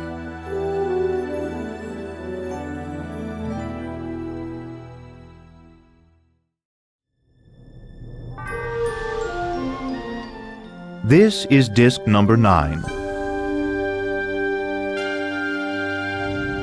"We were all coming back," Xhinna said, We only noticed when we started to count heads." "Something you do instinctively," Lorana said, casting an approving look at her. "I should have seen it," Daenerys said in a very small voice. "I'm sorry, Marissa. I should have noticed."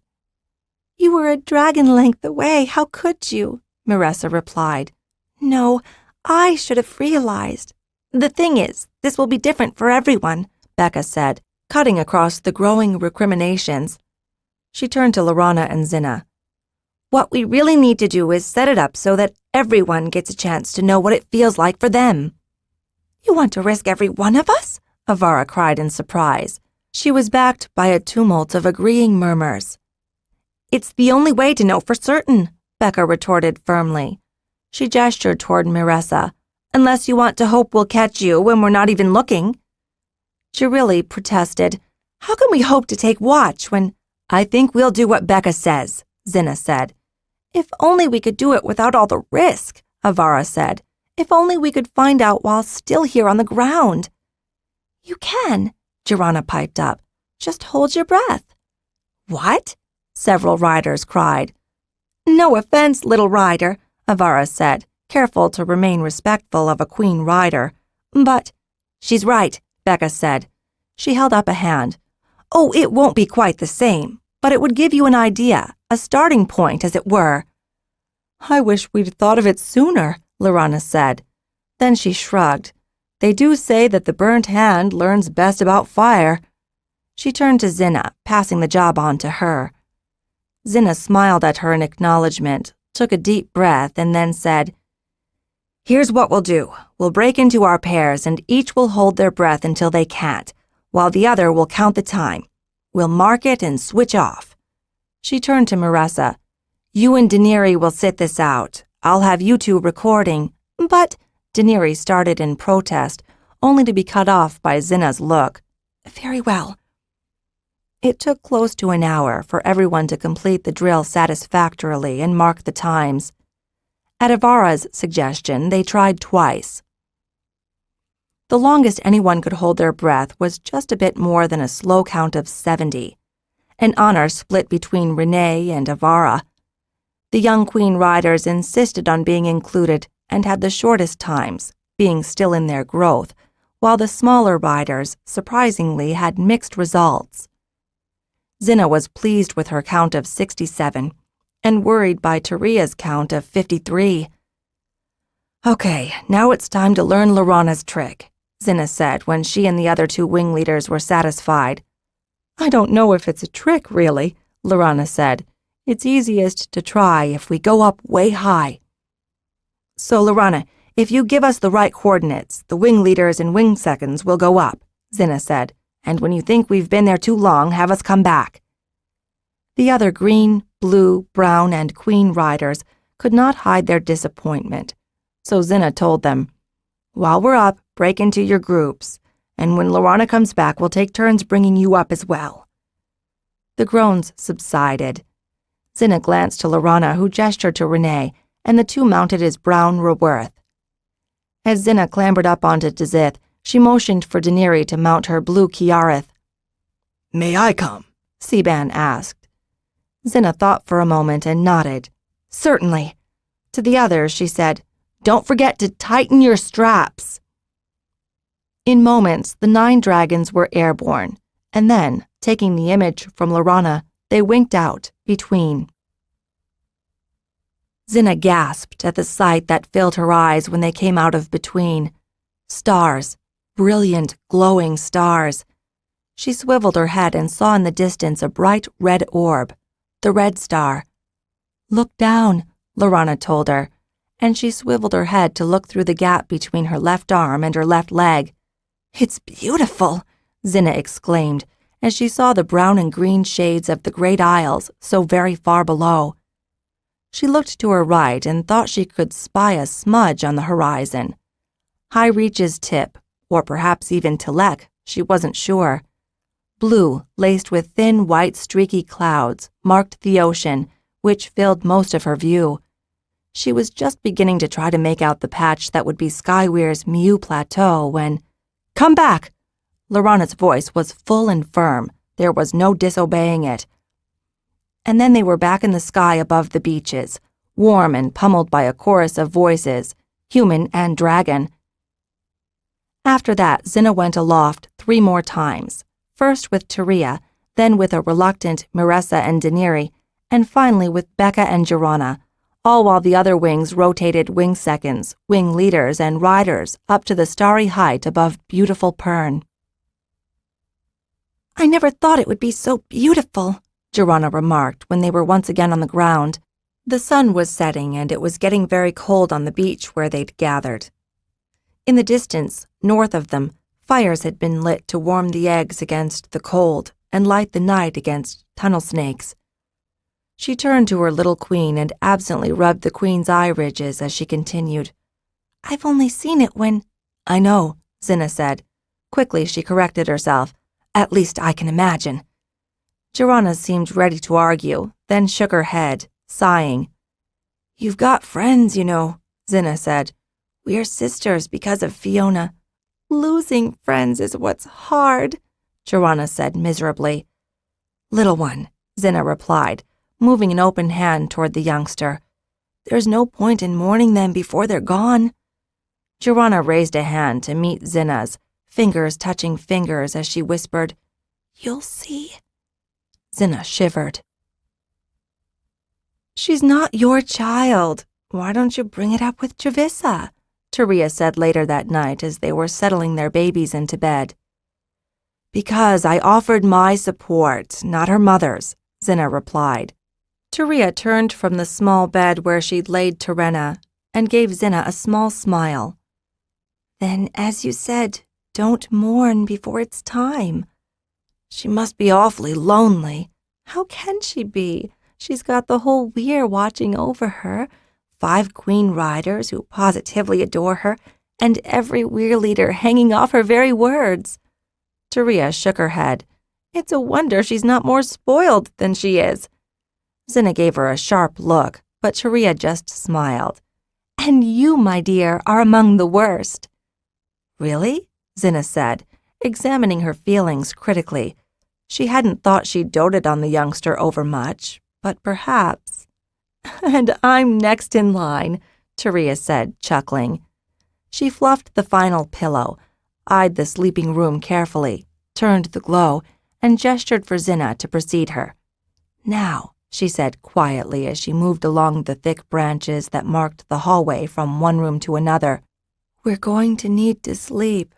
You've got an early start, remember?" Taria's soft breathing was comfort enough to lull Xhinna quickly off to sleep. She had slept for several hours, she was certain, when she woke and spied a pair of small eyes peering from the entrance. Through long practice, she extended a hand from underneath the covers and beckoned the child to join them. Naturally, it was only a matter of moments before the bed was filled with cold, squiggly children. Taria surfaced long enough to roll an eye at Xhinna's lack of discipline, and then she was asleep once more, while Xhinna reveled in the squirmy, warm bodies that were a small portion of her children. "You've too many babies," Taria had said when Xhinna had broached the notion of getting pregnant again after Xhelinen's birth. In reply to Xhinna's surprised look, Taria had explained, "Not only ours, but all the blues and greens." There was truth in Taria's words, for the tight-knit group of blue and green riders that inhabited Sky Weir, as well as many from the other weirs, had all asked Xhinna to stand in their place if, in the turns to come, anything should happen to leave their babies without parents. Neither Xhinna nor Taria could deny these heartfelt requests, no more than could the others so honored. Xhelinen had many fathers, including Cadan, Tamar, Renee, Zalarin, Colfit, Seaban, and all the bronze riders among the weirlings that Xhinna had brought to the Sky Weir more than 2 turns before. The children played together and were watched together by various honorary parents and real parents, and it was a relief to know that in the worst of cases, the children would all still have the love and support that they'd need. It also meant that all the children were well-adjusted and cheerful, not so reliant on any one parent that the loss would be tragic to them. It really was one of the greatest gifts Taria had given her, to be able to build and grow a family that was freely shared and fully loved. Which was why, Xhinna thought as she tried to drift back to sleep, Jorana's sorrow so upset her, not just for the strange Green Queen rider, but also for what it meant for her extended family. It's going to get worse. Xhinna had never been wrong. 19. A flame in the void. Xhinna! The voice that woke her was quiet and male. Jeriz. Xhinna's nose twitched as the scent of warm claw wafted her way. Shh, she said, nodding toward sleeping Taria and the bumps that were various children. She shooed him out of the room as she slipped out from under the covers in what she hoped was a deft and draft-free move. Ugh, Taria muttered, accompanied by various anxious sounds from the babies. She popped open a bleary eye as Xhinna turned back toward her, her expression full of apology, and closed it again with an accepting nod. Relieved, Xhinna crept out of their room, took the mug of claw from Jeriz with a thankful nod, and sent him off on the rest of his morning rounds. She dressed quickly and made her way over to the healer's quarters to find Miressa already there, talking anxiously to Becca. I can't watch after the babies and you both, Miressa, Becca was grumbling as Xhinna entered. You'll have to get a wrestle or Javissa, but, Miressa protested. Actually, Xhinna interposed smoothly, I've already arranged with Fiona.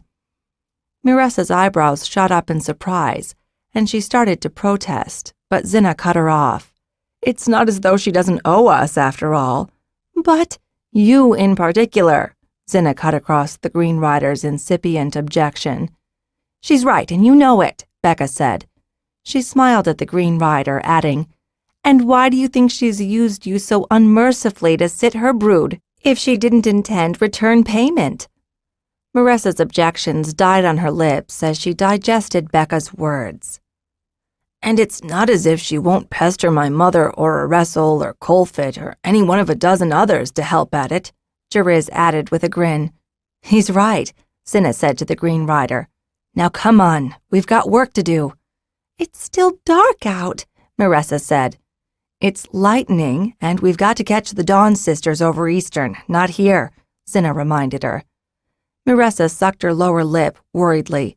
Go on, Becca said, shooing both of them out of her office. There's Firestone waiting at the top of the trees. Xhinna looked at her in surprise. I made the boy get it, Becca said, nodding toward Jeriz, who tried his best to look put upon. With any other person, Jeriz's brilliant green eyes and miserable look would have at least won an awe of sympathy, but Becca merely swatted him on the arm. Guide them up. I don't need their broken necks to deal with on top of everything else. As you say, weirwoman, Jeriz returned with a low and overly obsequious bow. Becca snarled at him and he took off like a wounded mew, Xhinna and Miressa trailing behind, neither of them taken in by the act. At the top of the broom trees, the weather was less forgiving, and as the morning breeze picked up, moist with the threat of later rain, Xhinna was glad that she'd chosen her warmest riding gear. She and Miressa picked up their Firestone sacks, waved farewell to Jeriz, and called their dragons to them. We're going to Eastern first, Xhinna said just before they mounted. We'll fly straight to the near coast to warm up, then between to Eastern's far coast. When we get there, we'll do a quick check with Lorana, and then go up to the Dawn sisters. Miressa nodded. Xhinna leaned forward to pat her on the arm. Are you ready? Miressa took a deep breath. Yes.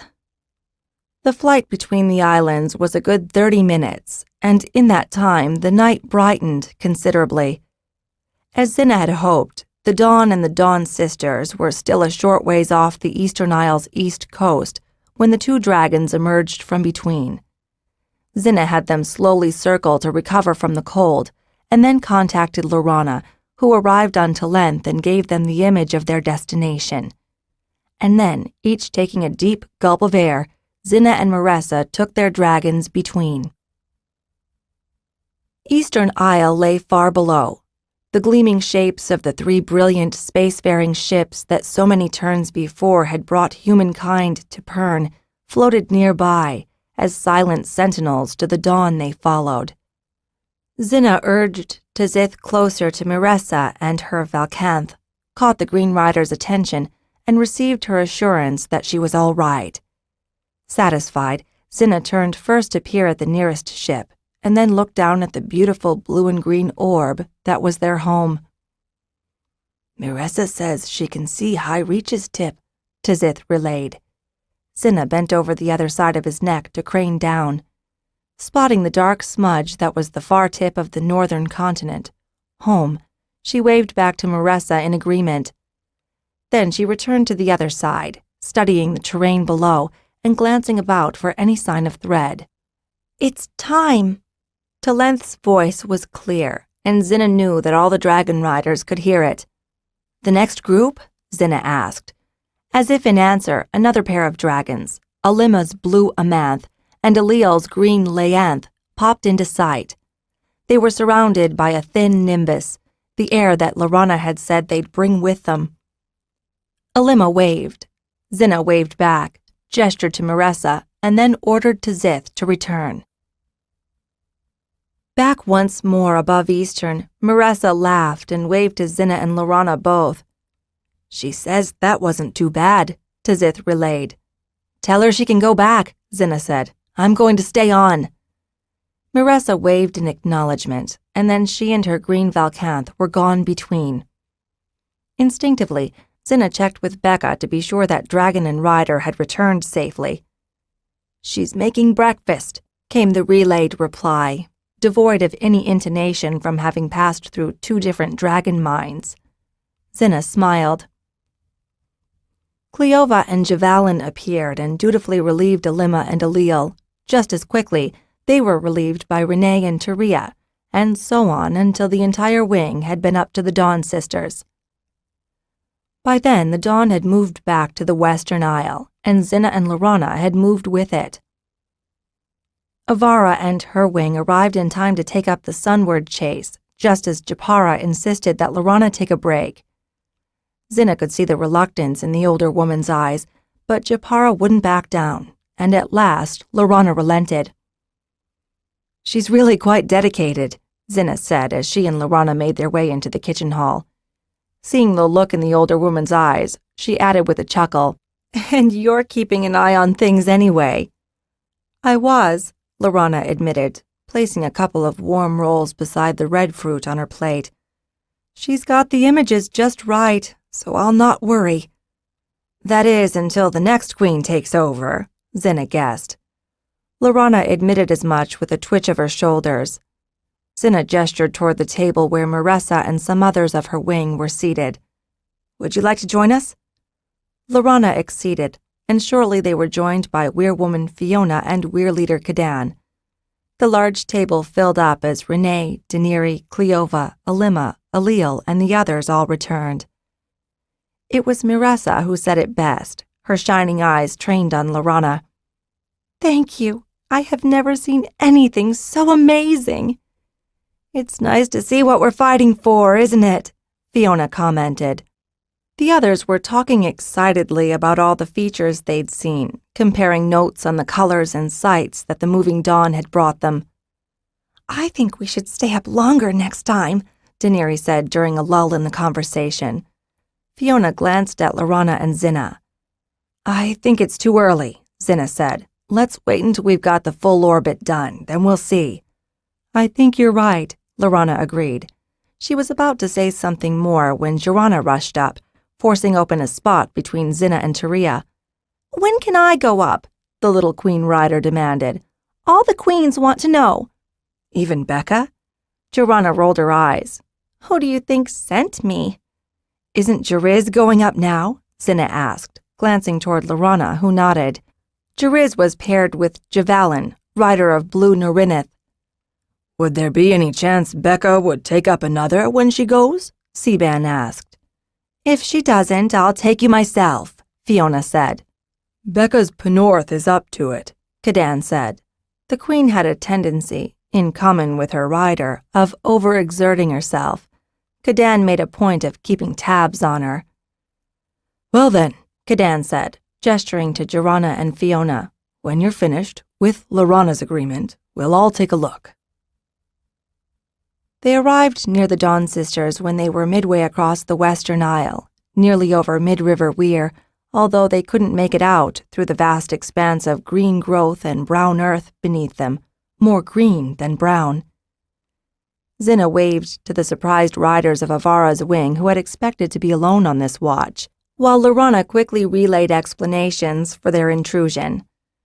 Xhinna caught snatches of conversations relayed to her by Tzith, but she was more interested in staring at the view below, trailing her eyes east and west to the extreme edges of the sun's light, trying to absorb the huge expanse of the vista.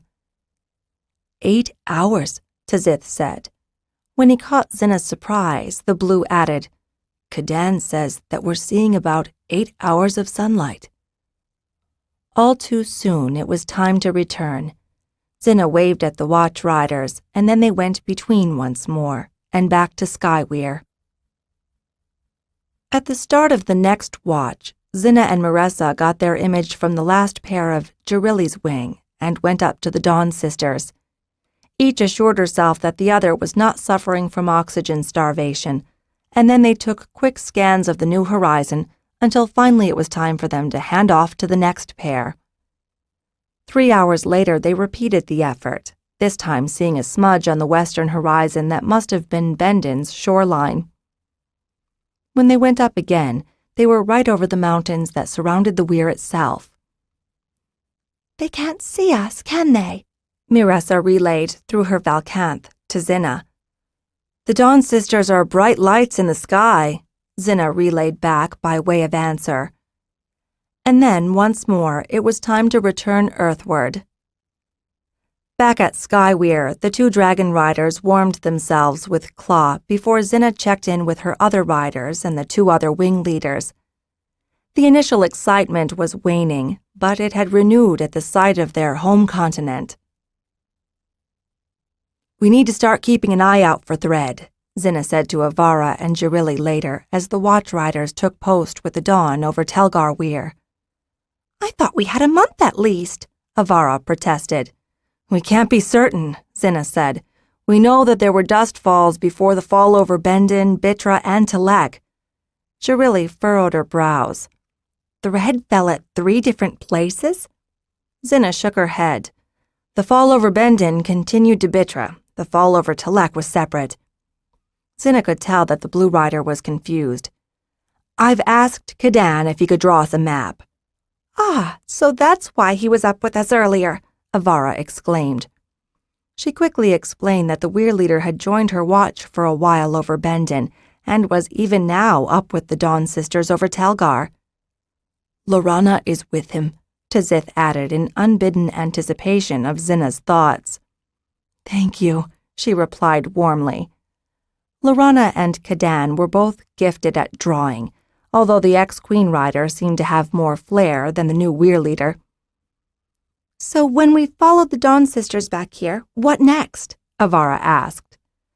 Then we start our proper watch, Xhinna told her. We'll need a watch stationary over Bendon from sunrise to sunset, the same for Telgar and High Reaches. That should let us see everything there, Jirili agreed. And we'll keep the same length of watch here over the Great Isles. We'll have 14 hours over the northern continent, but only 11 over our own, Jirili noted. When Avara grunted in confusion, Jirili explained. We only get 8 hours of sunlight in one place. There's 6 hours difference between Bendon and High Reaches, whereas we've only got 3 at best between the easternmost of Eastern and the westernmost of Western. Oh, I see, Avara said a bit doubtfully. She glanced at Xhinna. So, how do we manage that? I'm open for suggestions, Xhinna said, throwing her hands wide. No, you're not, Jirili countered with a chuckle. You've already got something in mind, and you'd prefer us to come up with it on our own. You've been taking lessons from the Weir woman, haven't you? Avara asked. Actually, I think it's just general wing leader deviousness, Jirili said. Avara gave her a look, so she said, "Don't you do the same with your people?" "I'm still pretty new at this," Avara said diffidently. She turned to Xhinna. "So, you have a plan?" "I think it's simple enough," Jirili said. "We've got 3 hours of slack on this side, so we double or triple up." "That's pretty much what I was thinking," Xhinna agreed. "I was also thinking that we should stay up longer." "How long?" "How do you feel about 5 minutes?" "Nervous," Avara admitted.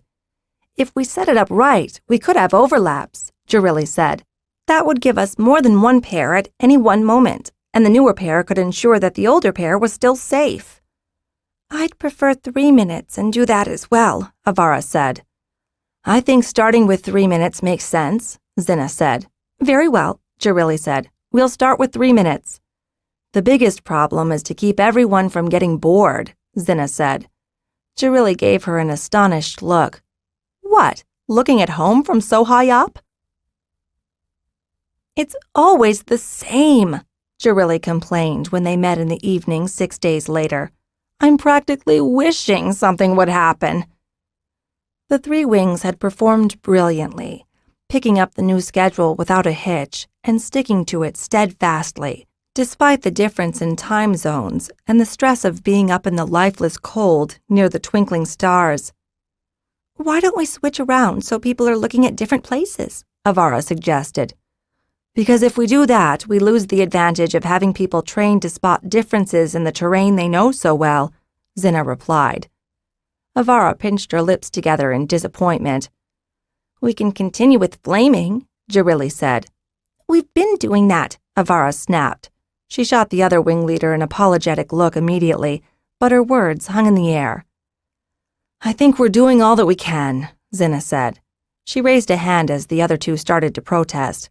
"I know that the work seems dull now, and it'll be near a month before we first see thread," Jirili interjected sourly. "Actually not true," Xhinna corrected, raising a hand to forestall Jirili's protests. "We know that dustfall was seen over Fort 2 days before turn's end." "Great, so we've only 19 more days to—" "Thread! Thread! Thread falls over Bitra!" The 3 riders were out of the room and into the air in an instant, grateful for the sacks of firestone that were still tied to the neck of their dragons.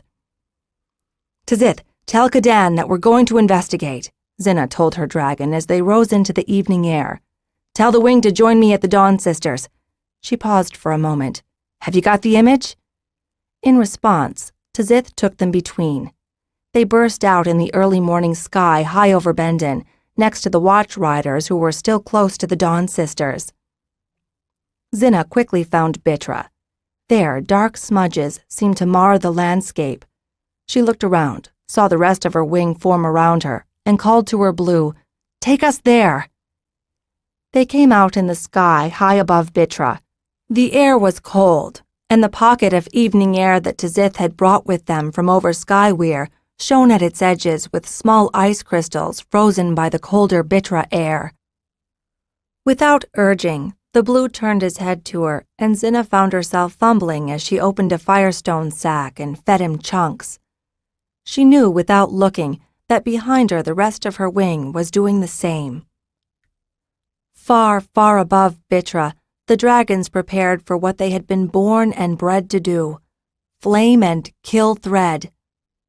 "No flame!" Tzith cried, as his first belch brought forth only the merest flicker of light.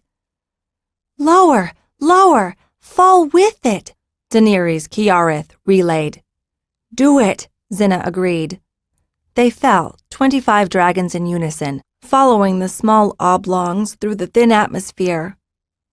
"Renee is worried about our air," Tzith relayed after they'd fallen for thousands of meters. "Look! Look at the thread!" Caranth relayed. Xhinna looked at the thread, so tantalizingly close, deadly, threatening. The clumps were changing, glowing with a heat of their own and extending, growing, streaming into— "Thread!" Tzith bellowed, bursting forth with another belch of firestone. This time it lit, and the streaming thread in front of him caught fire, crisped, and charred into nothingness.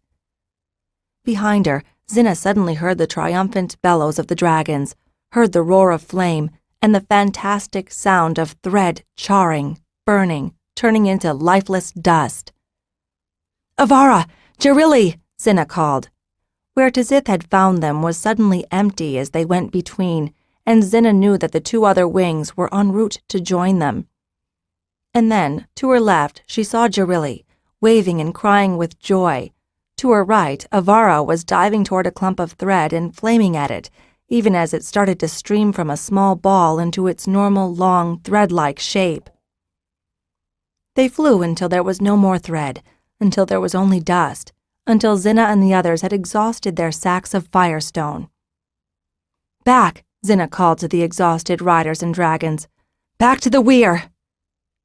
Moments later, there was nothing over Bitra to indicate that the sky dragons had ever been present, except for small shards of ash that were presently borne upward and away by the morning breeze. "We caught it just as it was threading!" Davissa exclaimed jubilantly, rushing to grab Xhinna in a bear hug. Xhinna had barely a moment to catch her breath before the two of them were engulfed in huge, strong arms and lifted off their feet. "We did it! We did it!" Renee's voice boomed in Xhinna's ears. "Put us down! Put us down!" she begged, banging on Renee's arm ineffectually and laughing all the while. No sooner had the brown rider complied than Xhinna found herself embraced once more, this time by the two exuberant blue riders. "You know what this means," she said to them, only to hear Kadan reply, "It means that perhaps you should report to the weir leader." Instantly the circle broke and Xhinna turned to meet the bronze rider's eyes. "Oh, come on, it's not like it's necessary," Fiona said, moving by Kadan's side. "Daenerys Kiarith reported to everyone, and you knew that Xhinna and her, consorts were going to fight the thread." "It worked! It worked just like I thought it would!" Daenerys crowed exultantly, causing everyone to turn toward her with wide eyes. "Flaming thread!" Dear," Renee prompted. At this, Daenerys seemed to realize that she'd left a few important words out, a habit of hers that her fellow blues and greens had come to accept, but which was foreign to most others. "I'm sorry, weir leader," Daenerys said. "It's just that I was sure we could flame the thread up high, just as it blossomed." "Blossomed?" Fiona cut in, her face going pale at the revolting image. "Spooled, then, if you will," Daenerys corrected with a quick shrug. "Please explain, Blue Rider, and assume that we've never heard what you're talking about before," Fiona said. "Because we haven't," Renee added, reaching forward to poke the Blue Rider affectionately on the shoulder. "Once again, dear heart, you forget what you haven't told us." "Oh," Daenerys said, only slightly repentant. She collected herself, glanced in the direction of Kadan and Fiona, and then said, "Well, it's just that I thought that, well, thread burns, right?" Kadan nodded slowly. "And it grows, it eats things," Daenerys continued. "So it's something that lives and needs air." She glanced around, her eyes darting quickly toward Kadan and Fiona before coming to rest on Xhinna as she took a deep breath. "So I figure that it lives. And if it lives, then while it's in the cold of space, it must be dead." "Dead?" Kadan repeated, his brows furrowed. "Asleep, like a seed out of the ground," Daenerys said. "Inert, if you will." "I see," Kadan said. "So when it falls, something has to wake it, as it were, or it would still be a seed when it hit the soil, wouldn't it?" Daenerys said. "We're with you," Renee said encouragingly. "So I figured that when it woke up would be when it was at its most vulnerable, when it would be smallest and easiest to destroy," Daenerys continued. She looked Kadan full in the eyes as she concluded. "Just when it was spooling out into thread, just when there was enough air to slow it down, enough air that we could flame it into dust." "By the first egg," Fiona swore in awe. She glanced to Kadan. "It worked?" Kadan asked. "Perfectly," Xhinna said, moving to Daenerys' side and hugging the Blue Rider's shoulders. She glanced toward Avara and Jarili. Not a dragon or rider injured, and no thread reached the ground. We could kill it before it ever got near enough to threaten Pern, Fiona said, looking up hopefully to the Sky Weir leader. Yes, Cadan said abstractedly. You're worried about the timing, aren't you, Weir leader? Daenerys asked in the silence that fell. Thread fell over Bitra? Tamar asked as he and the other Weir leaders, along with Daenerys, Renee, and the 3 Blue Wing leaders, gathered later that evening in the stone hall of Sky Weir. So early? What matters more is where will it fall next, Fiona said. She looked at Cadan. From what we've determined, this fall is preceded by the fall over Bendon and Kerun, Cadan said. He laid out a map of the northern continent. It was marked with long, thin swaths running northeast to southwest. He pointed at one, then flicked his finger to another. After which, there'll be a fall over Nerat and Upper Crom, and then... But our first fall came over Bendon and Eigen, and not until the new turn, Hinez protested. There were 3 dust falls before that, Tamar recalled. 1 at Fort, 1 at High Reach's tip, 1 at Southern Tilek. What if... Daenerys began. Then, realizing the august company surrounding her, she cut herself off abruptly. Please, Cadan said, gesturing for her to continue. I was just thinking, Weir leaders, Daenerys said, blushing lightly. What if those dust falls were because we'd flown them? What? How? When? The cries echoed around the stone room. And the other falls? Tamar asked. If Cadan's right, there are... He gestured for Cadan to fill in the number, but it was Fiona who said, 5 more falls between now and that first dust fall. Tamar nodded his thanks, then continued. Are you suggesting we flew them all ourselves? Why not? Avara said, glancing toward Hinez before continuing. We had no casualties, not so much as a dragon scratched. If we keep doing that, Thread has no chance against us. Outside, a chorus of bugles from the greens and blues of the 3 wings shook the air. You'll need the queens to catch you, a small voice spoke up from the doorway as silence fell. It was Xhinna. I think that's an excellent idea, Fiona said, nodding so fiercely at Cadan and the other Weir leaders that they all, wisely, kept silent. We still will need to keep watch, Cadan said. We don't know when Thread will fall here, after all. It would not be wise to trust both the watch and these falls to just 3 wings, Hinez said. Well, we've got wings to spare, Terran spoke up, nodding at Katav, the nominal Weir leader of her southern Weir. She glanced expectantly at Tamar, who stood as Weir leader of both the South River and Western Weirs. Tamar smiled. Let me talk with Gara and Jassy, he said. I'm pretty sure we'll be able to free a wing each. Keep the bronzes for catching, Xhinna said. The others looked at her and she blushed. I'm sorry, I meant to... You meant to do exactly what you did, Fiona said, smiling and wagging a finger at the young queen rider. She turned to Tamar, who frowned at the girl before nodding to the Weir woman and saying resignedly, She's right. It makes more sense to have the blues and greens up high, and the browns and bronzes down low to catch. Because there's no way a blue can catch a bronze, Katav said with a chuckle, and an apologetic waggle of his eyebrows to the blue riders present. Xhinna said to Renee, While I'd hate to lose your services fighting Thread, I can think of no one I'd prefer to have catching us if we were to fall. Renee frowned, then nodded. Put that way, wing leader, I accept. Flight leader? Xhinna exclaimed when Fiona and Cadan sprang their latest surprise on her the next morning in the high kitchen. Well, Weir leader seems perhaps a bit much, Cadan told her, barely able to keep the grin off his face. Although flight leader is an insult because you'll be in charge of 2 flights, Fiona added. She turned to Cadan, suggesting, Overleader? No, Xhinna said, raising her hands in horror. She knew how persuasive Fiona could be, particularly with the Weir leader. Well, actually, pretty much with all the Weir leaders. It was absolutely necessary to nip this in the bud. No, anything but that.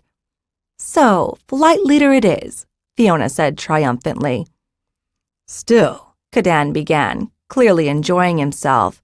It's not quite right, because you'll be in charge of 6 wings. Flight leader will do fine, Xhinna muttered. Shaking her head, she looked across the table at the two of them. Settling her gaze on Fiona, she accused, "You set me up for this." "Well, of course," Fiona agreed easily, "although far be it from me to suggest that perhaps you actually earned it." "No, that would be my job," Cadan inserted. He grinned at Xhinna. "You've got all the qualifications, and you'll note the other Weir leaders all saw fit to send their best." "And not a bronze among them," Xhinna noted tartly. "Well, that's not fair," Fiona said, her light tone evaporating. "Xhinna makes too much sense with her notion of catching falling dragons, if it's practical," Xhinna cut in. "Well, it worked for you," Fiona said, forcing Xhinna to remember turns back to when she and Tzith had made their abortive attempt to jump forward in time, only to be rescued by Zalaran and his wing. "And it worked for me," the Weir woman continued. "And it worked for Tamar. But admittedly, we had a whole Weir ready to help, so I think all things considered, it really is better to stick with blues and greens on these sky wings." "Sky wings?" Xhinna interrupted. "Well, I don't think space wings makes much sense," Fiona continued, thoroughly enjoying herself, "as you're not really up in space for all that long after all." "Sky wings," Xhinna repeated with a long sigh of resignation. She was rewarded with chuckles from the Weir woman and Weir leader, which was what she'd intended. "And we'll base them here at Skyweir," Cadan said. When Xhinna shot him a startled look, he waved it aside. "Tamar agrees. That's partly because you've managed to convince so many Queen Riders to stay here." "Not that we're complaining," Fiona interrupted, another smile blossoming on her lips. "Even Talent has decided to take it as a compliment." "Anyway," Cadan continued, ignoring Fiona's outburst, "the extra queens make it that much easier to build catching wings." "Catching wings?" Xhinna repeated. "I like the sound of that," Fiona said. "You're taking charge of them, aren't you?" Xhinna begged. Fiona chuckled and waved away Xhinna's worry. "Of course," she said, "although I'm not so foolish as to separate Xhinna from the rest of her charges. But without the Green Queens, how will we guard the hatching grounds?" Fiona guessed. "Jakaran and his guard will do the bulk of the work, but Xhinna has assured me that her queens are keeping constantly in touch with the eggs." Cadan shook his head in renewed awe at the strange arrangement that existed between unhatched eggs and the Green Queens. It had been, over the past several turns, the cause of many late-night conversations throughout the 6 weirs of the Western Isle. Xhinna thought about the other Queen Riders and pursed her lips in a small frown. "You'll need to win over your Jipara?" Fiona guessed, smiling once again as she took in Xhinna's astonished look. Taking pity, she explained, "Well, it wasn't hard to guess that would be your next consideration." "I don't think there'll be any problem in that," Cadan said, nodding toward the distance. Xhinna turned to see Jipara making her way toward them, a tray in her hands. Xhinna smiled and waved at the Queen Rider, who smiled back and quickly joined them. "We were just talking about you," Fiona said as Jipara sat. The Gold Rider nodded, unperturbed. "I'd heard about the other wings," Jipara said, nodding toward Xhinna. "I gather we're going to be given more duties?" "I'm going to form the Queen's wing," Fiona said. "I'd like you to be my wing second." "What about Xhinna?" "She'll be my other wing second, responsible for the Green Queens," Fiona said, ignoring the look of distaste that flashed across Jipara's face. "But as your wing will have the larger dragons, I'm expecting you in the browns and bronzes." "Bronzes?" Jipara interrupted, her voice filled with anticipation. "Gisart and the others with dragons his age," Fiona said. She raised a hand to forestall Jipara, adding, "They'll have their normal duties, but in an emergency, I'm expecting you to incorporate them into any catching we may have to perform." "We're also assigning some of the younger greens and blues, those old enough to fly for short periods, to your exercises," Kadan added. "They'll be attached to the various wings, so the bronzes will be able to direct them as you need." Need? Well, you've got to practice catching, Fiona said. So I figured we could have them stand in. It'd be good exercise for them as well. Japara nodded, her expression thoughtful. Xhinna wanted to stay, but she'd finished her breakfast and she could feel the looks of Renee, Daenerys, and the rest of her wing on her. Rising, she nodded to Fiona and Kadan and smiled at Japara. "I must go." "Fly safe," Kadan said. Fiona echoed him, but Japara merely waved dismissively, and Xhinna suppressed a chuckle, delighted by the ease with which Fiona had ensnared the difficult Queen Rider's attention. "Catching wings," Fiona murmured approvingly, and then, with a cry that startled everyone, she shouted, "Sky Wings! Sky Leader!" Xhinna raced out before Fiona could formally pin the appellation on her. Xhinna was glad she did not make assignments of the new wings until she'd met with their leaders. She had a quick talk with them, outlining their duties and the problems of high sky flight before inviting Avara and Jarili to join them for a more in-depth conversation. Reflecting on the numerous times she and Jorana had ridden in search, she knew that the odds were more than even that any blue or green rider would be female. The older riders, in a distinct but revered minority, found the change both difficult and pleasing. "At least I don't have to look at your old scarred face all the time," was a common refrain among some of them. Several had been skeptical initially, believing that women wouldn't be up to the rigors of riding a fighting dragon, but Xhinna had been at the forefront of dismantling that concern. Still, she found herself having to fight the fear that these new wing leaders and their wings had been assigned to her because they weren't considered good enough to fight in proper wings. When she thought about it, though, she realized that if fighting thread at the Heights worked as well as it had the first time, it would be these 6 wings that would bear the brunt of fighting thread for the foreseeable future, not the proper wings flying in the thicker, warmer air near the ground. So it would be up to Xhinna to be sure that these wings could meet the challenge. All the faces were familiar to her. They looked at her expectantly and almost with awe.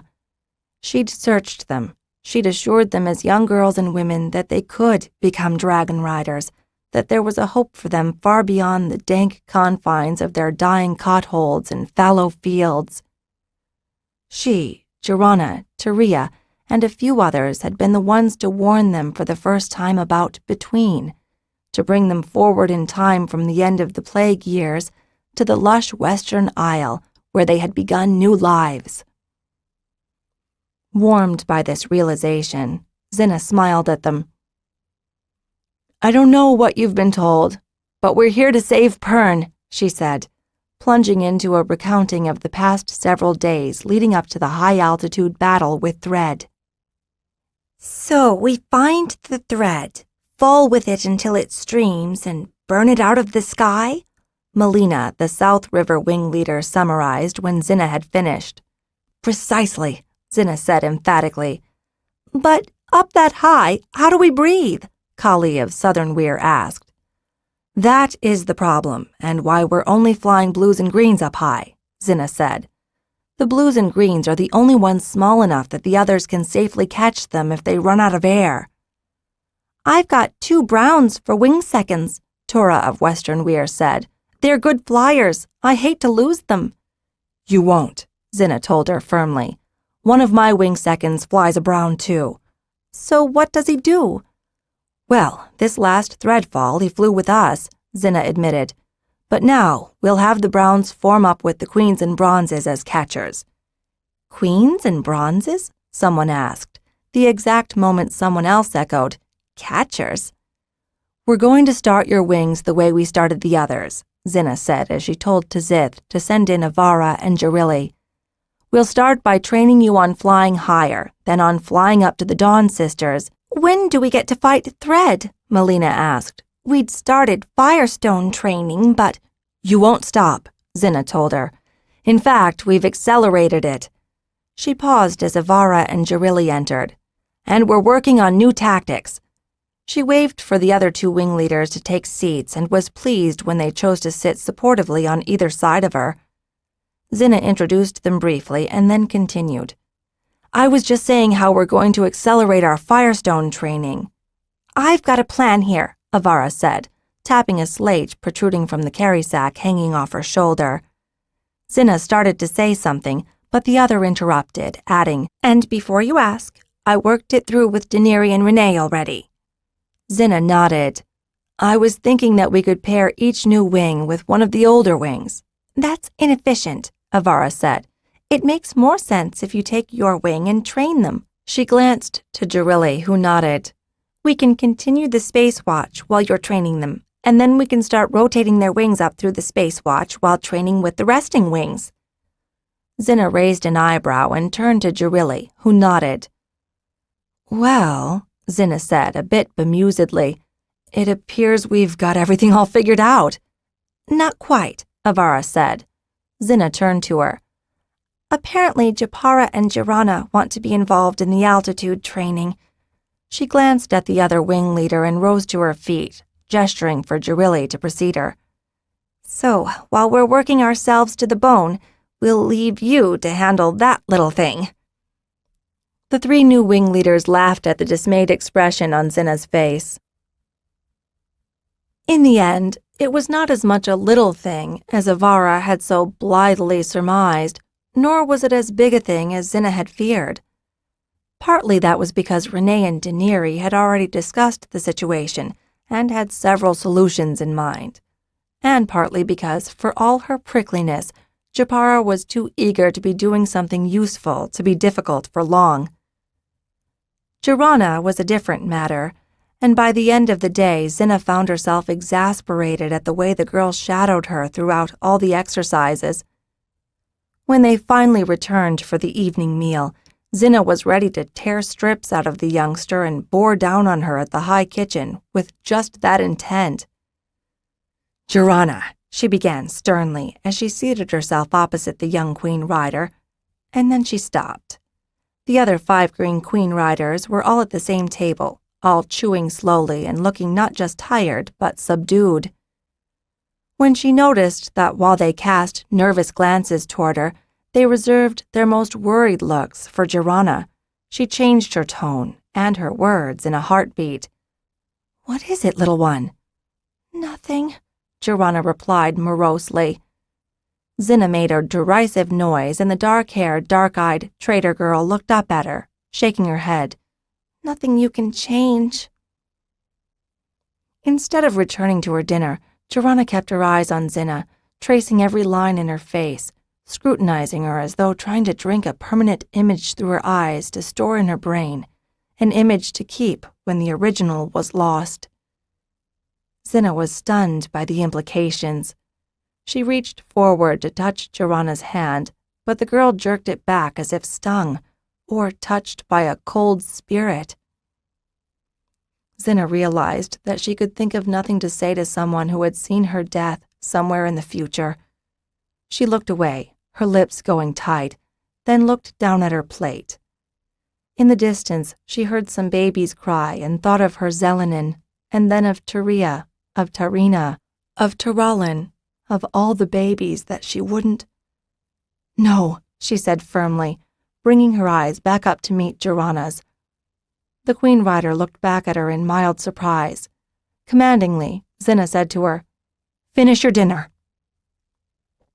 Jirana's eyes flashed for a moment, but she complied, eating quickly and silently.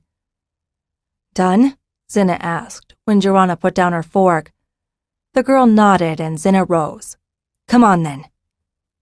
The other young Queen Riders looked at Jirana, afraid to offer support, desperate to help.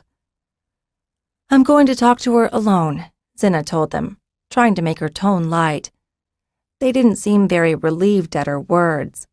Xhinna sighed and gestured for Jirana to follow her. Outside, she led the girl up to the tops of the broom trees. In the dead of winter, cold breezes blew that cut through the warmth of warehide jackets and scarves built to withstand the cold of between. but the air was fresh, brisk, alive. Xhinna found a spot that still had thick leaves and sat cross-legged. She beckoned Xhinna to sit in front of her, and the youngster complied, scooting her back against Xhinna's chest tightly for both warmth and contact. Xhinna reached up and ran her splayed fingers through the girl's fine dark hair. Xhinna leaned back contentedly. It had been a special thing that had grown up between them in the past couple of turns, that Xhinna and Xhinna would trade turns combing knots out of each other's hair, although in truth, as Xhinna had the longer hair, it was more Xhinna who did the combing, and Xhinna who did the luxuriating. But for Xhinna, it was like really having the little sister she'd always wished for, a relationship entirely different from the one she had with Taria. There was a strange comfort in it, the warmth of a shared ritual, a hidden joke, a chance to love and be loving in the way that only sisters could. "I'm going to die," Xhinna said, leaning forward so that her soft words carried to Xhinna's ear. The girl jerked and then leaned back again as Xhinna continued stroking her hair. "Yes." The word was whipped away by the evening winds, but not before Xhinna heard it. "You're going to die," Xhinna said, her lips close to Xhinna's left ear. "Someday," Xhinna agreed. "I'm not dead yet," Xhinna said. Xhinna jerked out of her hands and turned to stare at her. Xhinna smiled. "Don't kill me ahead of time." With a sob, Xhinna turned around and thrust herself against Xhinna, wrapping her arms tightly around her and crying uncontrollably.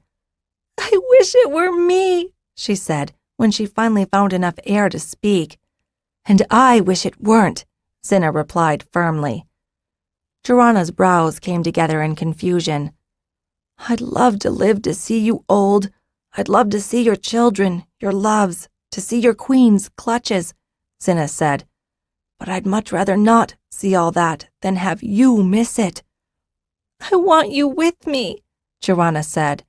She bit her lip and beat against Xhinna's chest feebly with her fists. "It's not fair! It's not fair! It's not fair!" She collapsed against Xhinna again, muttering into her chest, "And it hurts so much." "Would it hurt less if you could share it with someone?" Xhinna asked, cupping her arms around the young rider's back and rocking slowly back and forth. "It'd just hurt them, too," Xhinna muttered despairingly. "If anything happens to me, you talk to Seaban," Xhinna said.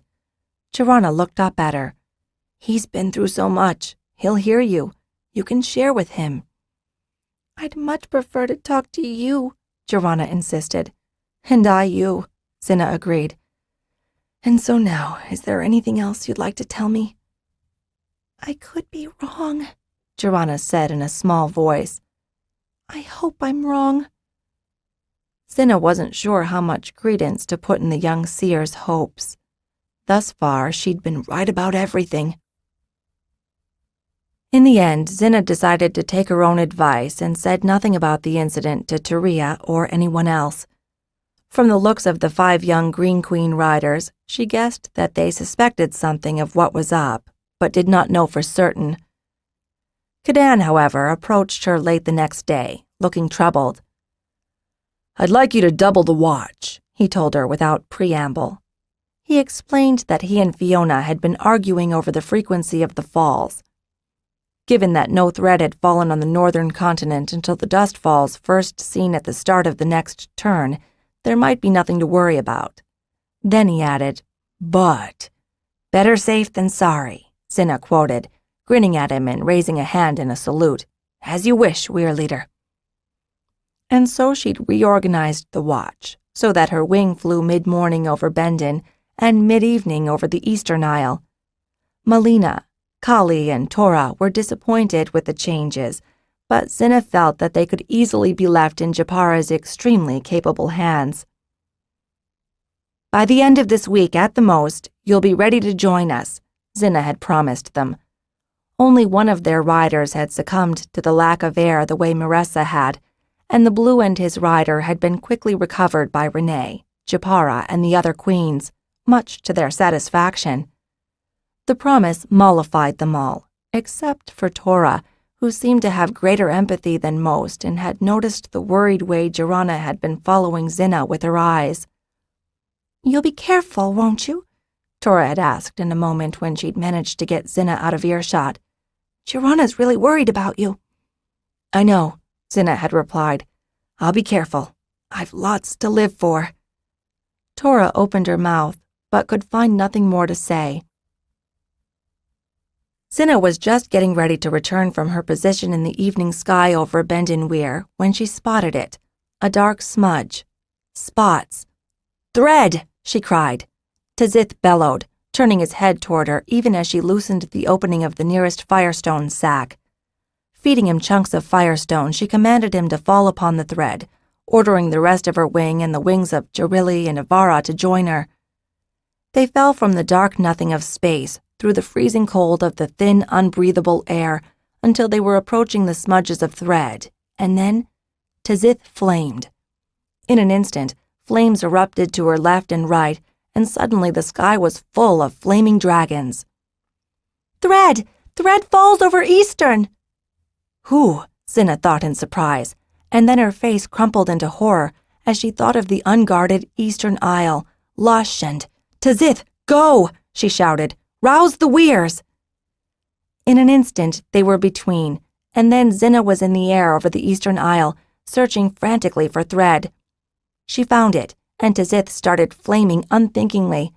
They dived, rose, dived again, always keeping to the highest heights. The great blue's lungs laboring to heave in enough air to breathe, Xhinna gasping with him, unable to tell if it were her need or her sympathetic imitation of his need, and "Melina, Tora, to me," Xhinna called, adding, "Tzith, tell Avara to lead the fall over Bendon." "I have," Tzith relayed as he turned to her for more firestone. "Lorenth says that the Weirs are flying over Eastern." Xhinna had a sudden memory of flashing light in the distance the day she had brought Cadan and the other Weirlings back in time from the Eastern Isle to Western. That had been today. The lights had been dragons flaming. She shook the thought from her mind as Tzith relayed Avara's answer to her, and she let her wing in the assault against the fresh streaming thread. She lost all track of time. Suddenly, she and Tzith were hovering in the high, thin air, and Xhinna realized that she was shivering uncontrollably. "Come down!" a voice called to them, and Xhinna found herself obeying, returning to the sky weir. She smiled as she made out the shape of a little girl standing at the top of the kitchen hall's broom tree. Xhinna. "Drink this up. Put this on," Xhinna said, peremptorily handing Xhinna a mug of hot claw and a blanket the moment the blue rider hit the top branches of the broom tree. "And when you're done, I've warm mash for Tzith." She waved a hand at the blue commandingly, shouting, "And you're to eat it all. No excuses." Tzith rumbled in reluctant compliance.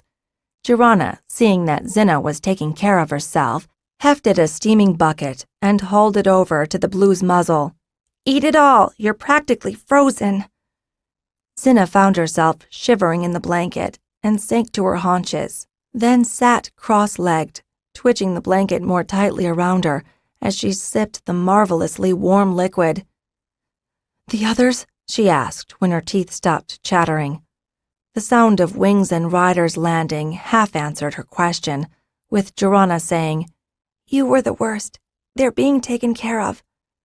Xhinna looked around. Aside from her wing, they were alone. "Where's Fiona?" Xhinna paced back to Tzith and stood in front of Xhinna, considering her words. "Where is everyone?" "There were burrows," Xhinna told her simply. "They've lost a quarter of Eastern Isle. They're building a fire break." "What?" Xhinna said, starting to rise, only to be waved back down. "They'll have it under control," Xhinna said. "It was worse than they thought. The burrows spread quicker than they normally do. The soil here is too rich." "And Avara? Jarilli? The others?" "They're coming back now," Xhinna said as another figure joined them, Taria. Xhinna patted the ground beside her and the weary Green Rider collapsed, leaning against her and murmuring gratefully when Xhinna spread the blanket inclusively over her shoulders. Xhinna recalled her duties and checked in with Tizith. "Have Renee and Daenerys report in." Even as she thought that, she recalled the frantic moments that had just passed and, "Daenerys?" Xhinna said. "We couldn't catch her," Joanna said, the tremble in her voice suddenly loud in Xhinna's ears. Why hadn't she heard it before? Why hadn't she noticed that the girl was crying?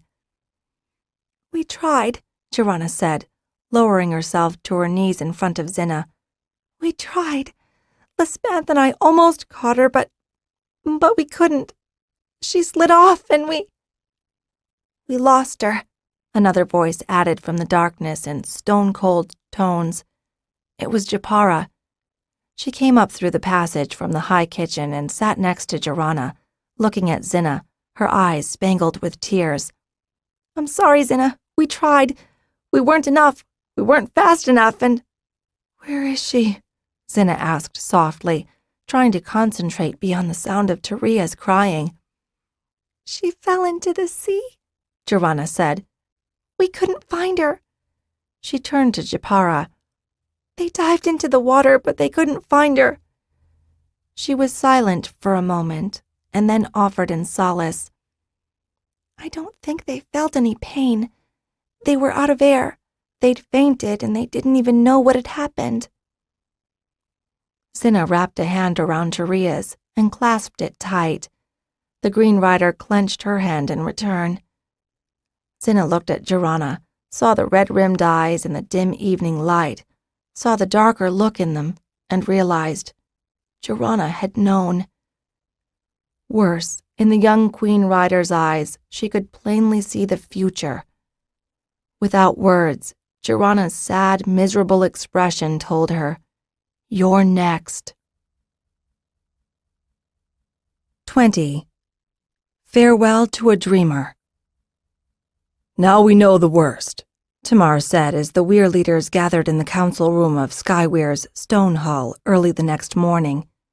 "True," Cadan agreed. "but we also can now plot our falls, and there's good news in that." "Good news?" Xhinna echoed skeptically. He gestured eastward. "One burrow and we nearly lost a whole island. What happens if a burrow strikes here?"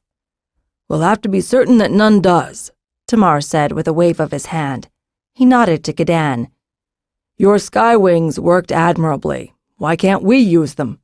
"We could," Cadan agreed, "but the dangers of fighting threats so high were amply demonstrated." "One rider is not a great loss," Xhinna said. "One experienced rider," Cadan countered. "In 2 falls, we've lost one. That's much better than we've seen in any fall on the northern continent," Katav reminded him. He waved a hand at Cadan in sympathy. "Any loss is hard, and by all accounts, your Daenerys was a marvelous and talented person, but—" "I know," Cadan said. He shook himself and continued. "But now that we know when the falls will come here, perhaps we don't need the Skywings anymore." "What?" Katav said. "We were lucky," Cadan said. "I'm not sure I could say that after fighting that burrow in Eastern," Xhinna replied. "It took nearly 3 full weirs to even start to control that mess," Zalaran said, shaking his head in awe. "If we'd caught it sooner, it wouldn't have been so much trouble," Cadan said. "I don't know," Tamar replied. "That burrow was faster and rooted in deeper than we've ever seen them. We were lucky to lose only as much as we did. And that was nearly a quarter of the whole island," Xhinna said. He was still amazed. "It was so fast." "We were hampered by nightfall, but not knowing what was happening," Cadan countered. "But now that we know, we'll be better prepared. Better yet, if we can use the skies," Katav observed. "Cadan, you said we were lucky?" Tamar said, redirecting the conversation. "Yes," Cadan said, tapping a parchment in front of him. The tanners of the Weirs weren't quite as good at the craft of making skins usable for writing as others back on the northern continent, but it sufficed for simple drawings. "From what we recall, with these 2 falls we can predict that we'll have another fall. this time over the southern end of both islands, 26 days from now. That long? That accurate? Actually, the fall should come at about 3 in the morning, our time, Cadan said. It will match the falls over Bendenweir, Bitra, and Eigenweir, the first fall that was flown by Bendon and Telgar. So we have time to plan and prepare, Tamar said, nodding thoughtfully. The others looked relieved. And then, Xhinna prompted, when's our next fall? 9 days and 9 hours later, we'll have a fall that brushes the southern end of our eastern isle, Cadan said. That's the same time as the fall over Eigen and Ista's tip. How long? It starts, if we're right, just about halfway over the southern bay and peters out over the sea far to the west. Thread falls from northeast to southwest, Tamar reminded them. He glanced at Cadan. So, not a full fall then? Cadan nodded. Probably 2 or 3 hours at most. Better than 6, Xhinna muttered approvingly. He cocked an eye at Cadan. And then? We've a break for 15 days and 15 hours, and then we'll have the same fall we just fought all over again, Cadan said, pursing his lips tightly. 9 and 9, 15 and 15? Katav asked. Each fall comes 3 days and 3 hours after the last one, Cadan said. These islands are so small that more falls miss than hit. But back home? Tamar asked. No matter that they've been on the Western Isle nearly 3 turns, the northern continent was still home to all. Cadan frowned, trying to think. After Bendon and Keroon, it would be Nerat and Upper Crom, but it didn't happen. Xhinna gave him a questioning look, and the Sky Weir leader explained. The first signs of thread were the dust falls over Fort, High Reach's Tip, and southern Tilek. There was no mention of dustfall over Nerat or Crom. He shrugged. Probably the dustfall was dispersed by high winds, so no one noticed it. It's winter. The weather is usually too cold for thread. Colder up on high, as we now know. So, the Sky Wings, you think we should disband them? Xhinna asked Cadan. 2 queens couldn't catch 1 blue, Cadan said. 6 wings are now completely demoralized, their riders shaken. He pursed his lips and shook his head. They've learned a lot about flying high and the dangers of thin air. Let them go back to their weirs, split them up so that they can spread the knowledge and forget the pain. Xhinna shook his head doubtfully. Dragons and riders will die, Cadan, no matter how much we wish otherwise. I know, Cadan said, but to have them freeze to death or die by asphyxiation? He shook his head. That's not honorable. Fiona says you're to sleep, Tzith said as soon as Xhinna's eyelids fluttered open. You're to rest until you're cranky, she said. Xhinna's lips twitched. It sounded like her blue was quoting the Weir woman directly. She was surrounded by warmth. Taria was there in smaller bodies, and Xhinna jumped out of the bed with an angry bellow. She threw on robes and cinched them tight against the cold morning air before racing out of their quarters, leaving a bewildered Taria behind.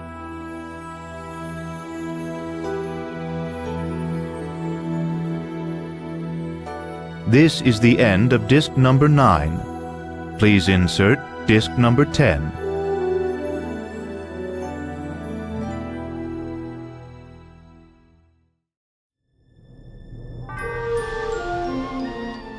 This is disc number 10.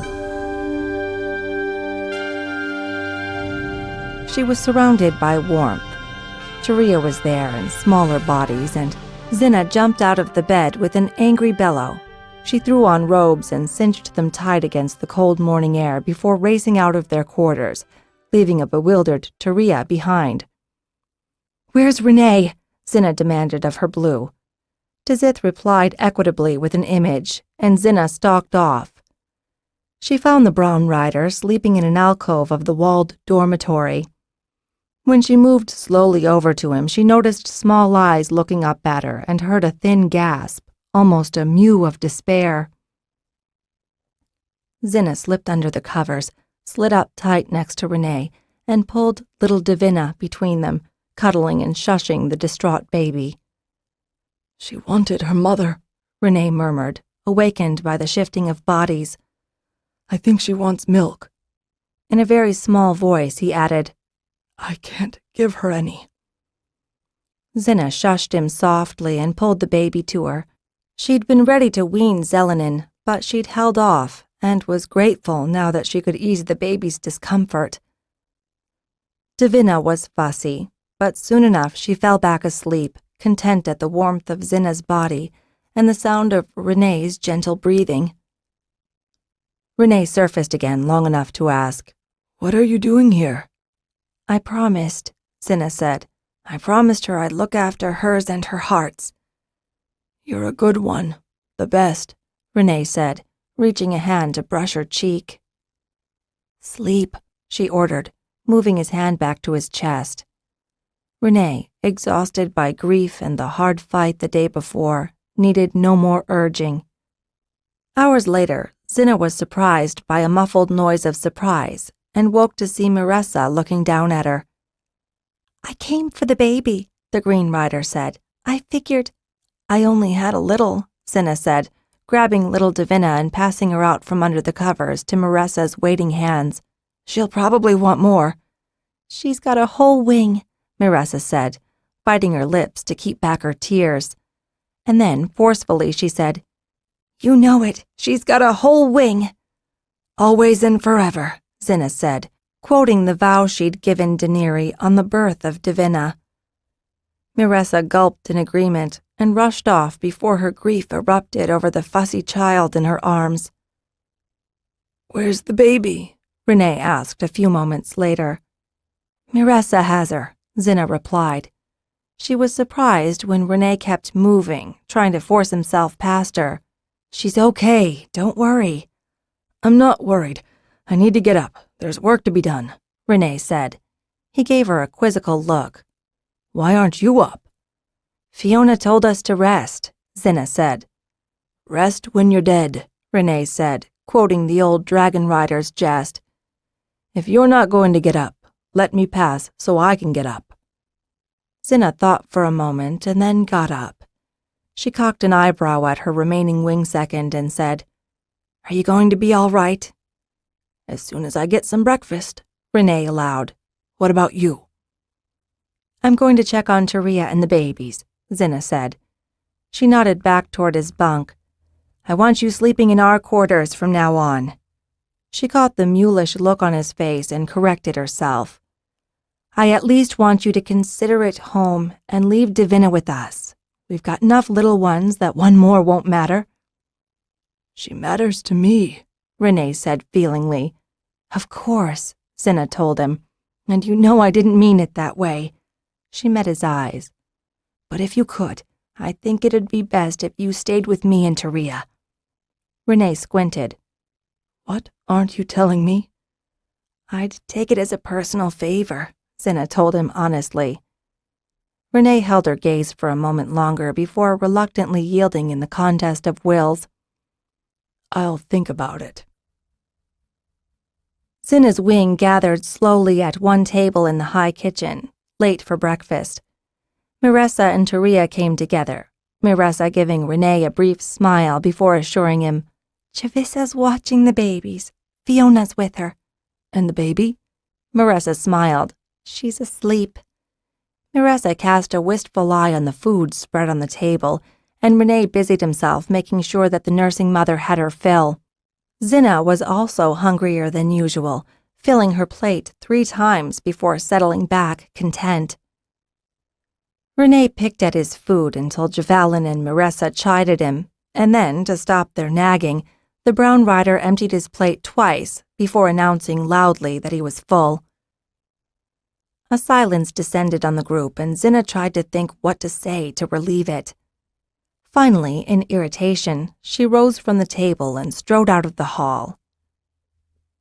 She and Tzith flew out far beyond the usual bounds of the weir and landed in a field, and she searched it, looking for something to mark the Blue Rider's passing, but found nothing, and, in disgust, flew back to the Mew Plateau. When she saw Renee's Raworth down in the slight valley below, She told Tzith to land beside him. She found Renee near the sluiceway that he and Daniri had built. She stood there for several moments, mute, trying to think of something to say. Finally, "She saved Pern, you know." Renee turned to her, silent. "You did too," Xhinna said. She gestured to the sluiceway. "The gold helped save us. We used it to rebuild where nothing else would work." Renee nodded silently. It was a discovery turns old now, the realization that the gold dust could be used to finance the rebuilding that would be needed to support the return of the Western dragons to the northern continent. It wasn't enough to have 2,000 dragons. They had to be fed, too. Without the gold to encourage the growth of herds, there would be too few herd beasts for the dragons' needs. And the gold had already helped those desperate to rebuild and recover from the plague that had killed so many. That it had gone more to Crom, Eigen, Kerun, and Talgar had as much to do with who had been sending it as with where it was needed. "And she saved us again last night," Xhinna continued. It had been Daniri who had warned about the thread falling over the Eastern Isle. Her warning had been her last words. "I know," Renee said, the words coming raw out of his throat. "More people will die to save Pern," Xhinna told him. Again, Renee nodded. At last he turned to her. "Your little one, the trader girl, she told you, didn't she?" "No," Xhinna said, "but I think she knew." "And she thinks you're next, doesn't she?"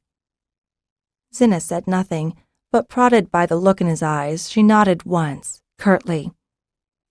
"Must be hard." "No, not really." "Not you," Renee said. "Xhinna, bearing all that weight on her own." They stood together, silent, their eyes darting around the clearing until finally Renee said, "You know, she doesn't need anything." Xhinna looked over at him, surprised. "Daniri," Renee said to clarify. He nodded at the sluice and the mud, and then pointed to the Mew Plateau. "We can't forget her, not even if we try." "I'll miss her," Xhinna confessed. She remembered the young, painfully thin girl she had first met at Cromhold, and recalled how strong that girl had grown in the turns since. She had saved Pern, twice. Surely that was worth more than any memorial. "I'll miss you," Renee said, meeting her eyes and then looking away into the distance. "As I told Xhinna," Xhinna replied testily, "I'm not gone yet." Xhinna's hope to make Daniri's remembrance a simple affair for her wing only didn't survive its first encounter with Japara, and, judging by the raised eyebrows from Fiona later, wouldn't have lasted any longer if the obstreperous Queen Rider hadn't been the first to find Xhinna.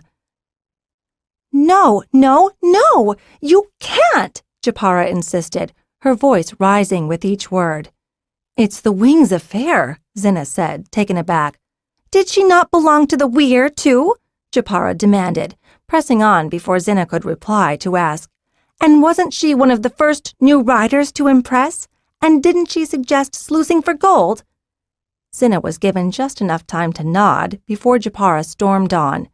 "And shouldn't we all have the chance to thank and honor her for all she's done for us?" "She wouldn't want a big fuss," Xhinna protested. "She's not here," Japara said. "Her wishes don't count." Xhinna stared at her in surprise, and Japara moved closer, holding her hands out entreatingly. "It's our chance to say goodbye to her." Japara closed her eyes tightly, and when she opened them again, the corners were wet with tears that she'd only half suppressed. "We're going to lose more before this passes over, Xhinna. Do you really want to start this way?" "What do you suggest?" Xhinna asked, coming as close as she could to admitting how little energy she had after the strain of the past several days. Japara leaned down to look deep into Xhinna's eyes and then, reaching a hand to touch her wrist, said quietly, "How about you let me organize this as one of her Weir women?" Xhinna nodded silently. And so now, As the sun matched the point at which Daenerys' final life-saving cry had been uttered, the 6 weirs were all gathered, their wings arrayed in flights, and the flights stacked on top of each other, as the queens of all flew out to sea, their path lit by the dragons of all 5 weir leaders. In the center of the V formation, a single bright light, a torch to mark the lost rider and dragon, was seen, falling to the sea and sizzling out as it hit the water. Then, in a brilliant burst of light, all the oldest dragons breathed fire into the air. And then it was dark, quiet, and cold. Weir by weir, they departed for their homes, until only the sky wings remained stubbornly behind.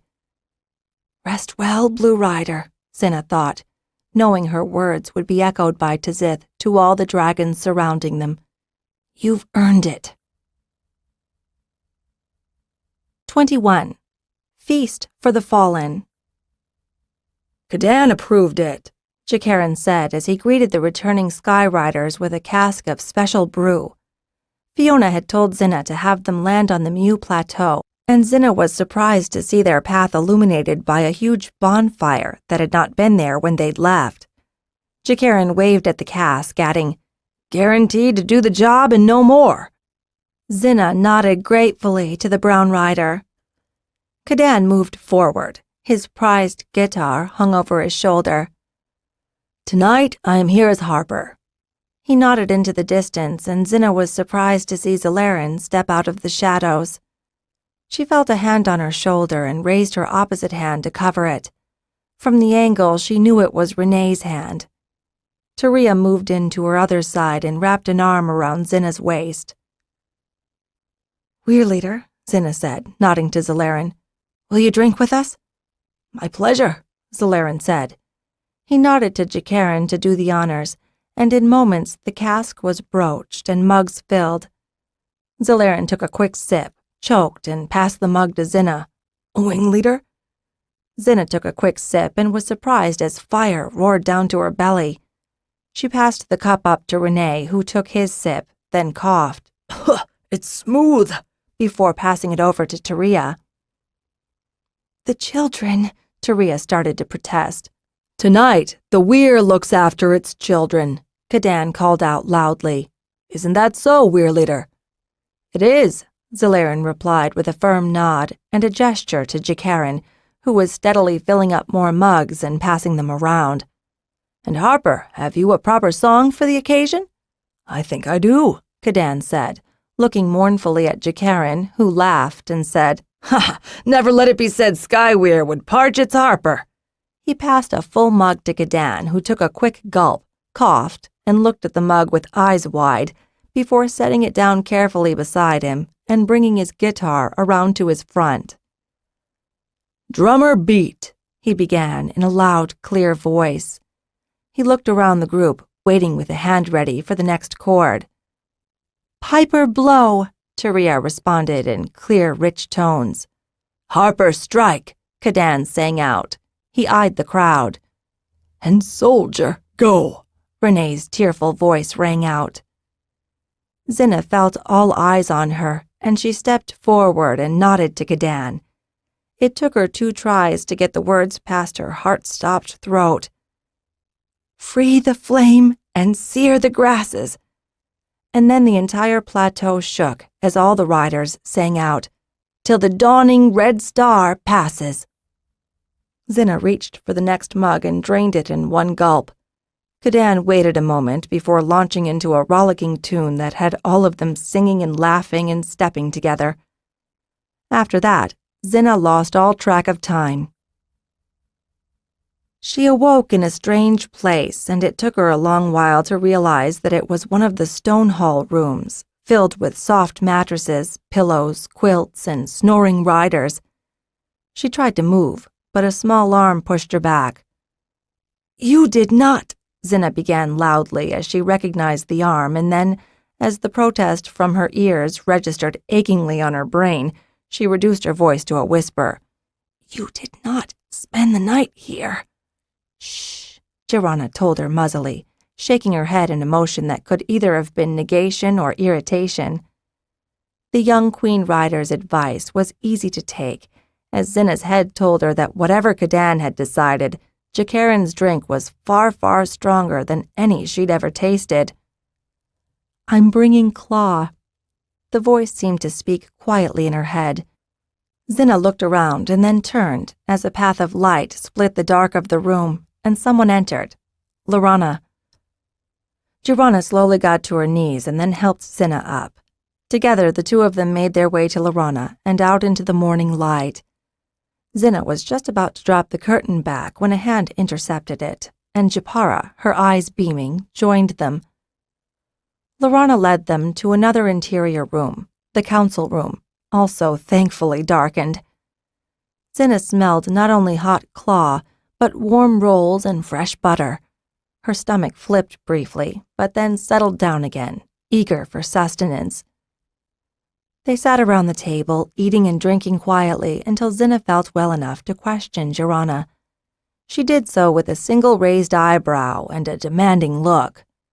"I had one sip," Joanna said defensively. She made a sour face.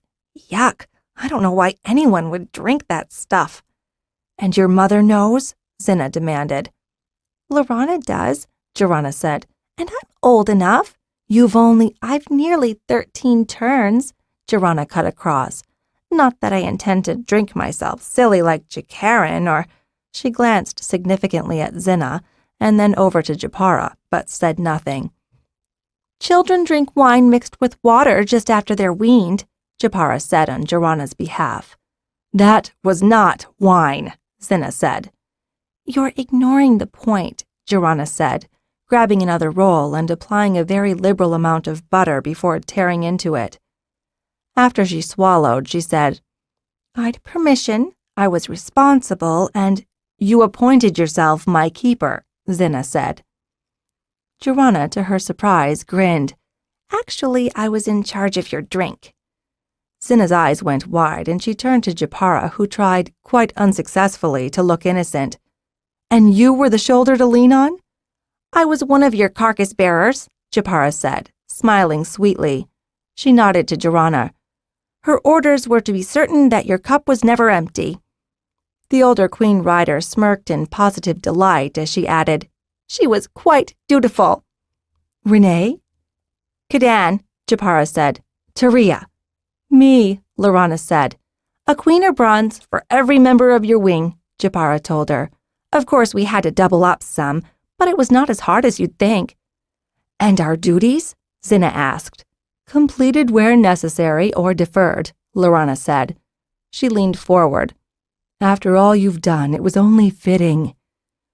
"We won't be doing this for every fallen rider." "I don't know, it certainly seems like a good idea," Japara said, her eyes dancing mischievously. Xhinna was speechless. Joanna refilled her mug and passed it back to her. "More claw?" It took the wing the better part of the day to recover from the evening's revelry, and when they did, their mood was dour. In summer and spring, the broom trees provided a marvelous shelter and home. In the midst of winter, they were not so accommodating, and only the large wooden walls carefully attached to the many platforms that had been built below the treetops provided the needed shelter. Building the walls and setting them up took time and effort, so winter shelter was necessarily very confining and scarce. The stone hall on the burnt plateau, Mew Plateau, provided relief, but it was actually easier to expand the platforms beneath the broom trees than to carefully construct or expand the fitted stone hall. "How much longer until we can return?" Alima asked querulously as the wing gathered at one long table for dinner in the high kitchen. "We've yet to mark turn's end," Renee said, "so we've got 8 months, nearly 9 here yet." "We're still so far back in time that Laurana hasn't yet discovered the cure," Marissa added. "We can't possibly go back until after that at the earliest." "That's when Dagan and Talgar were lost between," Taria said. She pursed her lips. "Will we hear that again here?" "I don't know," Xhinna said, making a note to bring it up with Cadan when she could. "That's when Laurana lost her queen, isn't it?" Joanna spoke up unexpectedly beside them. Renee raised an eyebrow at the young gold rider, but moved down the bench, motioning for her to join them. "And Seaban will lose his blue cirth," Xhinna added, glancing around for the blue rider and wondering why she hadn't seen him recently. "And so many others," Taria agreed sadly. Her eyes took on a distant look, and she grew so quiet that Xhinna shot her a troubled look. Taria noticed it and said apologetically, "It's just that I remember when Degan went. His son, Delin, went for help and no one ever found him." "Was he lost between?" Renee wondered. The others shrugged. "Wasn't he found when Degan was rescued?" "No," Taria said. The others looked at her, so she explained. "I asked Lorana." She made a sad face. "He was a nice lad. I'd hoped he'd been saved." "Must have been hard on Degan," Renee said. Xhinna found herself nodding. It was a moment before she realized that silence had descended around her, and still another before a cough alerted her to the arrival of a newcomer. It was Japara. Xhinna looked up at her. "So, what's the plan, Sky Leader?" Japara asked, nodding toward Jirana. "My small ears have gone quiet." Xhinna gave her a blank look. To her surprise, Japara scooped up Jirana, took her seat, and placed the younger rider in her lap before leaning forward conspiratorially. "I've seen the charts," Japara told them. And thread should fall at Nerat and Upper Crom tomorrow morning," Japara said. Renee, Taria, and the others all glanced questioningly at Xhinna, who nodded reluctantly. "But Cadan says that no fall, not even dust, was reported," Xhinna said. "Would it hurt to be certain?" Taria asked. Xhinna felt a tense agreement from the rest of the riders. "It would be better if we had Lorana." Xhinna broke off as she caught a jerky movement opposite the table. She eyed Jirana and Japara both very carefully. "We'd need someone to give us a good image." "That can be arranged," Japara said with a wave of her hand. "And Firestone," Xhinna added. "That you can get on your own just for the asking," Japara said, "especially if you make it clear that you'll be practicing with bronzes and browns." "And queens?" Xhinna asked, raising an eyebrow suggestively. "Well, at least 2, Japara agreed, although I'd heard that Mia is getting antsy to do more flying, and perhaps Hannah, Karina, and Latara." "Just look?" Xhinna asked, trying to match Japara's innocent tone. "And where's the harm in that?" Japara wondered. "I can't see any," Taria replied, turning to Renee and asking, "Can you?" "It'd do us some good," Renee replied. He raised an eyebrow at Xhinna. "What do you think?" Xhinna couldn't figure out why Taria acted so smug later that night, or why Jirana seemed so unworried when they gathered in the morning, until Japara said, "You're staying here, of course." The Queen Rider cut off her outburst with a hand. "You must know that Cadan will be keeping his eye on you. And he won't notice that you and all the rest of the wing are missing? Of course not." Xhinna gave her a skeptical look. "Most of us will be here, training with you, practicing flaming just as he'd want," Renee said, taking pity on his wing leader. "And the missing ones will be dropping practice thread?" Xhinna guessed. "Exactly," Taria said. "It's just that some of the thread droppers will need to gather the long willow leaves we use, and others will be up high, and in all that, no one will notice a pair of missing dragons," Jirana said, smiling happily up at Xhinna. "Well," Xhinna said, glancing warningly toward Renee, "it's said that a wise wing leader leaves the hard work to her seconds." "And we all know you're wise," Japara said, in a tone that was just shy of taunting. Xhinna frowned, then looked around. "We're a wing second short." "Ah," Renee said, shifting his stance in a way that showed his discomfort with the topic. Xhinna hated pressing the issue, but felt she had to. "Under the circumstances, it'd be better if we were at our full strength." She turned her head toward Javalin, rider of Blue Nurinith. His dragon was half a turn younger than Renee's brown Reworth, but he was well grown. "I was wondering," interjected a tenor voice as a figure emerged from the knot of riders. If perhaps you'd be willing to let me—" It was Jakaran. "He's got experience," Japara said, moving close to pitch her words for Xhinna's ears only. Certainly he had experience. He'd fought Thread for nearly half a turn, had nearly killed Xhinna in a drunken rage, and had taken Taria and her Caranthoff to live as outlaws, even to the point of trying to steal candidates for Caranth's clutch. His life was forfeit to her, and she'd given it to the Weir, and, more specifically, to Jorana, whose Mriau claw injuries had nearly killed her. Since then, Jakaran had slowly transformed from the young girl's guard to the guard of all the hatching grounds for all 6 Weirs, and he took his duty very seriously.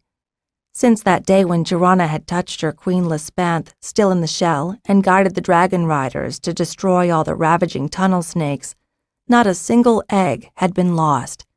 Much, perhaps most, due to Jakaran. Xhinna could sense Renee's outrage and Taria's challenge. It was not contempt, as clearly as though both were dragons. She understood Renee's feelings and spent a few moments coming to grips with Taria's odd emotions before nodding to the man who stood before her, projecting strength, honesty, and, unless she missed her guess, pure, unadulterated terror. "Your duty's done," Xhinna told him.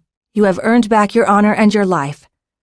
Her eyes strayed to Jorana, who was bouncing on her feet, her throat moving with unspoken words, her eyes silently urging Xhinna on.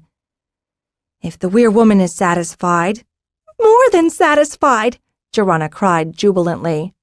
"Then, with the Weir leader's permission," Xhinna told Jakaran, "I'd be honored to have you fly with us." Xhinna felt Taria's fingers clasp around hers. Xhinna reached around and hugged her, then stood away, watching Jakaran's reaction. She saw his eyes widen, and then she nodded to him. Jakaran's brown Perinth was a fine mount, well-grown, well-loved, well-trained, and proven in countless falls and mating flights. Xhinna accepted that Perinth might outfly her blue Tzith, that Taria might smile once more at his attention, but she wasn't upset. Her bonds with Taria, born in youth and first love, were too strong now after turns together for anyone to sever them. "We'll need your Perinth to train with Serurth, Lispanth, and Reworth," Xhinna told him. Jakaran nodded, encouraged by the beaming smile from Jorana. "But what about your guard duties?" "I'll retain them, if I may," Jakaran said. He raised a hand as he added, "There's only the one last hatching, and that will be in a matter of weeks." He gave her a sad, wistful look that she understood too well. The Greens had all chewed Firestone, and never again could he or Xhinna hope that there might be Weirlings sired by their dragons. "Besides," he added, nodding toward Jorana, "we've arranged a good watch." "Very well," Xhinna said. "You'll train with the catchers. Javalin and Cleova will take first watch, followed by—" "If it pleases you, Wing Leader," Renee cut across her words with a diffident look. "We've got that figured out already. What's needed now is to get on with the flaming before someone starts asking awkward questions." Xhinna responded with a flurry of orders and a dismissive wave at the group of catchers. In short order, she and Tzith were airborne over Eastern Isle, not far from the abandoned camp she'd fled nearly 3 turns before. "Lorana says they're on station," Tzith relayed as Xhinna and 3 others waited for any sign of the green willow practice thread they were supposed to be flaming. 10 minutes later, she was bored and switched, having Tzith climb high to take on a round of practice thread flinging. They had just reached their position and were settling on an even path when, "Thread! Thread falls at Narat!" Marissa's green Valcanth cried as the image from high in the dark blue sky came to Xhinna.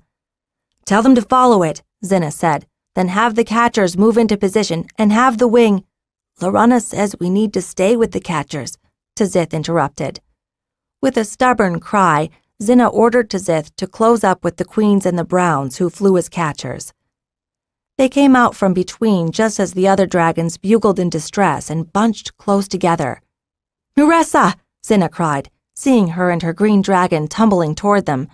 Xhinna had just an instant to wonder who was trailing the thread when the answer came to her, and she cried, "Go, Tzith!" Between again and back, high over the eastern ridge of the Narat Peninsula, still lush and green even in midwinter. "Find it!" Xhinna urged her blue, as she strained her eyes for the telltale smudge of thread. Her teeth were chattering, and she shivered from the multiple trips between and multiple returns to the high, cold, airless spaces way above where dragons normally flew and flamed. And then she saw it, a line of what looked like large pebbles or stones, but dirtier. Tzith rumbled in agreement and turned his head for more firestone. Even as the small balls started to glow and spread into the long, thin wisps that were thread, she and Tzith were diving on it, flaming. "Tell the others." "They come," Tzith said. A moment later, he and Xhinna were surprised when he opened his huge jaws and no flame burst forth. "Warm," the blue said to her. Xhinna blinked in surprise. Her teeth weren't chattering anymore. She was warm, as if she were resting in a hot tub after a long day's flying and flaming. Idly, she wondered why the air was so warm, and why didn't Tzith's flame burst around the thread? It was getting dark, too. The colors were going gray, and darkness was closing around from behind her. She was warm. Tzith was warm. It was nice being warm. And then the darkness closed in. 22. The Kiss of Hope. Someone was crying. They'd been crying a long time because they were in that awful, horrible heaving stage where they could barely breathe, and when they did, all they could do was sob once more. It was cold. The ground was cold. She was freezing. Someone was kissing her. "Breathe," she heard someone beg. "Breathe, please breathe." Whoever was kissing her was doing a poor job. Xhinna tried to respond, and then, "Ew! Yuck!" another voice cried, and the lips were gone as the voice spat, "Tah! Yuck! She tried to kiss me!" "Move away!" another voice, the one that had ordered her to breathe, said irritably, and then there were lips on hers once more, lips that she knew, and suddenly Xhinna realized that she was alive, lying on cold, hard stone, and that the first kisser had been, "Lift me up," she whispered as she broke the kiss and met Taria's tear-stained eyes. She reached for and found Taria's hand, and Taria clenched it tightly. She saw resistance rise in Taria's eyes, but shook her head just enough to communicate her need. The Green Rider nodded just as lightly, then tightened her grip on Xhinna's arm and helped her to sit up, moving quickly to come around behind her, propping her back up with her knees. "Tah! Tui! Tui!" Japara said, still trying disgustedly to remove the last vestiges of her life-giving kiss from her lips. She eyed Xhinna and said darkly, "Don't ever expect me to do that again." Xhinna heard a gasp and looked up to see Xhinna launching herself at her. "You're alive! You're alive! You're alive!" Xhinna cried at the top of her lungs, grabbing Xhinna tightly around the middle and kissing her madly with relief. Xhinna pulled back, her face crumpling as she said, "You were blue. You were dead. I saw it." "And now you've seen me breathing the life back into her," Japara said sourly. She looked down at Xhinna and ordered, "Don't ever make me have to do that again." "Thread?" Xhinna asked, finding it hard to breathe and even harder to speak. Xhinna shook her head in exasperation, then threw herself back to her feet and started dancing around once more, crying, "She's alive! She's alive! She's alive!" "The thread's gone," Taria said. "The rest of the wing managed it." "We caught you just after Maressa," Jakaran's deep voice said from the distance. "Maressa?" "She's well," Lorana said, moving into Xhinna's line of vision and smiling down at her. "She recovered quickly once we got her on the ground." "Which we'd no sooner done than Jorana was screaming about you and how you were dead," Renee called from the distance. Xhinna guessed that he was tending to Maressa. "And you were," Jorana said, moving back into view, no longer dancing. She knelt down before Xhinna and grabbed her hand. "I saw it. You were dead." Well, not anymore, Japara said briskly, moving to stand behind the younger Queen Rider. And from now on, a little more telling and a little less dwelling, young lady. Xhinna leaned her head back to rest against Japara's stomach and met the eyes of the weirwoman looking sternly down at her. But I can't, Xhinna complained. She lowered her head and looked to Xhinna, then Laurana. I can't break time. No, Japara said, but that doesn't mean you have to suffer in silence. The Gold Rider dropped down behind Xhinna and wrapped her arms around her, leaning in close but speaking clearly enough for everyone to hear. A burden shared is a burden lessened. Are you part of Sky? Taria chimed in. Xhinna looked her way and nodded once, firmly. Then you talk to us. But we'll keep your secrets, little one, Xhinna said, annoyed that her voice was still so wispy. Xhinna's eyes strayed to hers. A spark of understanding passed between them, and Xhinna's lips quirked. She raised a finger and beckoned the trader girl close enough to whisper, If it worries you, try me first. Epilogue. 8 months later. Xhinna looked down at the sight arrayed below her. The sky was full of dragons. All 6 Western Weirs had gathered here at Sky Weir for the last time. A white line on the sleeve of her warehide jacket distracted her, and she moved her arm so she could once again count the 20 white lines. Well, only 10 on that arm. There were another 10 on the other sleeve, that each marked a fall flown by her and the sky dragons. 20 falls, 2 casualties, and no burrows. Cleova had joined Daenerys in the Sky Weir Roll of Honor after she and her green Bemorth had succumbed to the altitude sickness at a moment when the catchers had been busy elsewhere. Like Daenerys before her, tragically, her absence had not been noted until it was too late. Her death had caused Xhinna to change her tactics, much to her personal annoyance, even though to the relief of others, and now the wing leaders all flew with the catcher dragons, maintaining constant alert. Since then, there had been no other losses. Cleova's Bemorth had had a clutch on the sands, and her 18 hatchlings were among the 96 others greeted fervently at the last hatching of Sky Weir.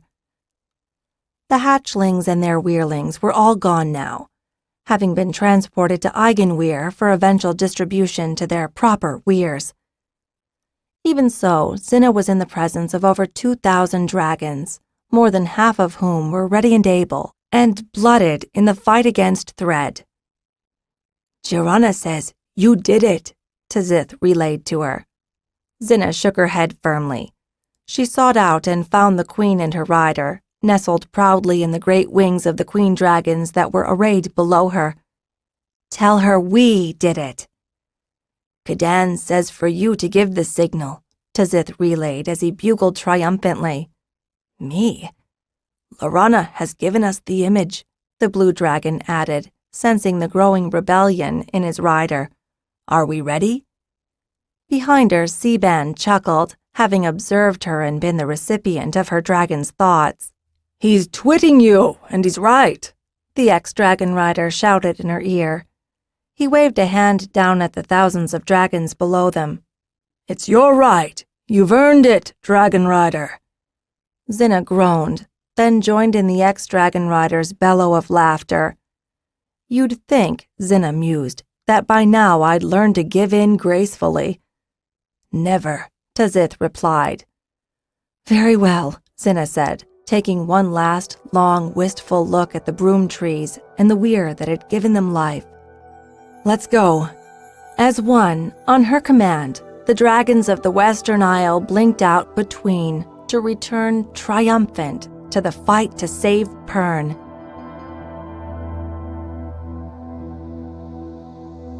We hope you have enjoyed our presentation of Sky Dragons, Dragon Riders of Pern, by Anne McCaffrey and Todd McCaffrey. Copyright 2012 by Anne McCaffrey and Todd McCaffrey. Performed by Emily Durante. Directed by Buck Scherner. Performance copyright 2012 by Brilliance Audio. All rights reserved. For further information concerning this program or other Brilliance Audio titles, please call the following toll-free number, 1-800-222-3225, or visit our website at www.brillianceaudio.com. No part of this recording may be played for an audience or reproduced in any form. It may not be streamed, downloaded, broadcast, or copied without written permission. Address all inquiries to Brilliance Audio, P.O. Box 887, Grand Haven, Michigan 49417.